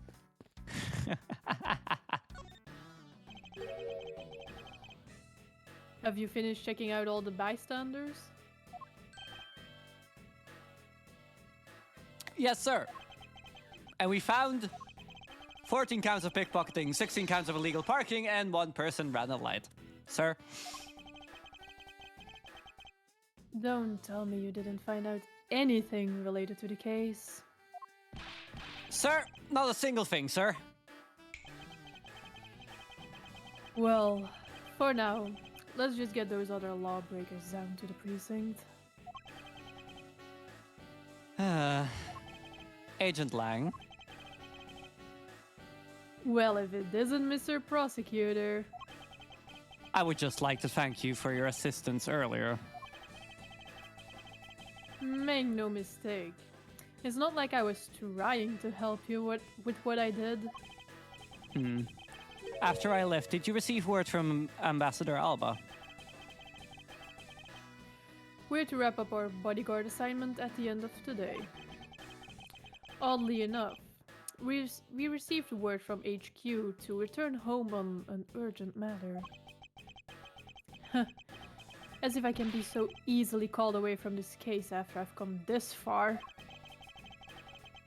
I swear that I'll find the truth and drag it out screaming into the light. You're with me on that, right, Mr. Prosecutor?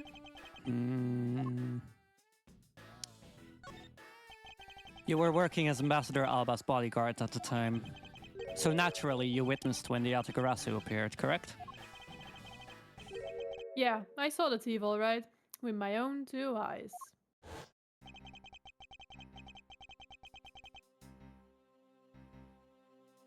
The Yatagarasu was always there, lurking in the shadows.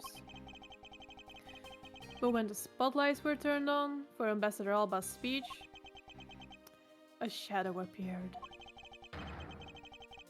That's when cries of, "It's the Yatagarasu!" rang out. The next second, the spotlight went out.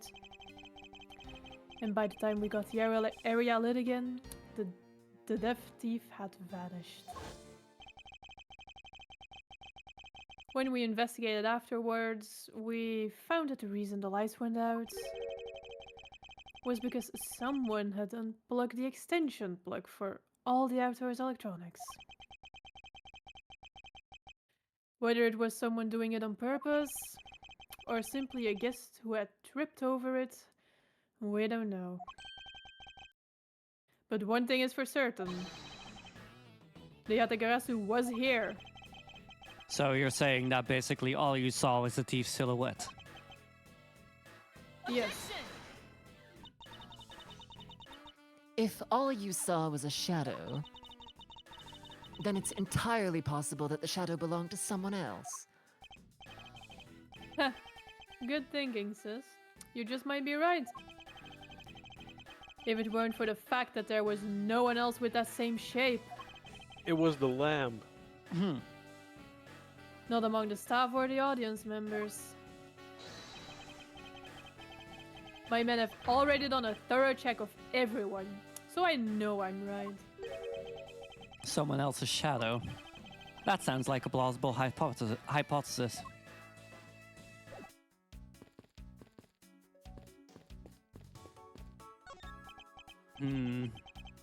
A statue of a woman. I wonder if the lady is pouring water. It says that it's a statue of the queen who spoke of love to King Primidux. Well, Miles Edgeworth, it seems that you are lousy at reading a woman's heart. I opened my mouth about a statue and she somehow made the leap to that. The suddenly appearing and disappearing shadow of the Yatagarasu. I believe I figured out its true origin. I expected no less from my subordinate. Now, let's hear what you know on the subject. What really cast a shadow over the Yatagarasu? It was a statue. The suddenly appearing and disappearing shadow over the Yatagarasu, is it not possible that it was created by this statue? Are you playing me for a fool, Miles Edgeworth? Yes. Oh. This statue bears absolutely no resemblance to the shadow of the Yatagarasu. I was trying to exile my cat out of my room. Oh, You are correct. However, the statue is but one part of the whole picture. what do you mean by only one part?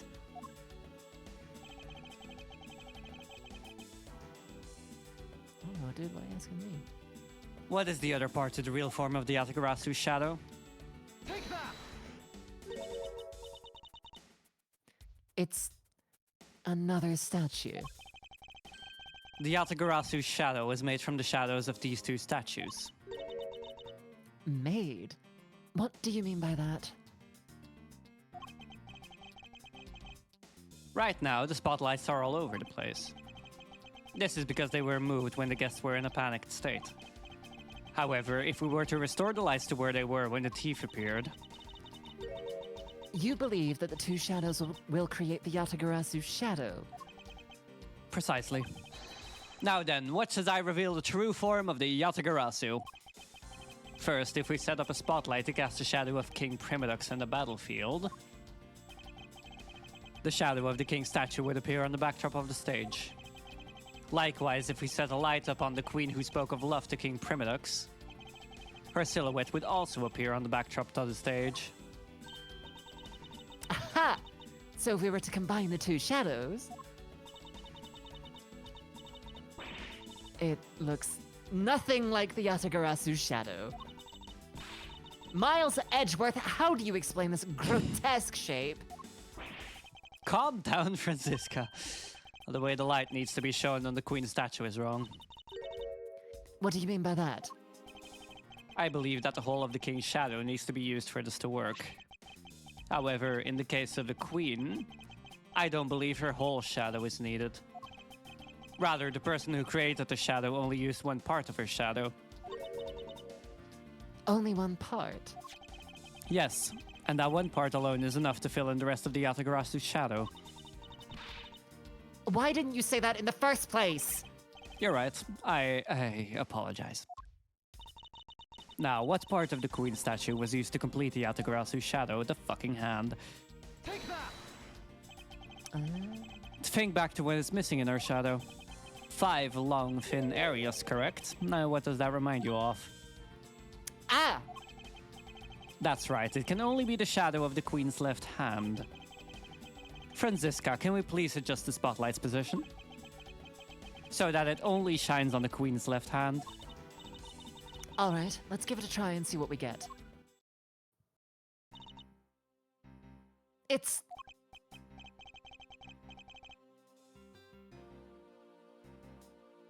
Agent Lang? Yeah, this is exactly like the shadow I saw. The culprit must have changed the spotlight's positioning beforehand. And then pulled the plug after people saw what the culprit wanted them to see. In their panic, the guests must have moved the spotlights around, which we can assume was also a part of the culprit's plan. By the time the lights came on, the Yatagarasu shadow had vanished. Which means that the shadow was a construct from the very beginning.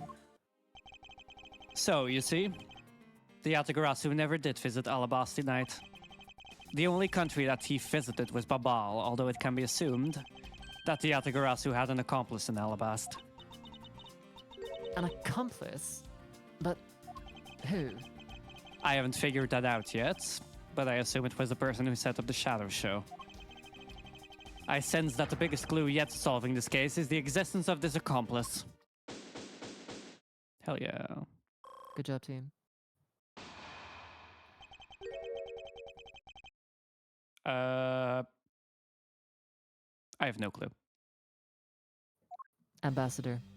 I was wrong. It was Tyrell Bell. Detective Bad, have you come to join us in investigating the Yatagarasu? I've let the murder and Agent. Huh? Isn't that me? Yeah, but you cut off halfway through your sentence. I've left the murder in Agent Lang's charge. And my only target from the very beginning is the Yatagarasu, so yes. So, what have you found out? I got a piece of evidence. May I see it? No. Sure, but you might regret it.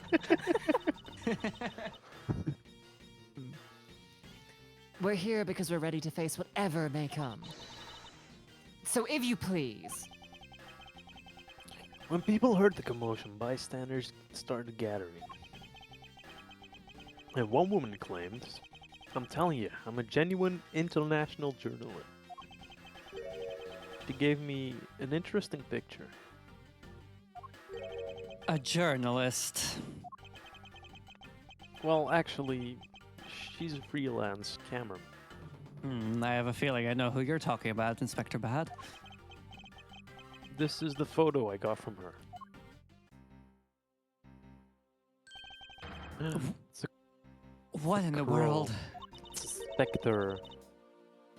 The Yatagarasu is flying through the air. The times, they're changing. It's not just man, but evidence, even daylight. When was this photo taken? Apparently right after the fires on the 4th and 5th were put out. It was taken from a nearby building, but you can see the embassy from... That you can see the embassy from, so... I see. So this was taken after the fire.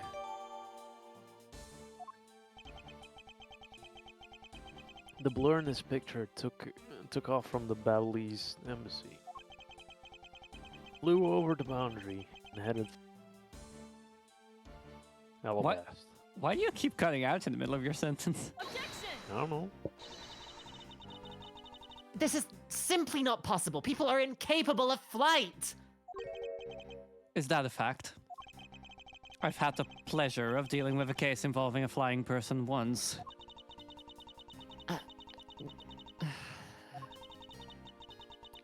Actually, come to think of it, I've come across a case like that as well.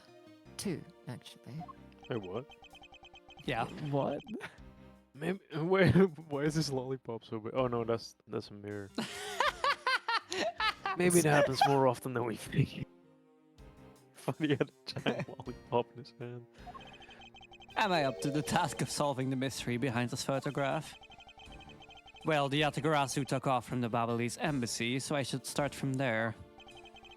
Franziska, I need to return to the Babal investigation for a bit. All right. I'll continue investigating on this side of the building. All right, I'm counting on you.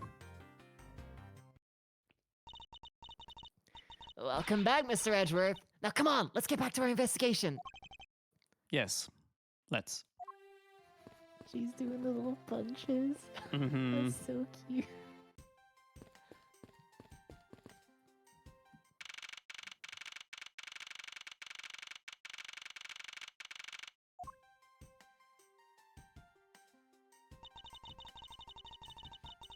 To think, after all that running around, we're right back to where we started. It would appear that way. Hi, Mr. Edgeworth. Have you found Manny Skiller yet? Oh, wait. Have you found Manny Skiller yet?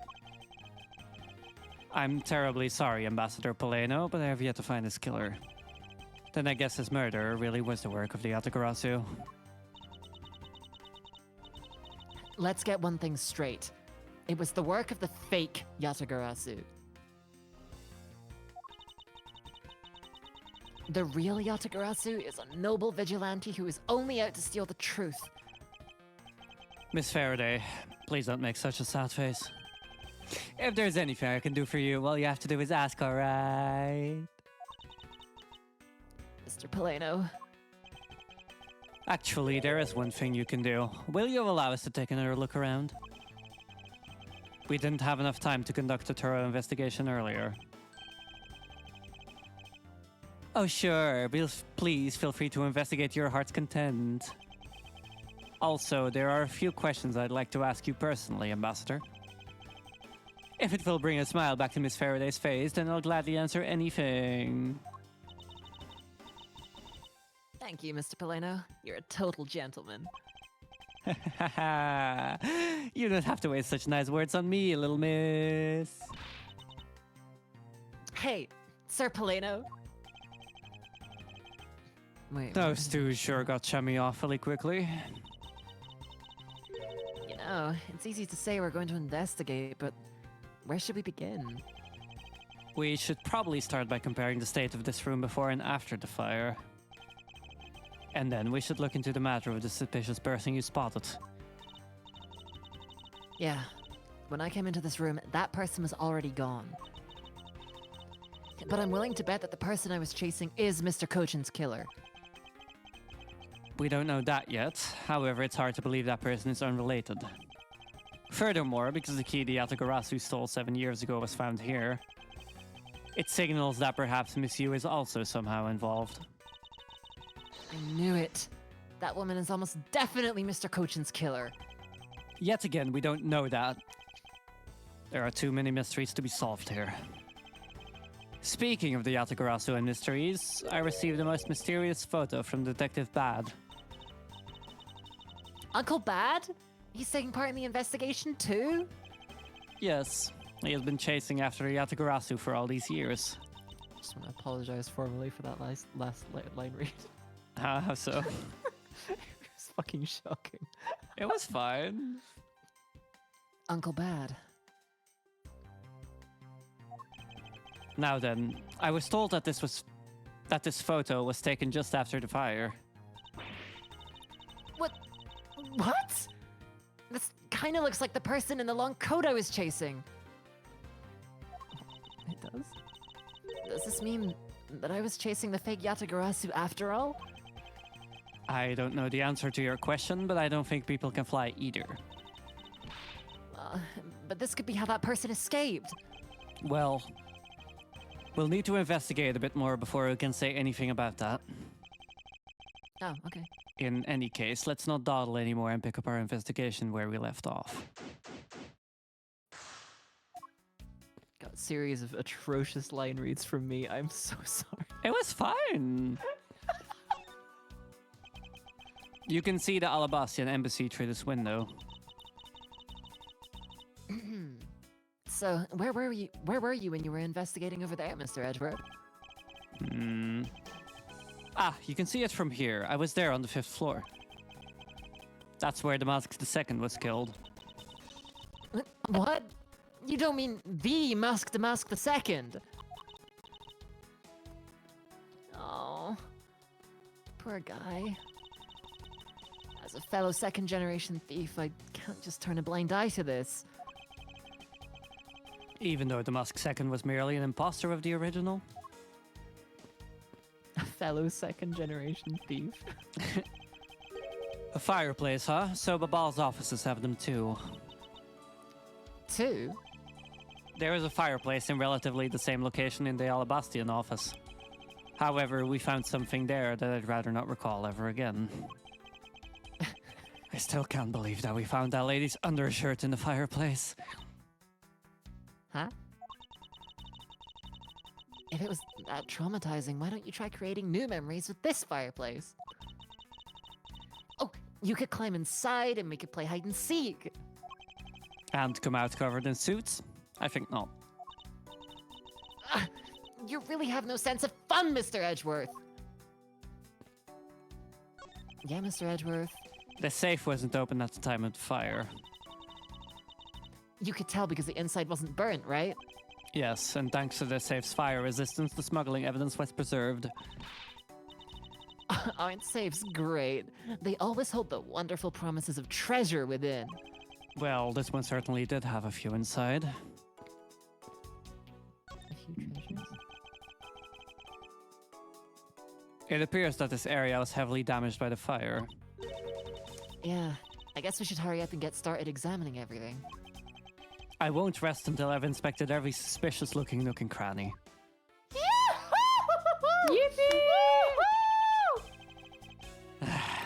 There is a bottle of Babalese ink on Mr. Kochin's desk.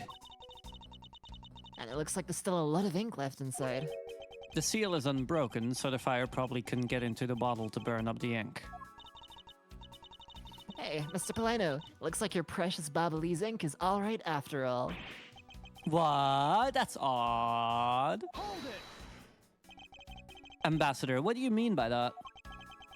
Well, it's just that there is something strange about the Oh. ink. Because of the lantern, right? Would you mind elaborating on that statement for me, please? Stop speaking.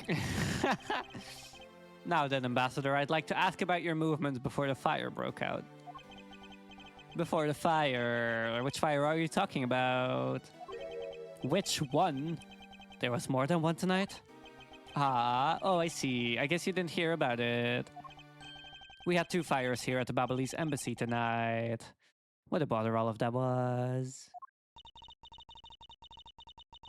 Wait, but the only fire we know about is the one after the Jammin' Ninja show.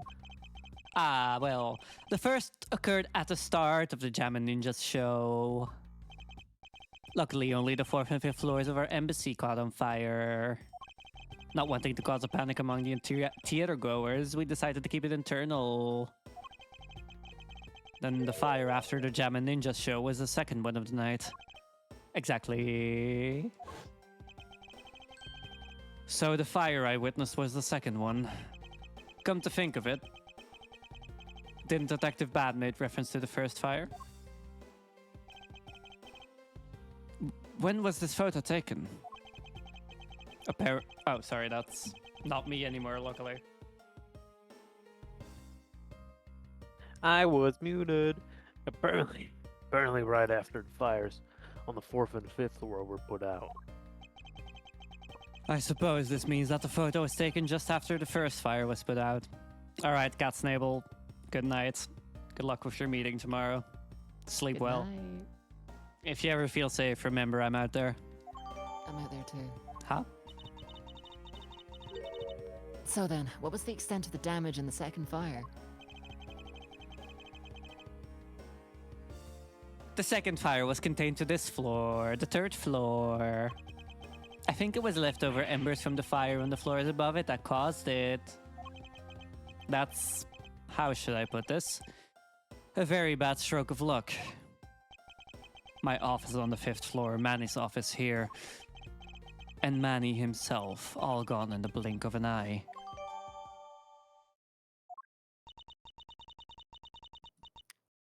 I feel so sorry for you, Mr. Polino. Oops, look at me going on and on. Now then, what was it you wanted to ask again? We were discussing what your actions and whereabouts for today were. To know of who I'm more scared of being out there, both. Me, naturally. Both is good.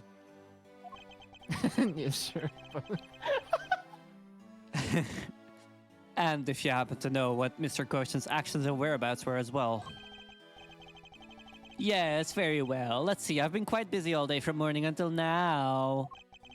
First I woke up and then I brushed my teeth. After that, I had a roll for breakfast.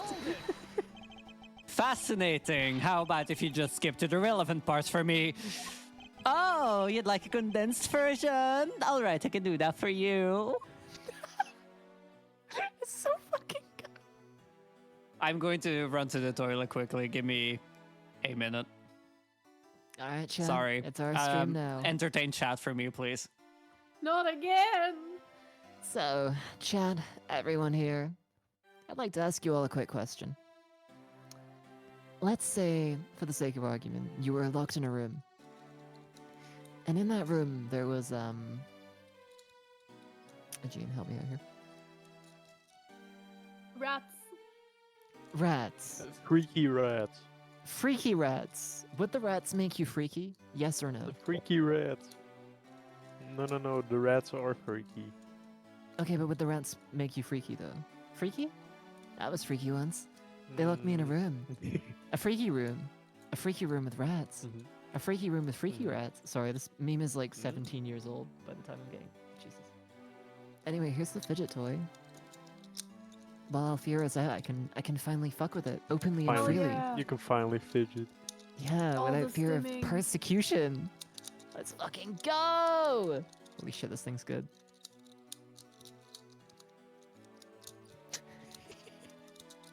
I wanted to. Don't worry, I'll bring Wait, it over. what's it called? An infinity cube? Infinity Cube. I'll send you a link. Hang on. Aegean, I'll send you one too. I think I actually have one. Hey, yo! It's a very cheaply made one though, but it is indeed a lot of fun. My one cost £6,393. It didn't, by the way. It cost like 2. Yo, Anyway, whatever you Oh do, shit. you have to never tell the hit streamer Alfura Nova, the Supernova Vtuber, that I was fucking with the fidget toy Infinity Cube while the stream was going and my mic was unmuted, no less. oh, so scandalous. I know. Yeah, hi. How did you time that so perfectly, though? Time what so perfectly? The whole spiel about not telling the Supernova VTuber right as I I have a returned from. camera in your room. You I know can what? see your every movement. Yeah, I'm not even surprised. Oh, come on! All right. Oh god, more of this fucker. Enjoy acting out the average evening between me and myself in the kitchen.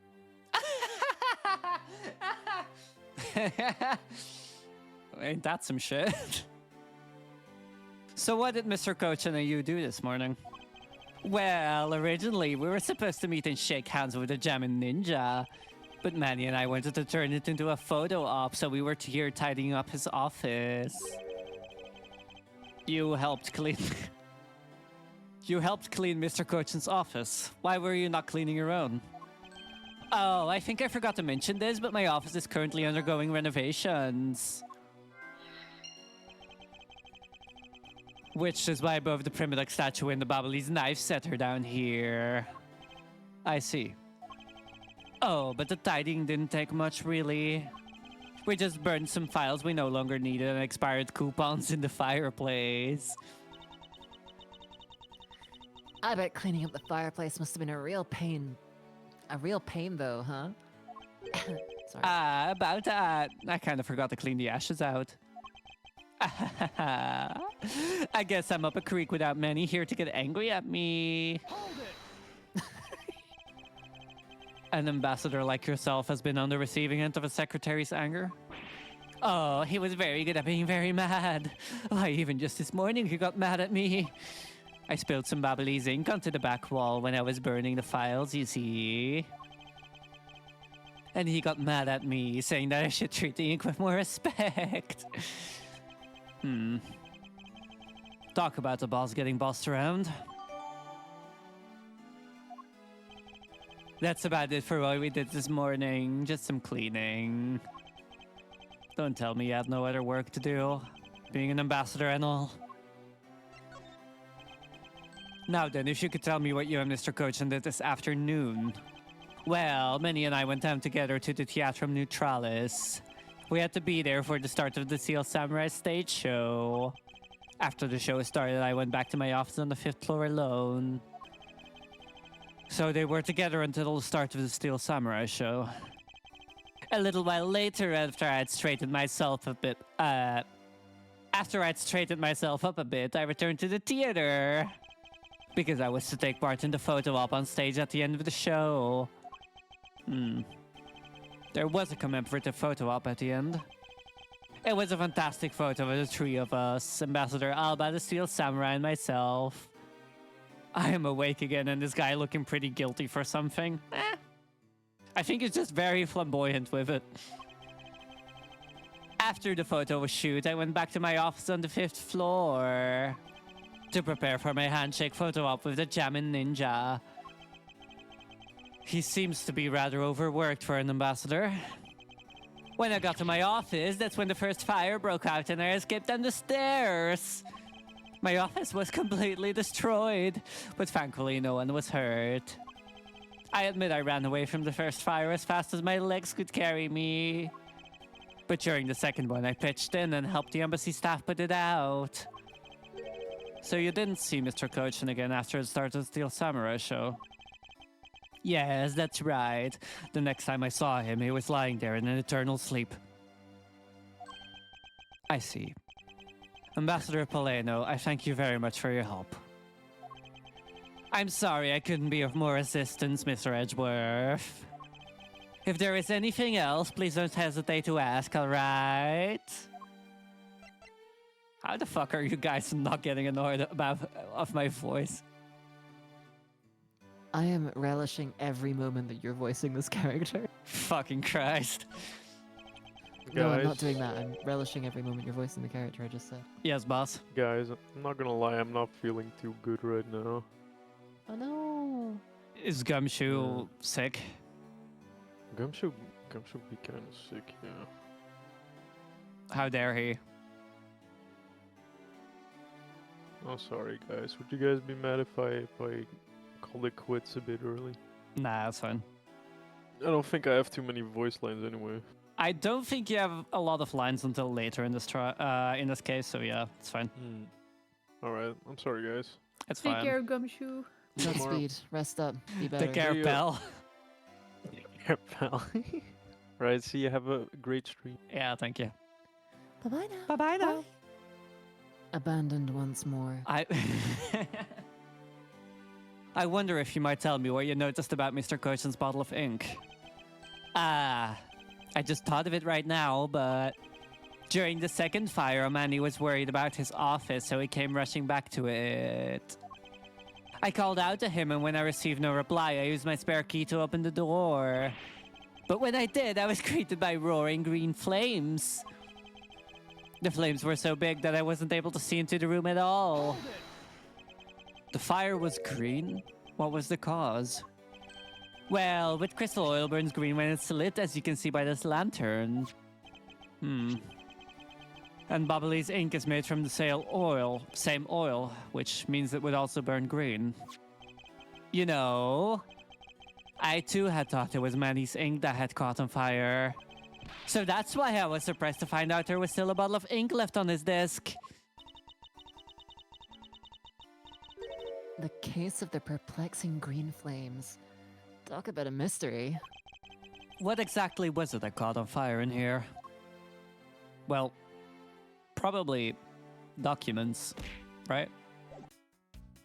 Like, I feel like we I would know the assume so. answer to that already. Burned with ink, right? Yeah. That's gonna be nothing new. Nope. Okay, cool.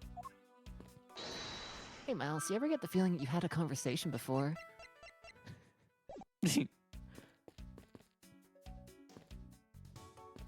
Don't tell me you have to re-examine everything. Oh my fucking god. It appears that Mr. Cochon's body had been taken in for an autopsy. The white outline is all that is left to tell the tale of his murder.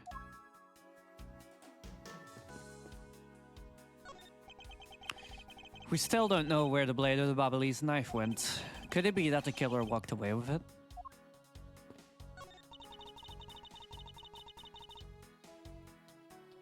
It looks like all the souvenirs suffered some damage from the fire. Oh god, that was I just don't believe it. Murder on top of arson? What a disgrace to the name of the Yataras. Okay, are you having a stroke? Oh, that feels sensual. The fake Yatagarasu is guilty of much more than just theft, it seems. I know, because if it were me, my first priority would have been to loot this bookshelf. You would steal ordinary souvenirs that you can buy virtually anywhere? You can't buy them anywhere. Each one is specific to a location and has its own value. And items that have memories attached to them are the most valuable of all. But could you really rob someone of their valuable memories just like that? In a heartbeat. Oh. No, because even if I take the souvenir, I can't take the owner's memories.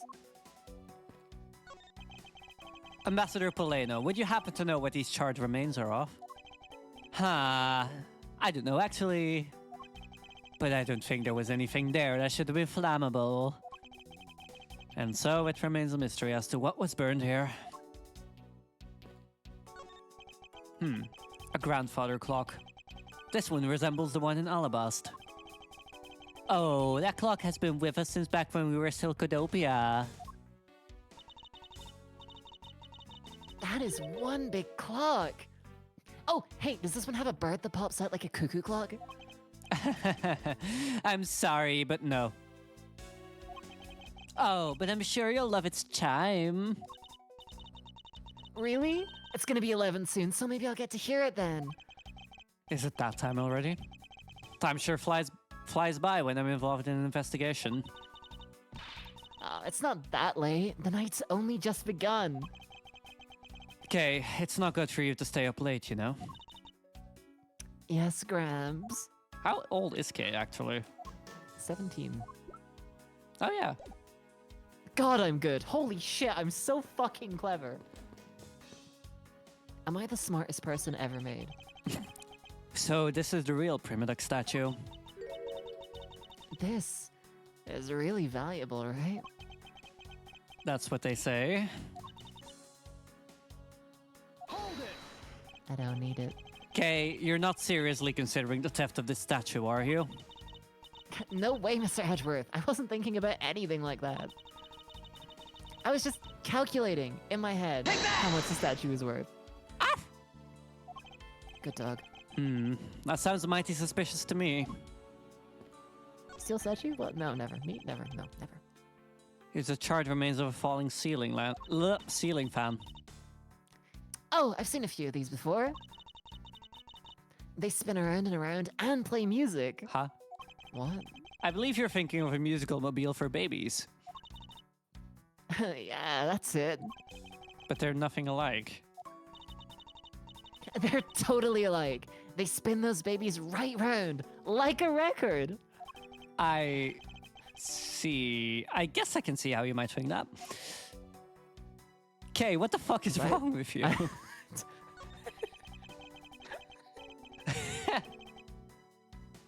What is wrong with it? Hell. The national symbol of Babal is drawn here. There's nothing especially strange about it. Is it just me, or did the butterfly gain an antenna since we last saw it? Even if it did, would it really have any bearing on our case, Kay? Fuck, I don't know, dude. Maybe. I just thought I'd mention it. Miles? Fine, whatever. Just be a dick like that. God. Okay, that's... Oh, what? Ambassador Poleno, what exactly used to be here? Oh, there used to be a stack of brand new pamphlets. But it looks like they were all burned up. I guess we'll just have to reprint them. But no matter how fast we reprint them, they always disappear so quickly. Is the Babalese tourism industry really that hot right now? Of course! Although, recently, the most popular vacation destination has been the Republic of Virginia. But we refuse to lose to them, so we've been hard at work promoting Babal. Interesting. Well, I've just recently returned from a trip to Virginia myself. Oh, and how did you like it? It was alright. I probably shouldn't bring up the fact that I was a suspect on the flight home. No, you should so do that. Oh shit, did we really not have everything here? Okay, I guess not. Hey, I think you missed the line. It would appear that this desk also fell victim to the fire. But it doesn't look too damaged. Oh, I think we can rifle through this drawer a little bit. I suppose we really should take a look. Oh. Huh.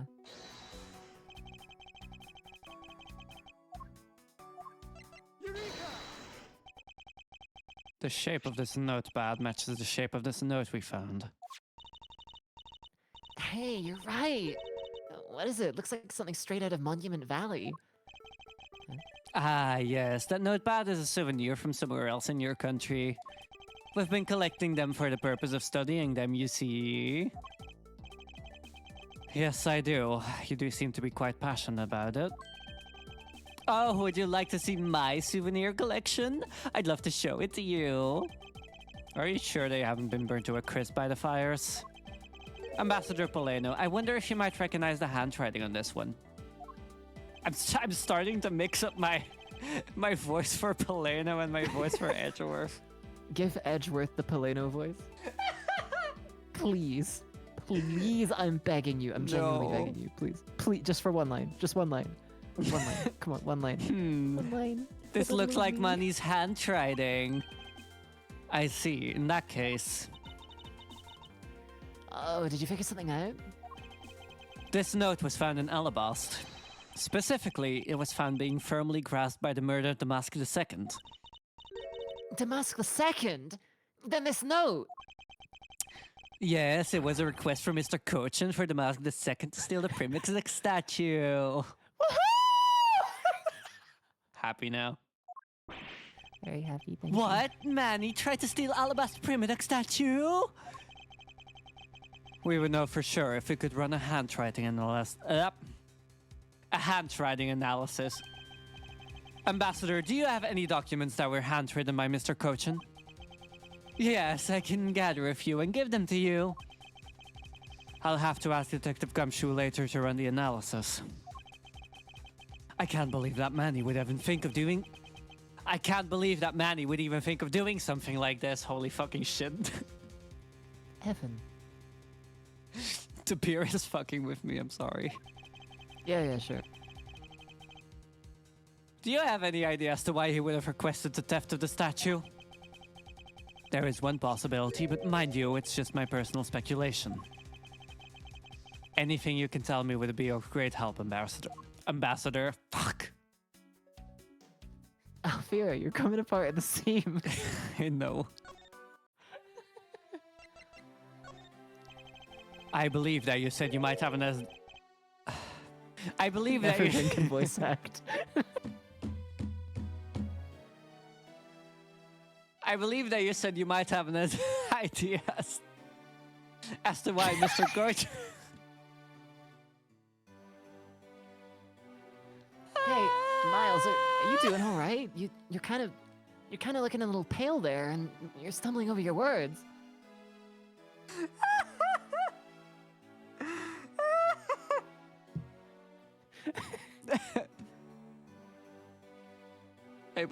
I believe that you said you might have an idea as to why why Mr.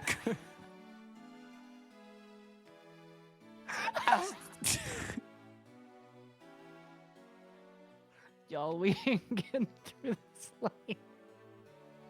We ain't getting through this line, y'all. I believe that you said you might have an idea as to why Mr. Cochin hired the Mask II. There we go. Actually, I fear it might be my fault. As I was telling you earlier, we were to determine which statue was the real one as a part of today's event. Oh my god, my eyes. You okay? Yeah, I'm fine. But because of the Yatagarasu and the fire here, that got cancelled, didn't it? I'm actually relieved the rest of the event has been cancelled. For you see, Babal's statue, well, it's just a replica. And did Mr. Cochin know that about Babal's Primiduck statue? Of course he knew. That's why he was the only person I could consult with. We'd have to do something once her statue was revealed as a replica.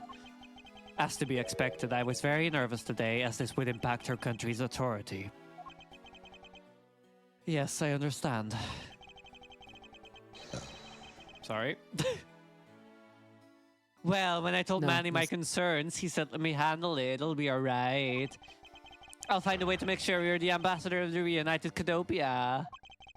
At the time, I thought he was just trying to cheer me up. But when I saw that note, I realized he was serious.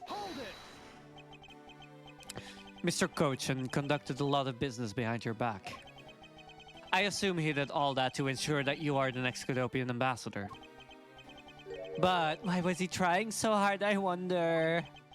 He was so much better at getting things done than I ever was or will be. I don't have an answer yet as to why he was trying so hard. But I suspect he had an ulterior motive in mind beyond just simple kindness.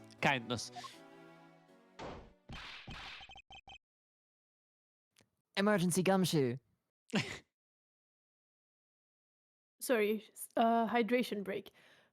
Oh, there you are, Mr. Edgeworth.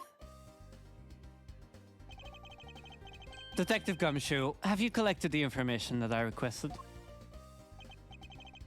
Yup, got it all right here, sir. Here you go, Kay. Feel free to take a look. It's for you after all. What is all this, Gummy? It's all the information on this room that I got from the embassy and the Interpol people. Now we know exactly how this room was before and after the fire. Good work, detective. It was nothing, sir. I'm an expert at getting people to talk.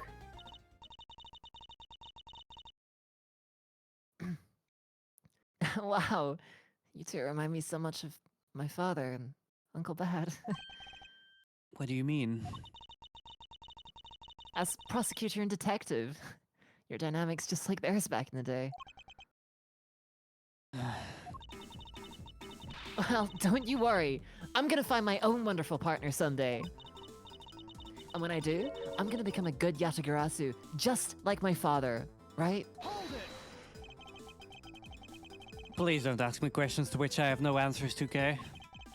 However, I can say that it is a truly wonderful thing to find a partner you can trust. You bet. So, what now, Mr. Edgeworth? Well, I'd like to ask you a favor.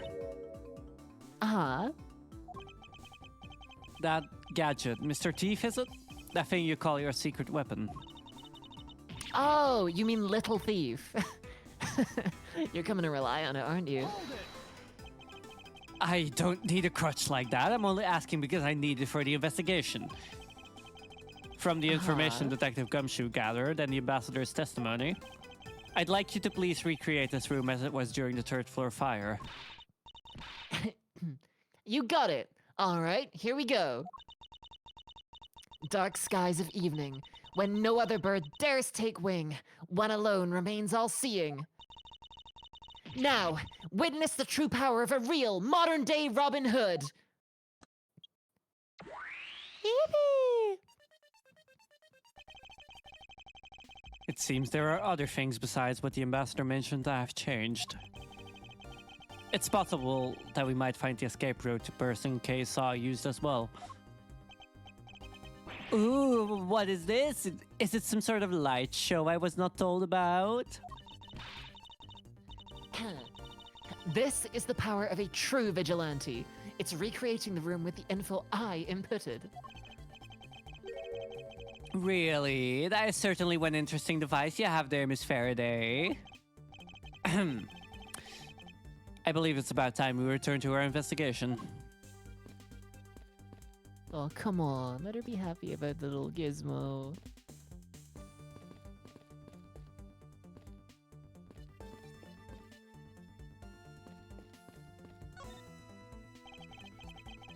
You can see the Alabastian embassy through this window. Wait, we've done this before. Hey, Mr. Edgeworth, do you ever feel like you've had a conversation before? Uh-huh.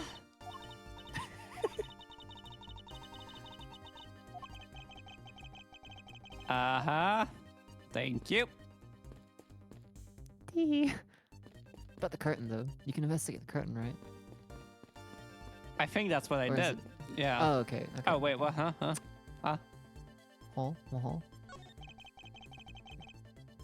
That looks like a very comfortable chair.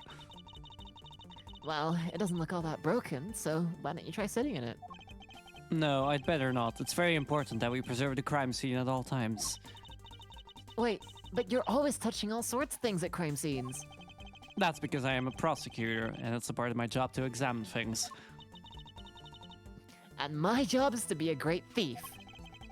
Which is exactly why you are not allowed to touch anything. Oh.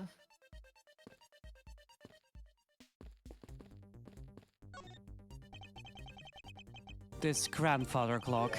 It was apparently in a different position before the fire. According to staff members, the clock was flush against the wall before the fire, sir. Which means that most likely it was moved by someone during the fire. Oh, speaking of which, it's totally 11 o'clock now, but I don't hear any chiming. Huh, that's odd. It was still chiming right on the dot of every hour this morning. Maybe the fire damaged its internal mechanisms or something. Ambassador Poleno, may we take a look inside that clock? Sure, go right on ahead. Detective Gumshoe, if you could please inspect the inside of this clock. Yes, sir. I'm on it. Mr. Edgeworth, I found this inside, sir. It looks like a length of wire. So this is what caused the clock to stop chiming. But what was the long length of wire doing inside this clock in the first place?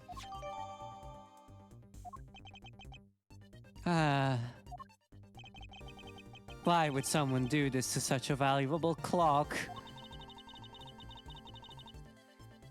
It sounds like it wasn't Mr. Poleno that put the wire in there. Then perhaps it was Mr. Carson Skiller who did.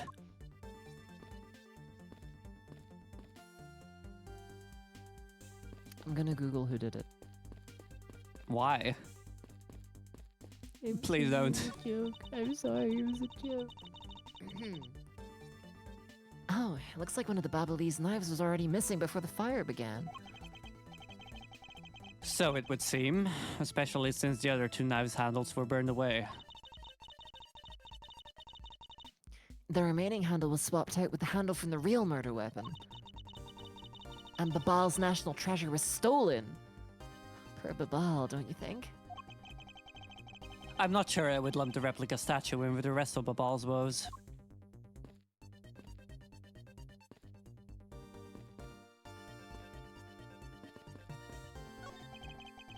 A fireplace, huh?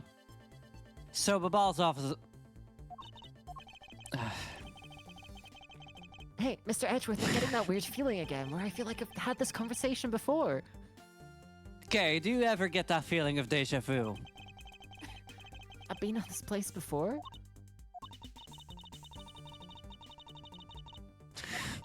Fucking hate this game. No, you love it. Yeah, I do. No, you don't. Yes, I do. No. Oh, wait, no, we did that already. Nope. Nope, we've already done this as well.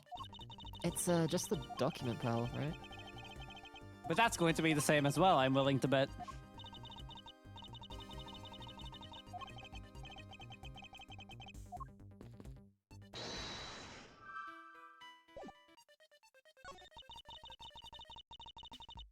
Oh, yeah.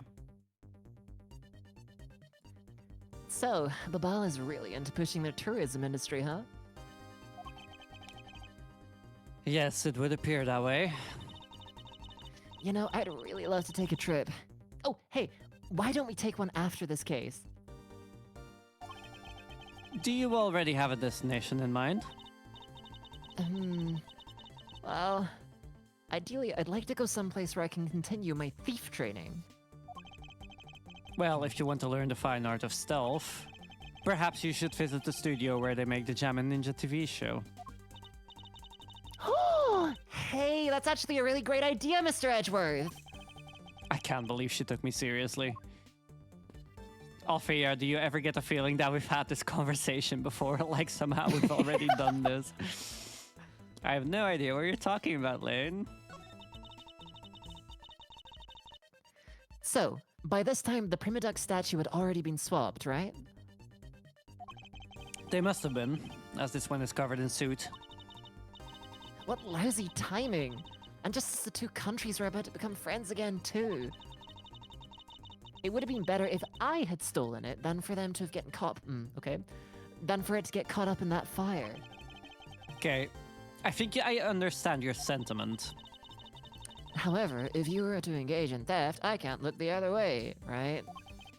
If you could please stop stealing my lines! I'm sorry.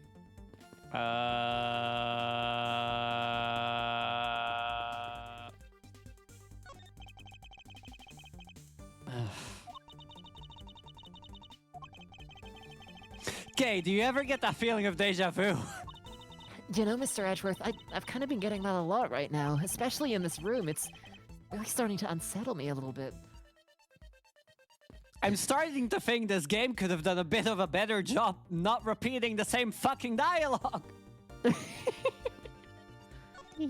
Hi, Gumshoe. Detective, you took part in the initial Babal investigation, correct?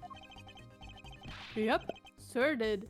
I also helped put out both fires, sir. But that first fire took me by surprise. I had a tough time escaping the 5th floor. First, I tried the elevator, but I guess someone else had the same idea, cause it was in use. If I hadn't remembered to use the stairs at that point, I'd have been burned to a crisp. Wait, that's odd. We always warn our staff that in case of a fire, it's dangerous to use the elevator. Oh. Maybe someone wrote it in a fit of panic. Detective, did you see the Yatagarasu that came into the Babalese embassy at all? I didn't personally. And the other staff members told me they never got a good look at the person either, sir. I wonder if you could tell me a bit more about what you discovered, Detective. The second fire broke out around the time the Yatagarasu was spotted in Alabast.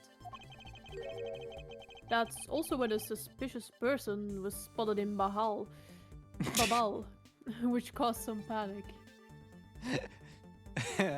The Republic of Bahal. The stroke gaming is getting contagious. It's spread. Fucking hell. So no one was able to get a good look at this Yatagarasu that entered Babal. Yeah. All they saw was a mysterious person wearing a long coat. But that's not enough to make a positive idea, you know? Still, it was enough to make the people who received the calling card panic even more. A person in a long coat. Sounds like the exact same person I saw. The Yatagarasu that appeared in Alabast was proven to be just a fabrication, a shadow. In light of that fact, the Yatagarasu that appeared in Babal is also suspect. You can't be serious! Not when we're this close to capturing the fake. I mean, Callisto you. So the Yatagarasu appeared, caused mass confusion, killed Mr. Coach, and then disappeared. We've all been there. That Huh? was Saturday. By the way, Detective, why did you not chase after the Yatagarasu? I did, but well, this embassy is huge, sir. I got separated from the other staff members I was with, and was lost for a while there. You didn't even memorize the layout of the building you were to guard, Detective? I'll be sure to do that from now on, sir.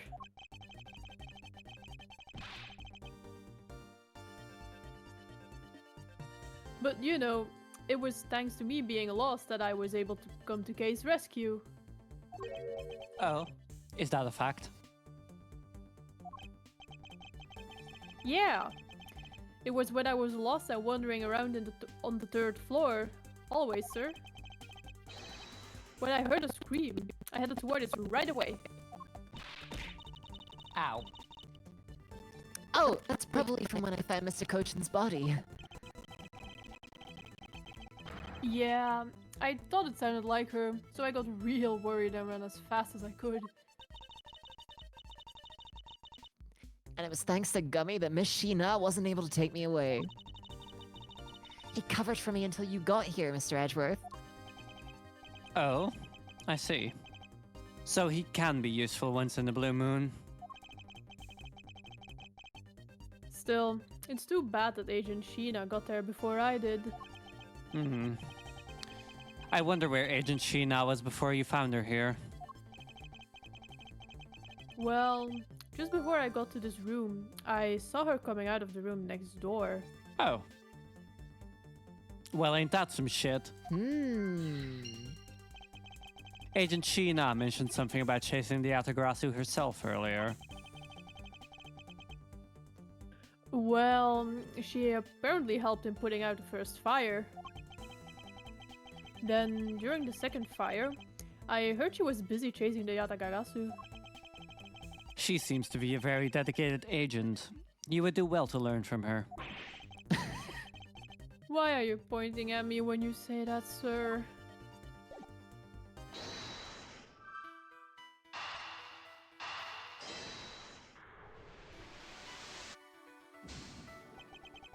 I guess I'm ahead Huh? of the fucking game. Huh?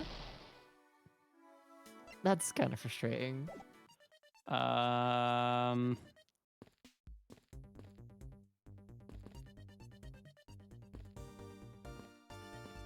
Hello? Hi. Is this new? I don't remember. The national symbol of a ball is drawn here. There's nothing especially strange about it. Oh, no. Hey, Kay, Is do it you just ever... me, or did the... Hey, Do you ever get Miles, that I'm getting that feeling again. Miles, you are 17, Kay. That's Mr. Edgeworth to you. Yes, Mr. Edgeworth. Sorry, Mr. Edgeworth. That's better. These must have been the large green flames Ambassador Paleno saw. With flames like these, it's no wonder he couldn't get in. Okay, by the time you came into this room, had the fire already been put out? Mm-hmm. The fire had died out or something by that time. Then this fire in here only burned from the time the fire started on the 3rd floor. Until the Yatagarasu appeared and caused a stir in Babal, I suppose. I guess Mr. Paleno was just lucky enough to run into this fire as it was burning, huh? Yes, you could put it that way. And since you were the first to discover the body, we can assume that no one else entered the room until that time. No one other than the person you were chasing, of course. I knew it! That person I saw was definitely up to no good. I mean, that person could even be Mr. Kochin's killer! That is very likely to be the case. After all, that person came into this room before you. I must have chosen this room precisely because they knew no one would be in here. Okay, then maybe the green fire was where it was to prevent anyone from coming in. But then, what if the person set on fire to make the green flames? Well, whatever it is that person burned, it made a rather sizable fire. And since the fire is green, well, we've seen something that burns green, right?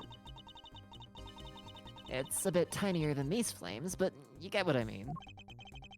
Yes. And I do believe that what you're thinking is exactly why these flames are green. Which fire-related piece of evidence burns the same color as these green flames? The lantern? I would assume so, yeah. Yep. This silhouette lantern, its green flame comes from the wit crystal oil it burns. Yeah, that's the fire I was thinking of too. I love the green it gives off. I think we've now established that the green flames are caused by wit crystal oil. Furthermore, we know that there is only one other thing made from wit crystal oil. Oh, you mean that thing Mr. Paleno was mistaken about, right? Yes, precisely. As we found out earlier in our investigation. What? I don't get it. Can you fill me in, sir? Fine, I suppose. I'll explain it in a way that even you can understand. This is the thing made from wit crystal oil that Ambassador Paleno was mistaken about. Babbly's ink is made from wit crystal oil. Oh, so it should burn the same color as the flames in the lantern, right? Yes, precisely. However, the green flames in this room were not from a bottle of Babbly's ink.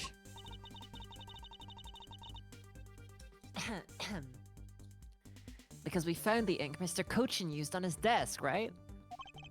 Yes, however, we know that Mr. Kochin was smuggling the ink in massive quantities.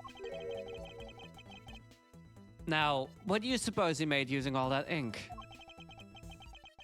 I believe what he made with that ink is the answer to what gave birth to the green flames.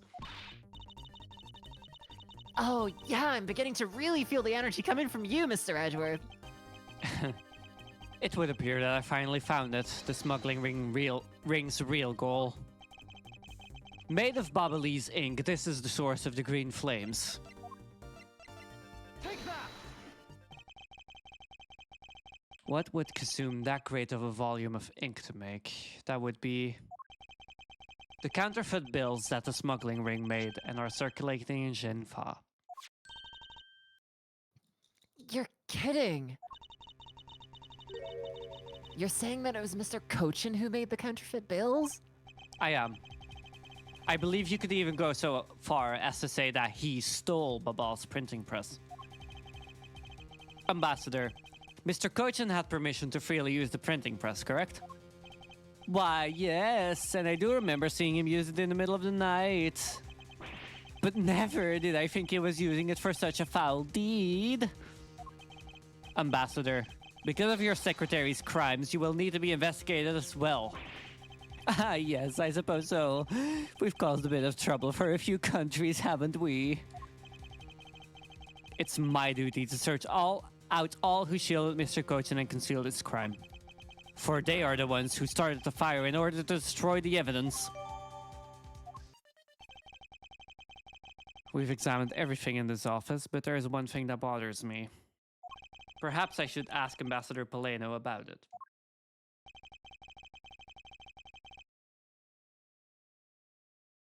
Ambassador Paleno, there is something I'd like to ask you about.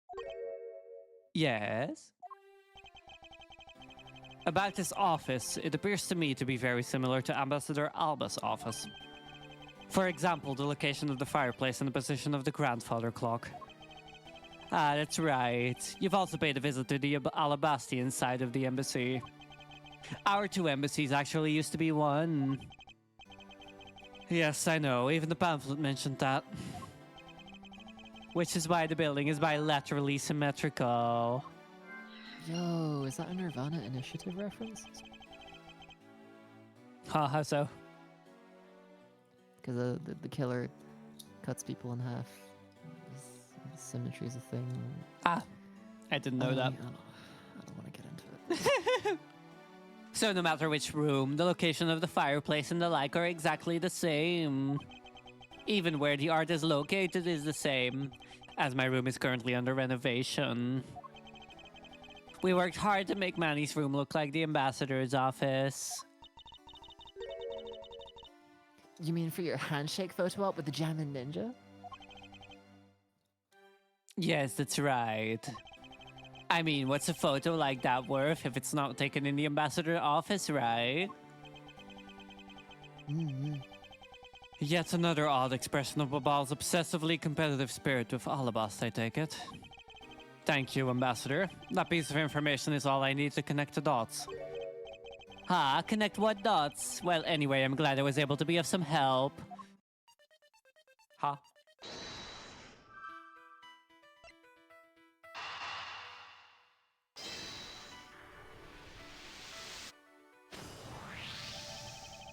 The Alabastian and Babalish sides of the building are symmetrical to one each other. As we know that to be a fact, and this room's fireplace may also hide a secret passageway. A secret passageway? In Alabast, the fireplace turned out to have a revolving back wall. A revolving back wall? That sounds like something out of a ninja house! Wow, there was a trick like that built into the fireplace, sir? What? This embassy holds that kind of secret? There seems to be a lot about this room that you don't know about, Ambassador. I guess it's time to pay the bill for letting Manny do so much work for me. Please, I really want to know about the real Manny and what you know about his room. What are you waiting for, Mr. Edgeworth? Let's get to the bottom of this! Kay would be better as a ninja. She really just wants to be a ninja. She kind of Yeah. would be. That's real as hell. Agreed. And my first thought is that it's likely the killer used a revolving fireplace.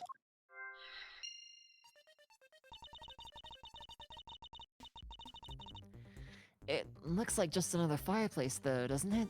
So, how do you turn it again? In Alabast, I had to push where the X was in the fireball of the fireplace. Oh, I see an X back there, sir. Let's see what happens when I push it. Hold it!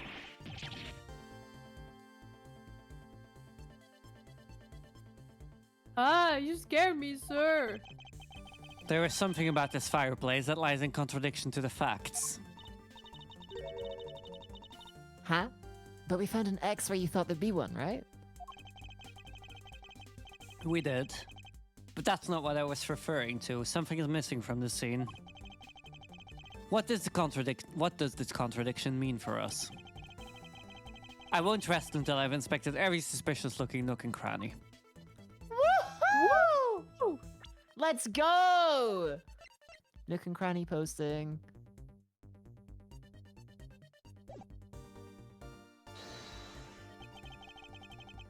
Is this spot somehow connected to any of the evidence I hold? Ambassador Poleno, you said that you burned some old files in this fireplace today, correct? Yes, I burned quite a few files this morning, actually. And after you did, you forgot to clean out the ashes from the fireplace, correct? That's right. But why are you asking? And why are you making such a scary face? I'm sorry, I admit I am a bit intimidating when I'm serious. In any case, take a good look at this fireplace and tell me what you find odd about it. Let's see. Ha! Where did all the ashes go?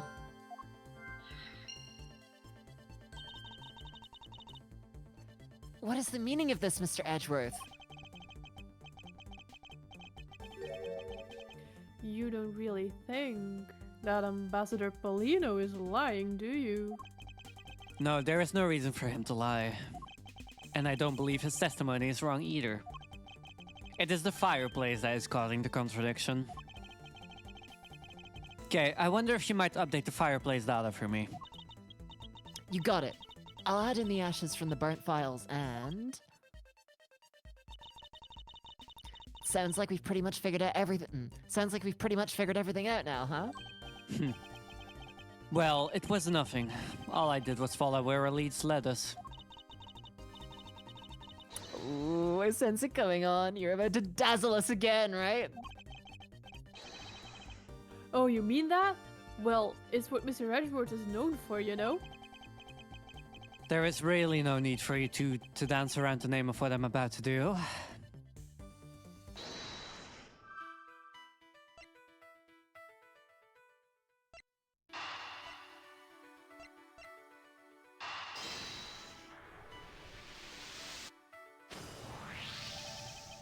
The reason as to why the ashes are missing is simple.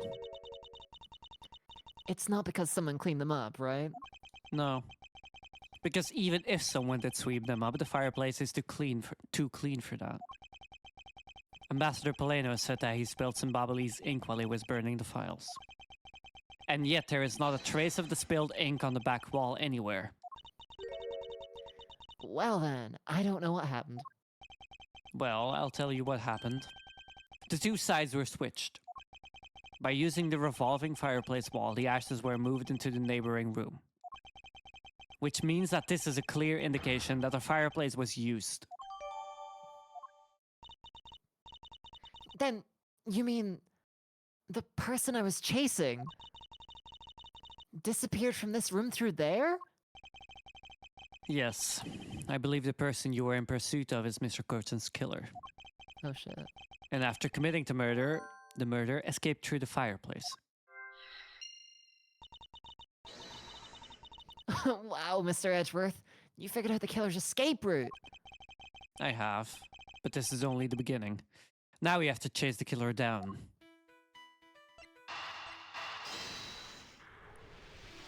It's not looking good for Sheena. If the killer used the fireplace in this room to escape into the next, then it's only logical for us to talk with the person who was in the neighboring room. Ow.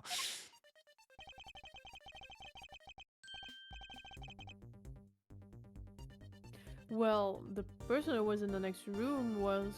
Oh, it was that person, sir! Yes, detective. Agent Sheena. I didn't get to say yippee for that. Yippee! Yippee! Oh god, sorry, hang on. sorry. It's looking more and more like Miss Sheena is the killer, isn't it?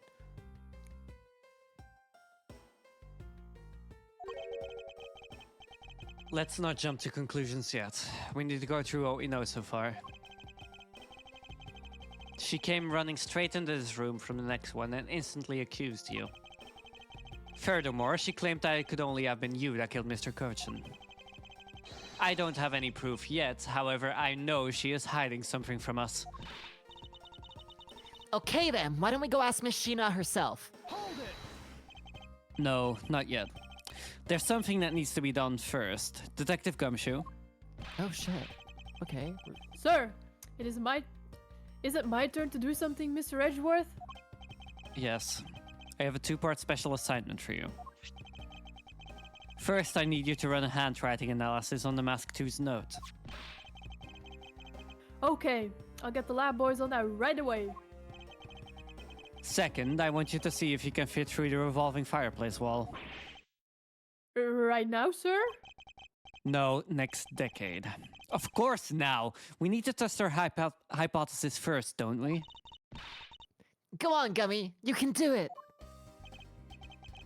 Alright, I'm gonna do this like a real man. Here I go, through the fireplace and back. God forbid a bad bitch have hobbies like killing men. Right? No, for real though. That's my hobby. You shouldn't need to psych yourself up that much for such a simple task, Detective. Wow, the wall inside the fireplace really did turn. Oh, that is so neat. Now I want to try going through there too. There really is a secret passageway through there. I had no idea. Oh, hi, Arxenac. Long time no see. Oh, hi, Arxenac. Hi. It would appear that the ash really was pushed into the other room. How are you doing? Furthermore, the Babyliss ink you spilled, Ambassador, is there on the back wall. Okay, here I go, sir. Detective, I'd like you to go through there under the same conditions as the killer. Huh? But there's all that ash and stuff. And your point is? Now we're short on time, so if you could please hurry on through. Yes, sir. Okay, so now we pretty much have the whole picture, right? No, not yet. There remains a few more mysteries to solve. Such as the Yatagarasu's whereabouts, the other smuggling ring members, the two weapons that made it across the border, the key Miss Yu stole 7 years ago. In fact, we haven't even figured out the thing regarding how Miss Yu is related to these embassies. Mr. Edgeworth. A number of pieces connected in a very complicated way in this case. It's almost enough to make one completely mentally exhausted. What are you saying, Mr. Edgeworth? I thought you were the one who said that it's easy if you follow the leads. Was that supposed to be an impression of me, Kay? Oh, was it? If it's info gathering you need, Gummy and I can help with that. Then, all you have to do is show off your fancy schmancy logical deductions. Show off? Does it seem like I'm being boastful when I do that? God, yes. Let's not overcomplicate matters, okay, Mr. Edgeworth?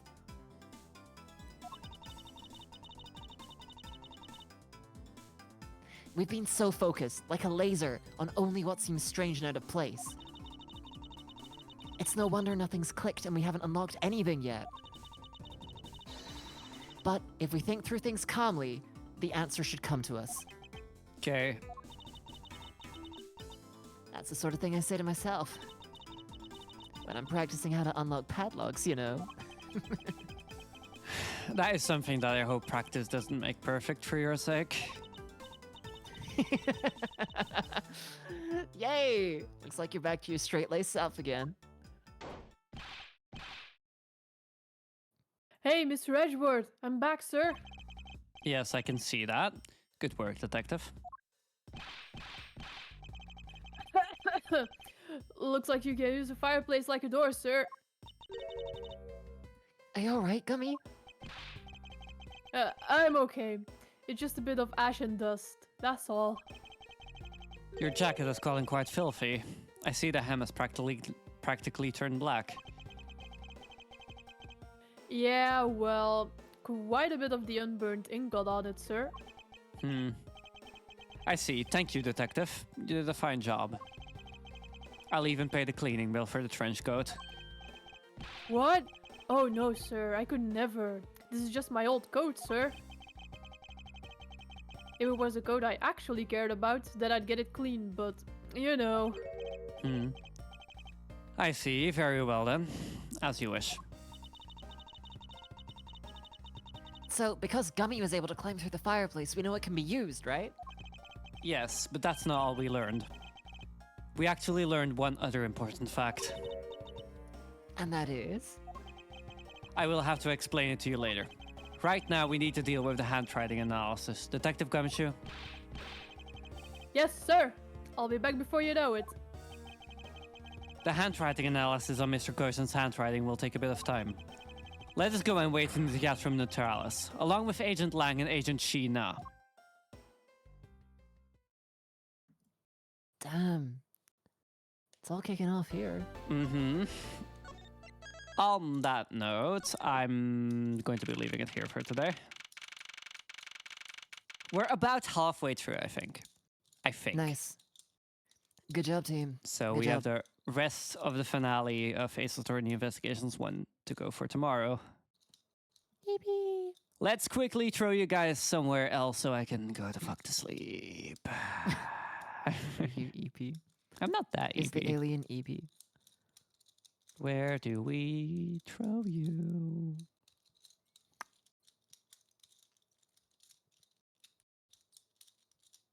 Where do we throw you? EP alien.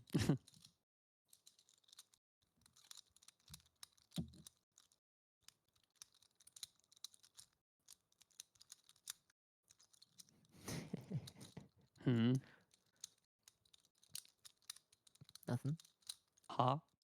I see what you're doing. She a lot gay and a bit EP. Okay, that might be accurate, yeah.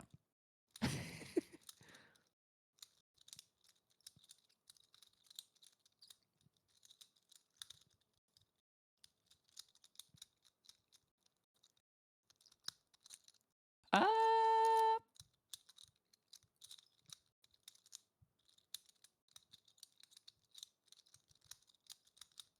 yeah, okay, let's throw you off to Ruka. She's playing some Zenless Stone Zero, which I have also been playing because I've been saving up for Rat Mommy, but I haven't been able to. Mother. I haven't been able to stream that because I've been fucking busy playing Ace Attorney the entire month. I'm hoping I get to have like at least one stream to pull for Rat Mommy on stream if I don't pull her off stream, but we'll see about that. All right. I will be back tomorrow. I'm going to quickly mute you guys. I'm sorry.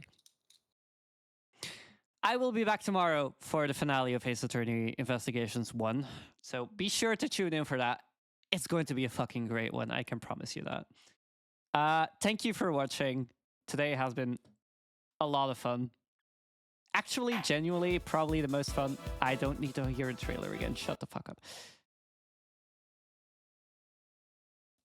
Okay, there we go. Today has been a lot of fun. I hope you guys will be here tomorrow for the finale, because holy fuck, I'm excited for that one. Thank you for being here. Please make sure to follow me on Twitter if you don't yet. So, so you guys can keep up with whatever the fuck I'm doing, because I've been doing a lot of fun stuff on Twitter that you guys might be excited for. Take that! One last bar before I end. I'm going to sleep, I think, because I'm tired. Please don't drink and voice act at the same time. That's a horrible idea I learned today. We're going to be rating Ruka, who's playing Zenless Zone Zero. I will be back tomorrow And I hope all of you will have a good night. That's it. I don't know what else to say. See you tomorrow. Bye bye.